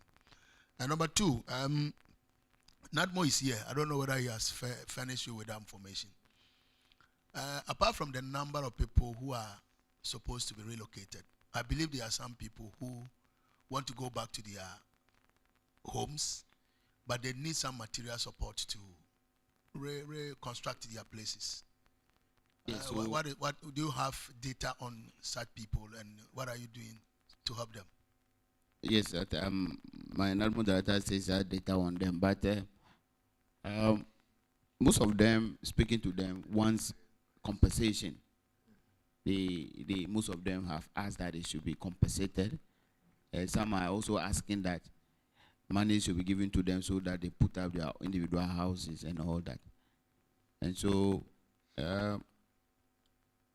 we'll get the data for you.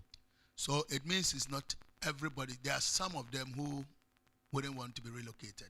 Where they are, their structures are not too bad. The location is not too bad. So we can assist them to reconstruct.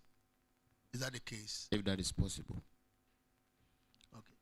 Do you have any questions?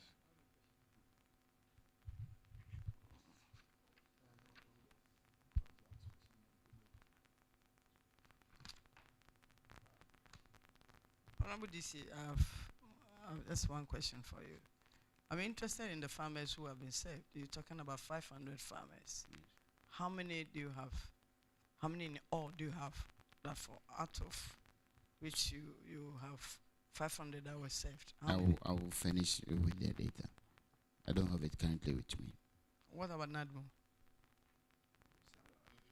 You don't have the data of farmers? We will get it from the Agri Directorate and furnish you. Thank you. Chair, the Honorable MP said that VRA failed to notify the community, or at least notify him. Now we need to interrogate this claim, because that is at the bottom of all the things we are talking about. Honorable DC, when did you get information from VRA that there was going to be a spillage of a salt? Yes, we got information. Okay. I think early last year, VRA and NADMO visited. Okay. And before the spillage, did you have any conversation with a member of parliament in respect of that notification? We have not had any discussion. So what you are telling the committee is that when you got information from VRA that there was going to be a spillage, you failed to inform the relevant stakeholders, which includes the member of parliament. Is that the case? That is not the case. I think that we have informed all the stakeholders, and we have a district platform. But I'm not too sure that VRA. Yes, you are part of that. You are part of that. So, because it seems to me that we have to be careful not to shift. I'm worried that we seem to be shifting the blame on VRA, that they failed to inform or notify the communities. Because if that is really what happened, then that was a very big error on the part of VRA. That's why I keep interrogating it. So if you, as the chief executive of the district, got information from VRA that there's going to be a possible spillage, don't you think you had a duty to convey that message to the MP, to the departmental heads in the assembly, to the chiefs, to the assembly members? Why did you choose not to inform the MP, for example? Honorable Chair, please, I've indicated earlier that all the members of the Disaster Management Committee were informed. And indeed, NADMO with VRA did simulation exercise in the district. And I must commend and serving member for Mefe electoral area, for example, who is just sitting here. He has done a lot of communication at Mefe using the information community centers. And I believe that he has done a good job in that regard. After the simulation exercise, a lot of issues came up, and I think it went on successfully. But maybe the MP was not officially invited by VRA. That is what it means. Who chairs the district management, district disaster management committee? It's the DCE. So who has responsibility as chairman of the? Why do you want to relegate your responsibility to VRA when you are the chairman of the committee? Yes. So, Honorable Chair, we have put that information on our platforms, and when we call for meeting, probably the MP might be engaged somewhere, so he didn't.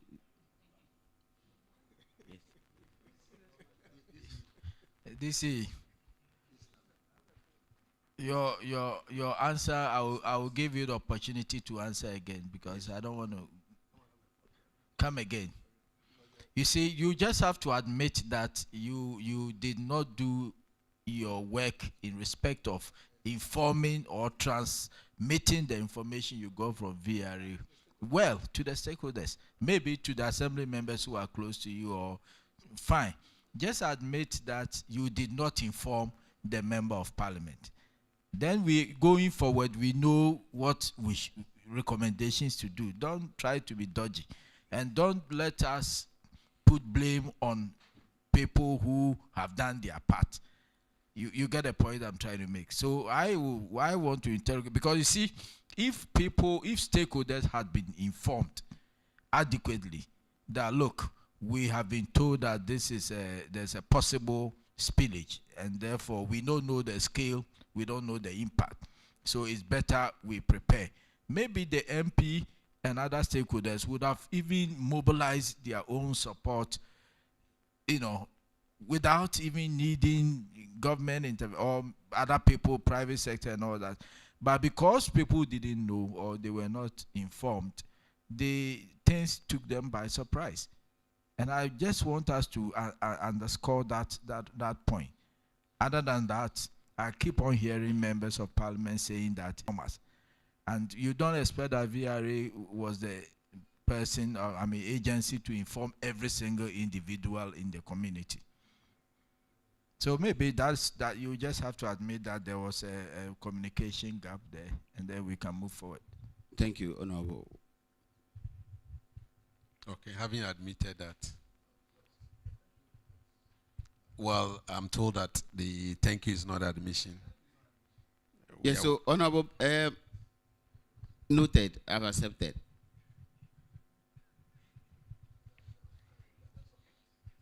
Honorable MP, he said he has accepted the fact that he was supposed to inform you as the head of the district disaster management committee, which he hasn't done.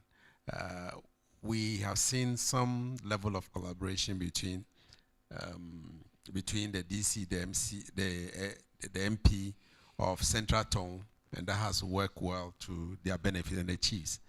But South Tongu and Central North Tongu, we have seen that there is some disconnect.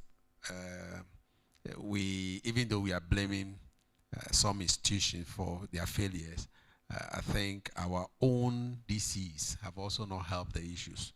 If they have informed you that there were some simulation exercise in the district, as well as the looming disaster, I'm sure you'd have mobilized your people more, because you are the elected representative of the people who is closer to the people more than the DC.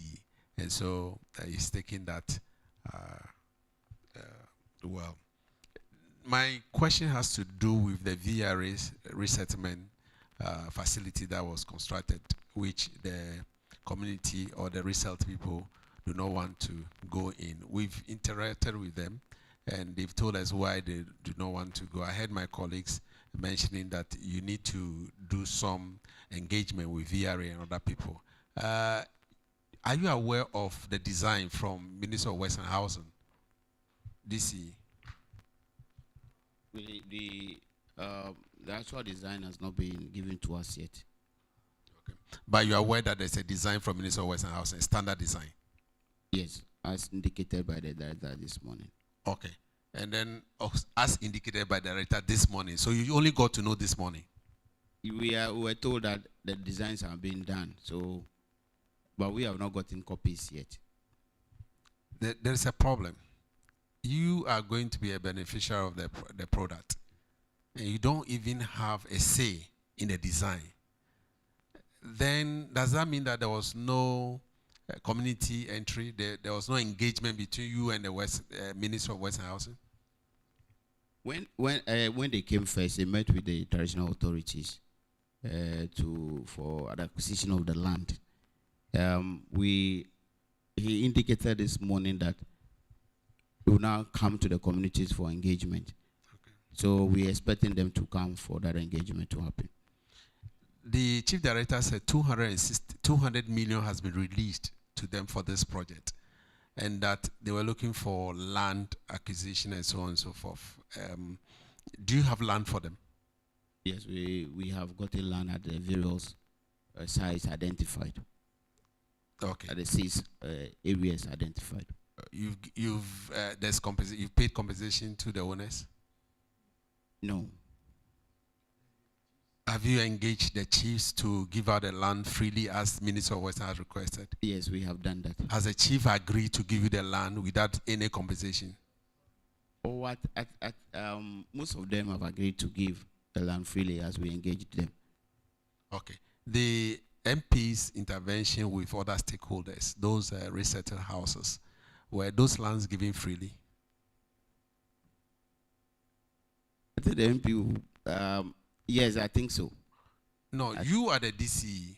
You are supposed to give permit for those houses to be put out there. Yes, it was given freely.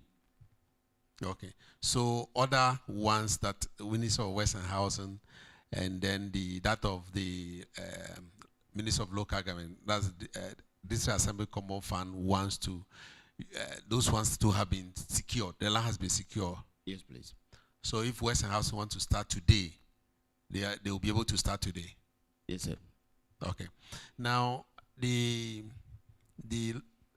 local government one, that the District Assembly Common Fund design. Have you seen that design?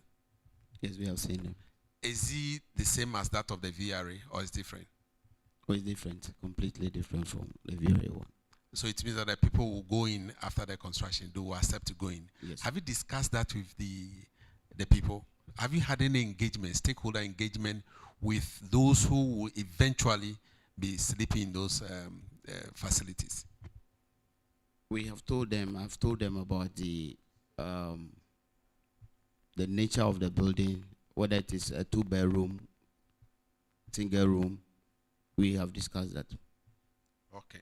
Have you had any model to show them? You see why I'm asking this question is because even though VRA has done something, it's like they are beggars. Okay, I built this for you. Go and sleep in. And the people are also saying that, no, we also have our pride.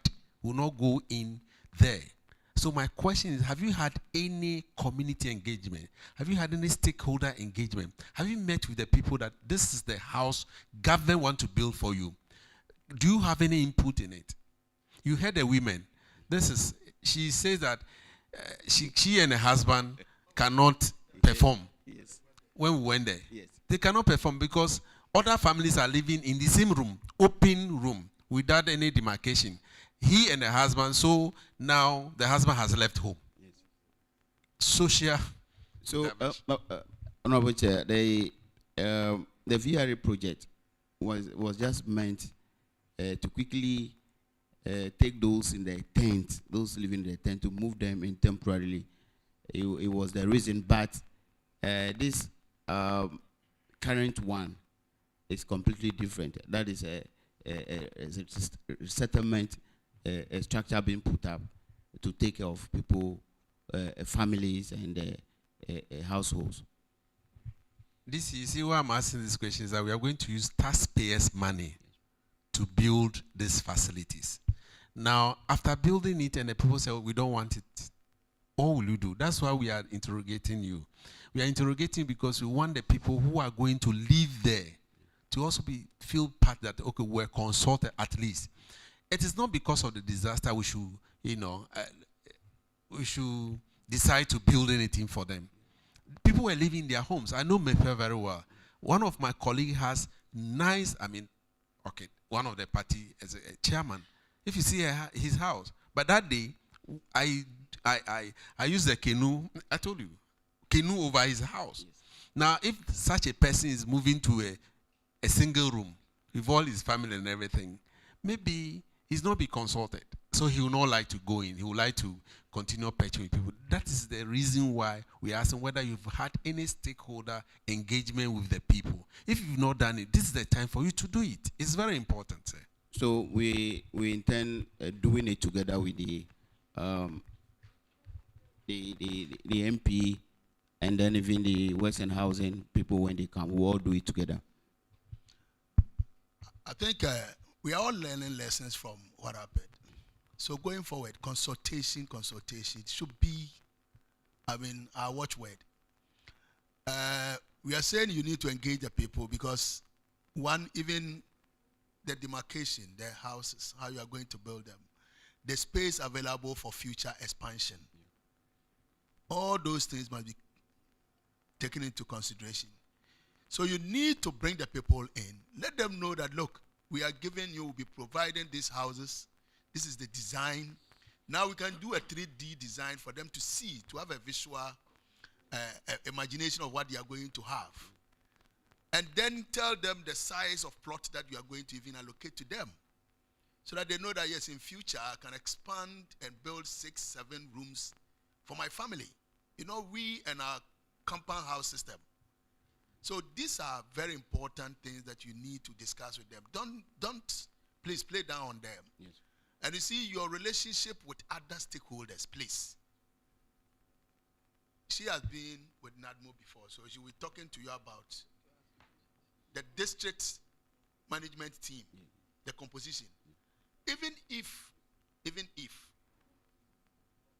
the provision doesn't make room for the MP to be member of the committee, I think we should have the MP as an ex-officio member.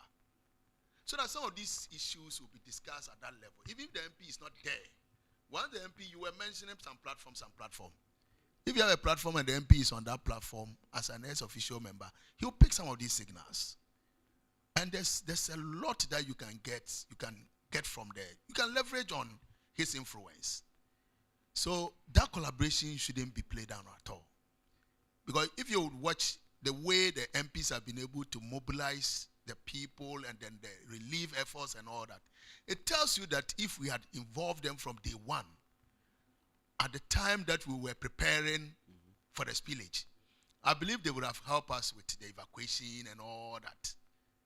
You see, so we must look at these things. And going forward, these are the protocols that we should be shifting towards, so that we design a good protocol for ourselves that any time we have this is the way we should go.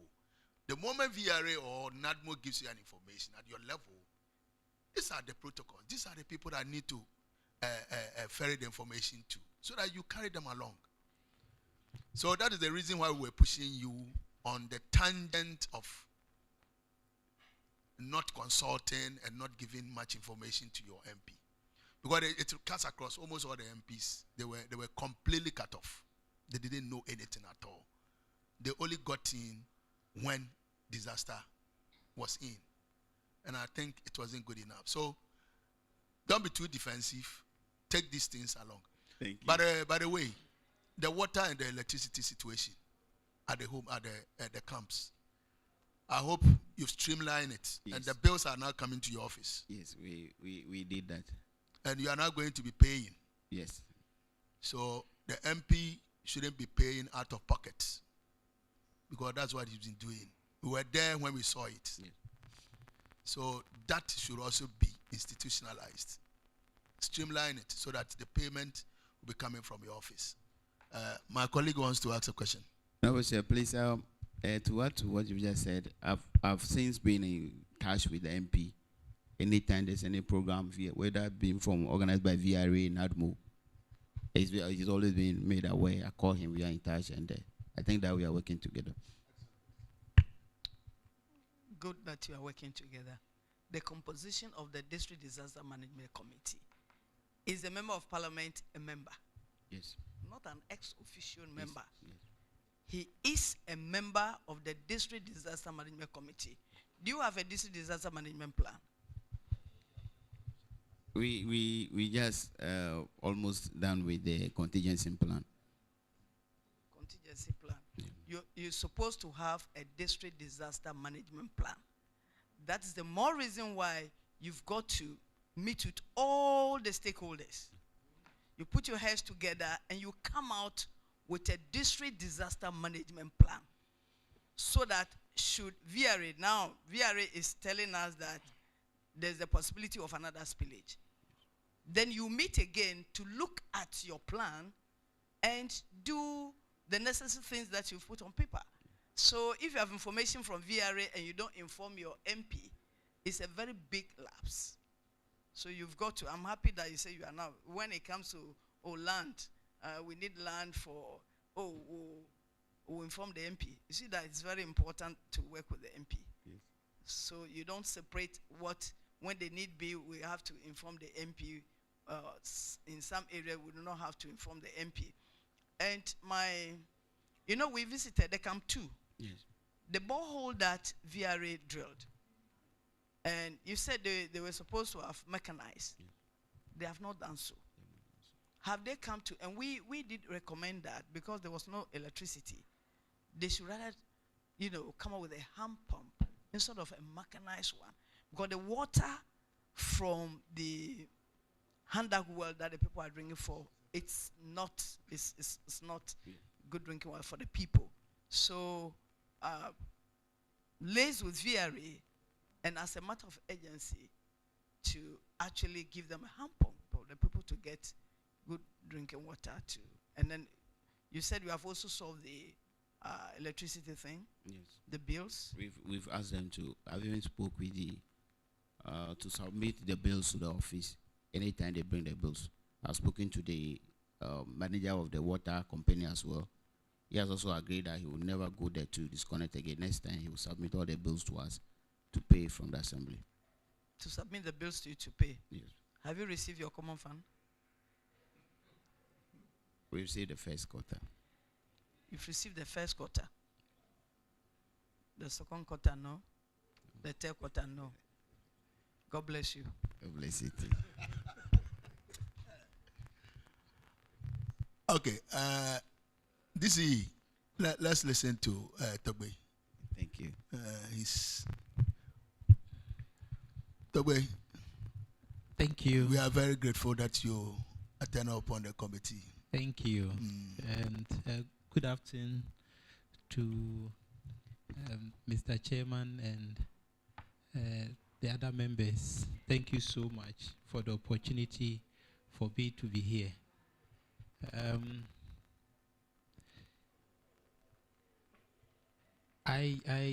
In fact, I thought we were forgotten because there was no information, no communication. So mostly when our people come to us, we don't even know what to tell them than to give them hope. There has not been proper information right from day one. And I want to take you back to history, a bit history. This last year was not the first time we were flooded. It happened in 1963. That was during the construction of the dam. And it affected our people. Our people sacrificed so much for Ghana at that time. And they were the last to even get electricity. No compensations were paid, no settlement, nothing. There's no proof, there's nothing to show that our people even suffered in 1963. And they were not even lucky because there was no media to broadcast or let the whole world know what they went through. And so it happened last year. Last year we were lucky because we have a lot of people who came on board to help us. I must say that our people survived, or we survived because we lived along the Volta River. We are used to the river. That is the first reason why we survived. Secondly, we survived because of the communal spirit of the youth, as our honorable MP said. Had it not been the youth, I don't know what would have happened. Myself, the leaders, the youth, we were in the river. I can give you at every point the time we were when the river got to the people. For about 4 days, we didn't even sleep. We were with them. There was no life jackets. We saved them before NADMOS came. And so initially, I was not even properly informed. I was not informed. I only heard of simulation exercise when I was coming from Ho to Mepe. That was when people started calling me that, oh, there's a simulation exercise. People were panicking. People were running, and some of us were not informed. And so there was nothing. There was no proper plan for last year's spillage. It was done in a rush. It was, as the MP said, it was as if they were afraid that the dam will finally collapse. That's when they opened it. And it was very difficult. It was very tough for our people. And as at now, my people are still suffering. They are still in pain. No food to even eat. And on top of that, after all the sacrifice we have gone through,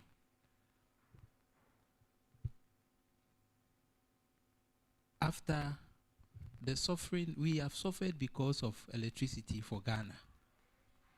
And on top of that, we have not been compensated with nothing, with no information. And then ECG comes to disconnect the people. Even when the flood came, we have to fight because people were being bitten by snakes in the night. Because when the flood came, everybody was trying to save himself. Even the snakes were also trying to save themselves. And so we have to be fighting them because they disconnected the electric wires because some of the poles were being taken over by the water. So after that, we have to, there was no plan. The structures were not put at any point. They just indicated school that it's a safe haven. But there was no plan. There was no mattresses for people to sleep on. There was no food. There was no water. And what follows was that after the flood came, the water bodies got contaminated. There was no water for our people to drink. Everybody, the little pipe that we had, everybody was trying to save himself. So it was closed down and people started leaving town. There was no water for our people to drink. We have to come together and think of something to save them. At that time, there was no money, there was nothing. We have to work with hope to save our people. We have to start sending people around to beg for water. We have to call some of our sons in abroad to send us money to save our people. So VRA had information that they were, Bagre Dam will be spilling. They had information earlier and they didn't do anything about it. They didn't plan anything. Had it not been the effort of our leaders, the MP, the Mepe Development Association, and the DCE did his best because he was not resourced well to take care of the duties that he was supposed to discharge. I know he will not be able to say it. Yes. And so nothing was learned from 1963 flood. If something was learned about that, proper plan would have been put in place. Last year's flood wouldn't have happened. And also, if they have to spill it gradually, even as at June or July, when they started receiving water from the north, after the Bagre Dam spillage, it would have flowed gradually into the sea. But they waited, and that was what caused it. And all our farms, you know, Mepe has land on both sides. The river divides the town into two, and the river runs through the town. So those at the overbank also, they lost all their farms. Those at this side also lost it. And so there was it was really difficult for us. As at now, our people are still in, you know it already.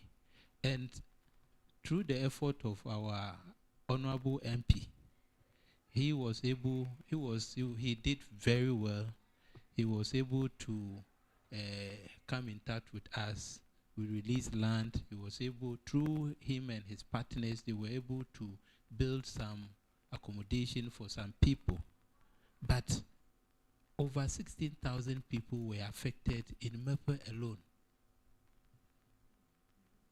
Over 16,000 people were affected. And most of them were not in camps. They were living, you know, we have a family system. And so every clan has a family house. And people are packed. People are sleeping in kiosks. And there are a lot of people who don't want to go to the camps, who are still, even up to now, there are still people who are not in the camps. All these people are there.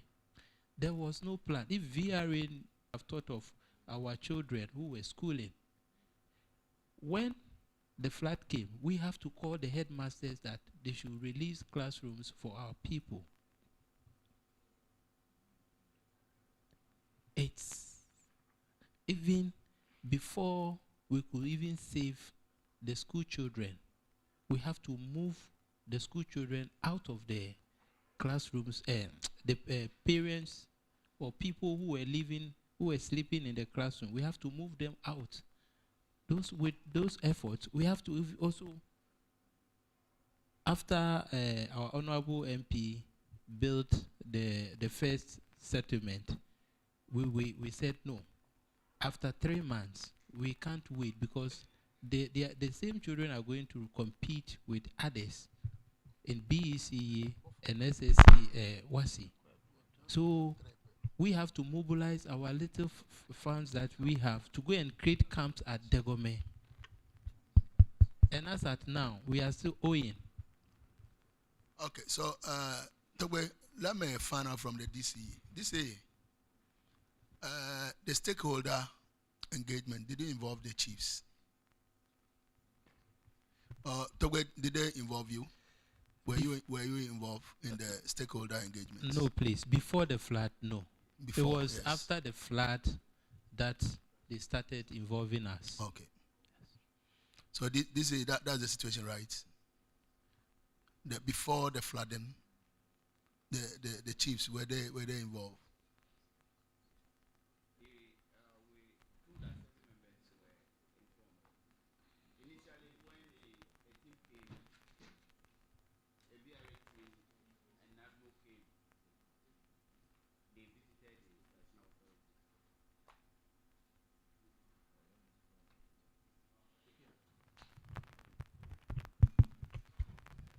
Yeah, they visited the traditional authorities. I remember the first time they came, they wanted to do the simulation exercise at Aveime. But they later realized that Mepe was closer to the river. And so the team moved to meet the traditional authorities to discuss with them. Okay. Thank you. All right. Okay. So the way I think the issue is, I think we've learned some lessons from it, so that they are now involving you. Yes, but even I think we have not learned anything from last year's flood, because we are still going about the same way we did last year. There's no proper information. As I said earlier, that we are cut off. You will just be there, and then they will come and dump information on you that, oh, today, come for a meeting. When they were planning the meeting, they didn't even think of us. When they said the date, they didn't even think of us to even inform us ahead of time. You know, the flood has brought a lot of difficulties to us as a community, and we have to be doing so many things. I have not been to work since the flood, because I have to be there and work and save my people. I cannot just leave them. That is the case of so many other people. And so the information is not there. Let me find out. Have you been involved in the relief efforts? Were you involved in terms of relief items that were coming in? Were you involved in that, in the collection, the receipt of it? No. No. But you knew of. Yes, I the know inflows. yes, I know of that. Initially, when the relief items started coming, we were working together with our MP, and we had a plan. And we had a plan. We were working together with our MP, and so most of the things that came didn't come through the. We were. For our record, the things that we have received, most of them came through our honorable MP and his partners, individuals, churches, the Muslim communities, those who cared, who came to support us. Yes. But this, did you have a center for coordinating all that? Yeah, please. What happened was that we formed Relief Administration Committee. With the chiefs? Yes, they sent their reps. Their reps. All the traditional areas sent their reps. So their reps were supposed to be. Yes, to briefing them. Okay. So I think possibly the break in communication was as a result of your reps not adequately briefing you. No. Possibly that could be the. That was the EOC meeting. We had reps representing at the EOC meetings, but in terms of relief items, no. No, I'm saying that whatever is brought to the center, at least you need to know.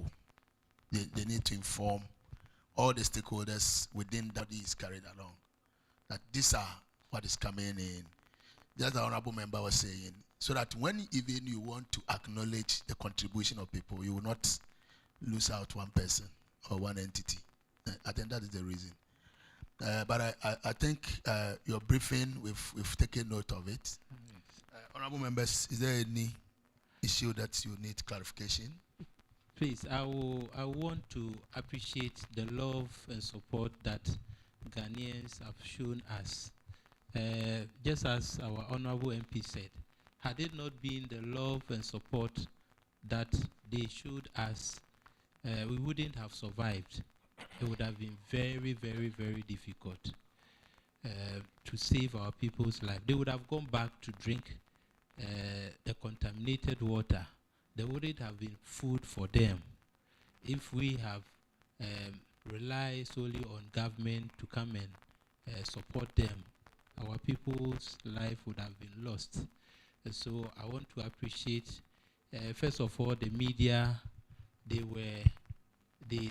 are the ones who carried our messages across for the whole world to know what happened to us.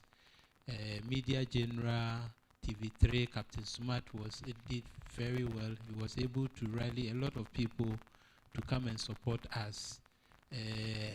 Hope for Ghana came to give us mechanized borehole.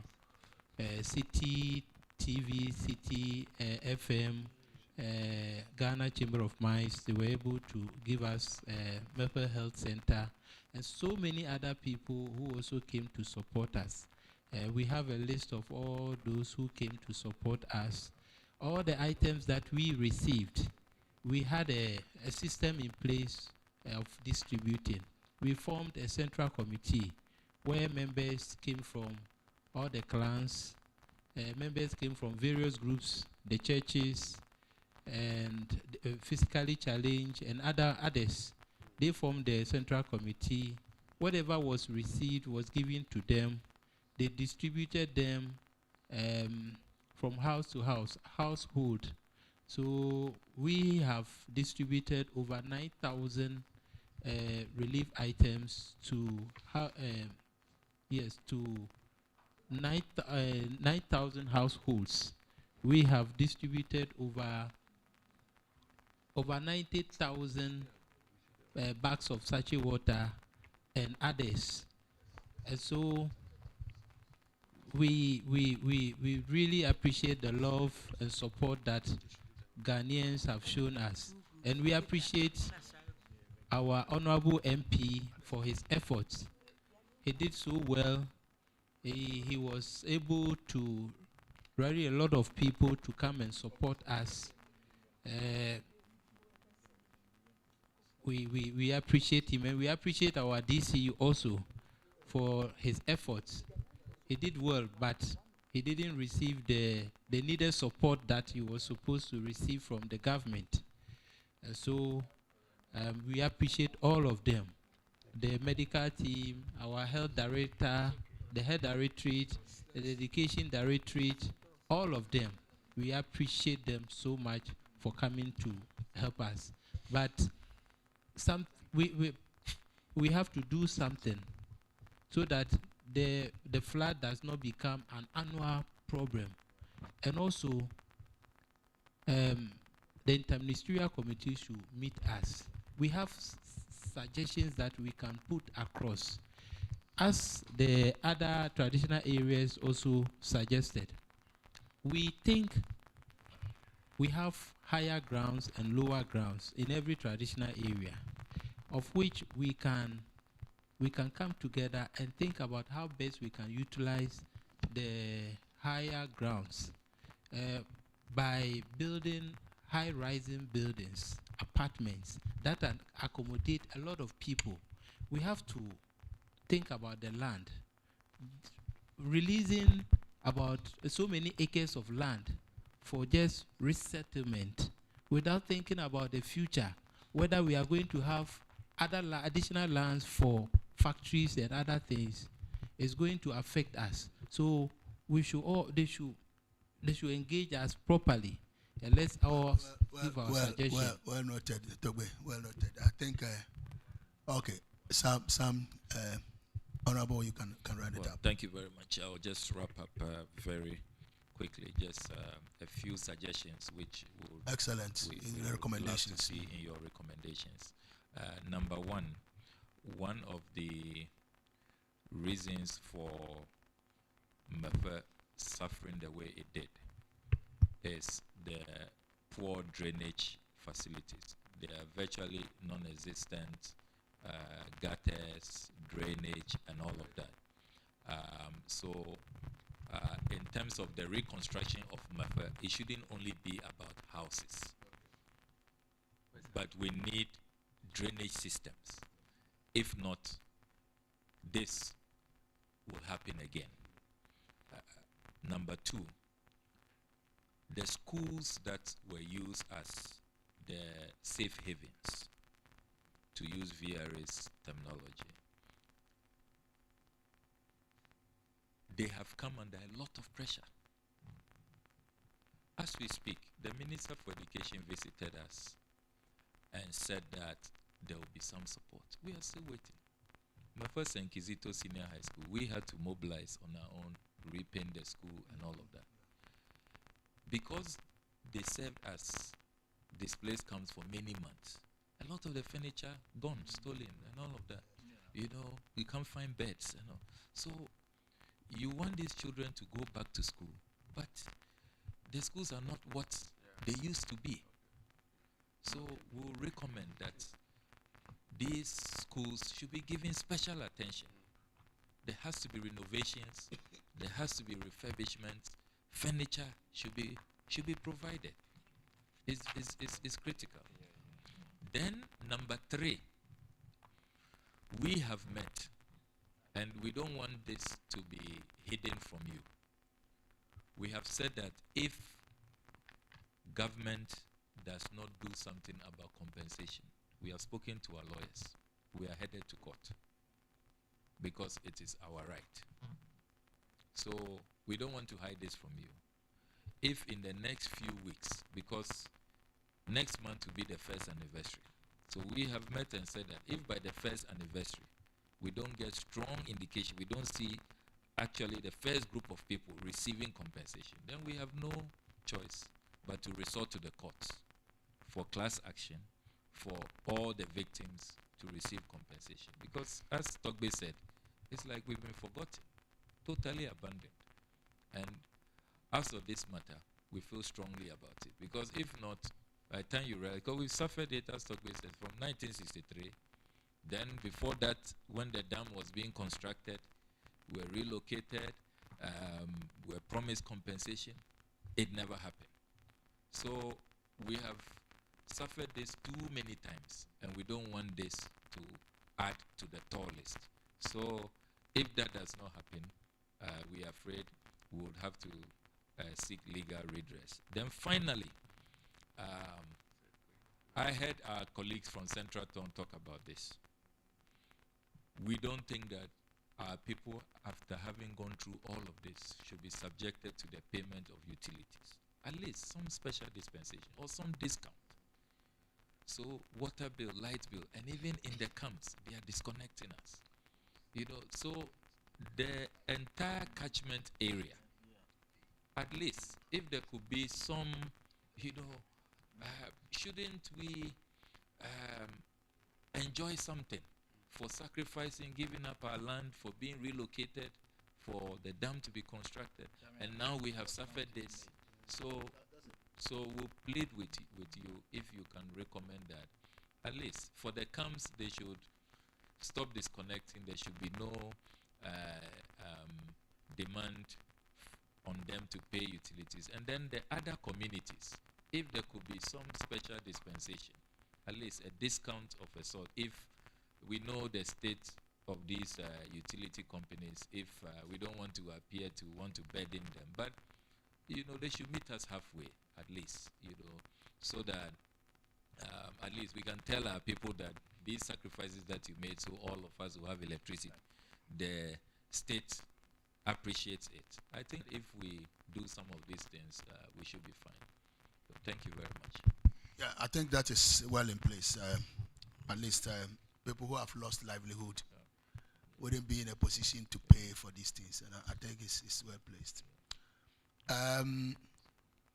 On this note, I want to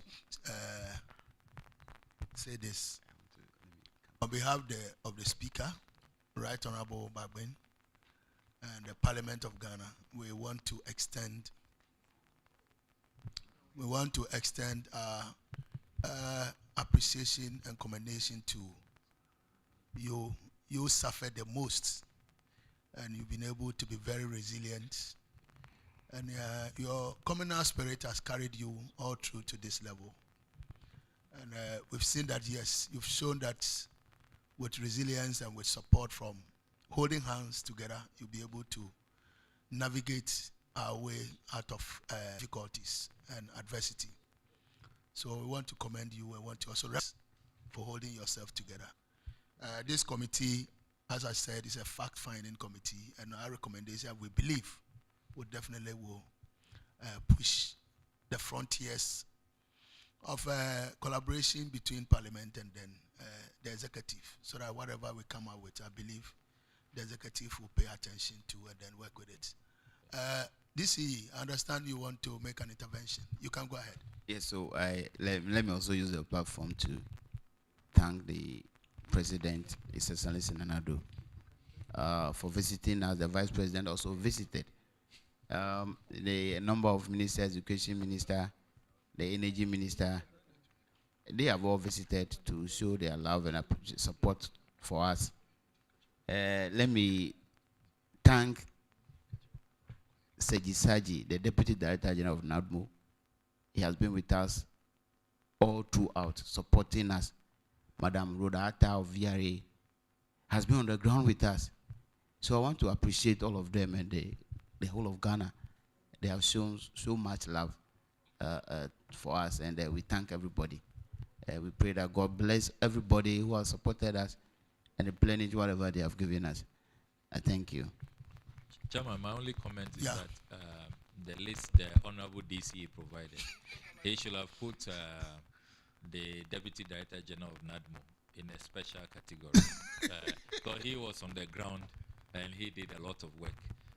with very limited resources. His operations. Yeah, yeah, I'm not sure about the others on the DC's list, but so you knew his pocket. What was in his pocket? Well and good. Thanks so much. Thank you. We appreciate your appearance before the committee, and we say thank you. Thank you. So you are duly discharged. Thank you very much. The committee will be taking a 20-minute break, and Sam, you can now go back to your assignment. Thank you very much. Yeah, we'll be back in 20 minutes.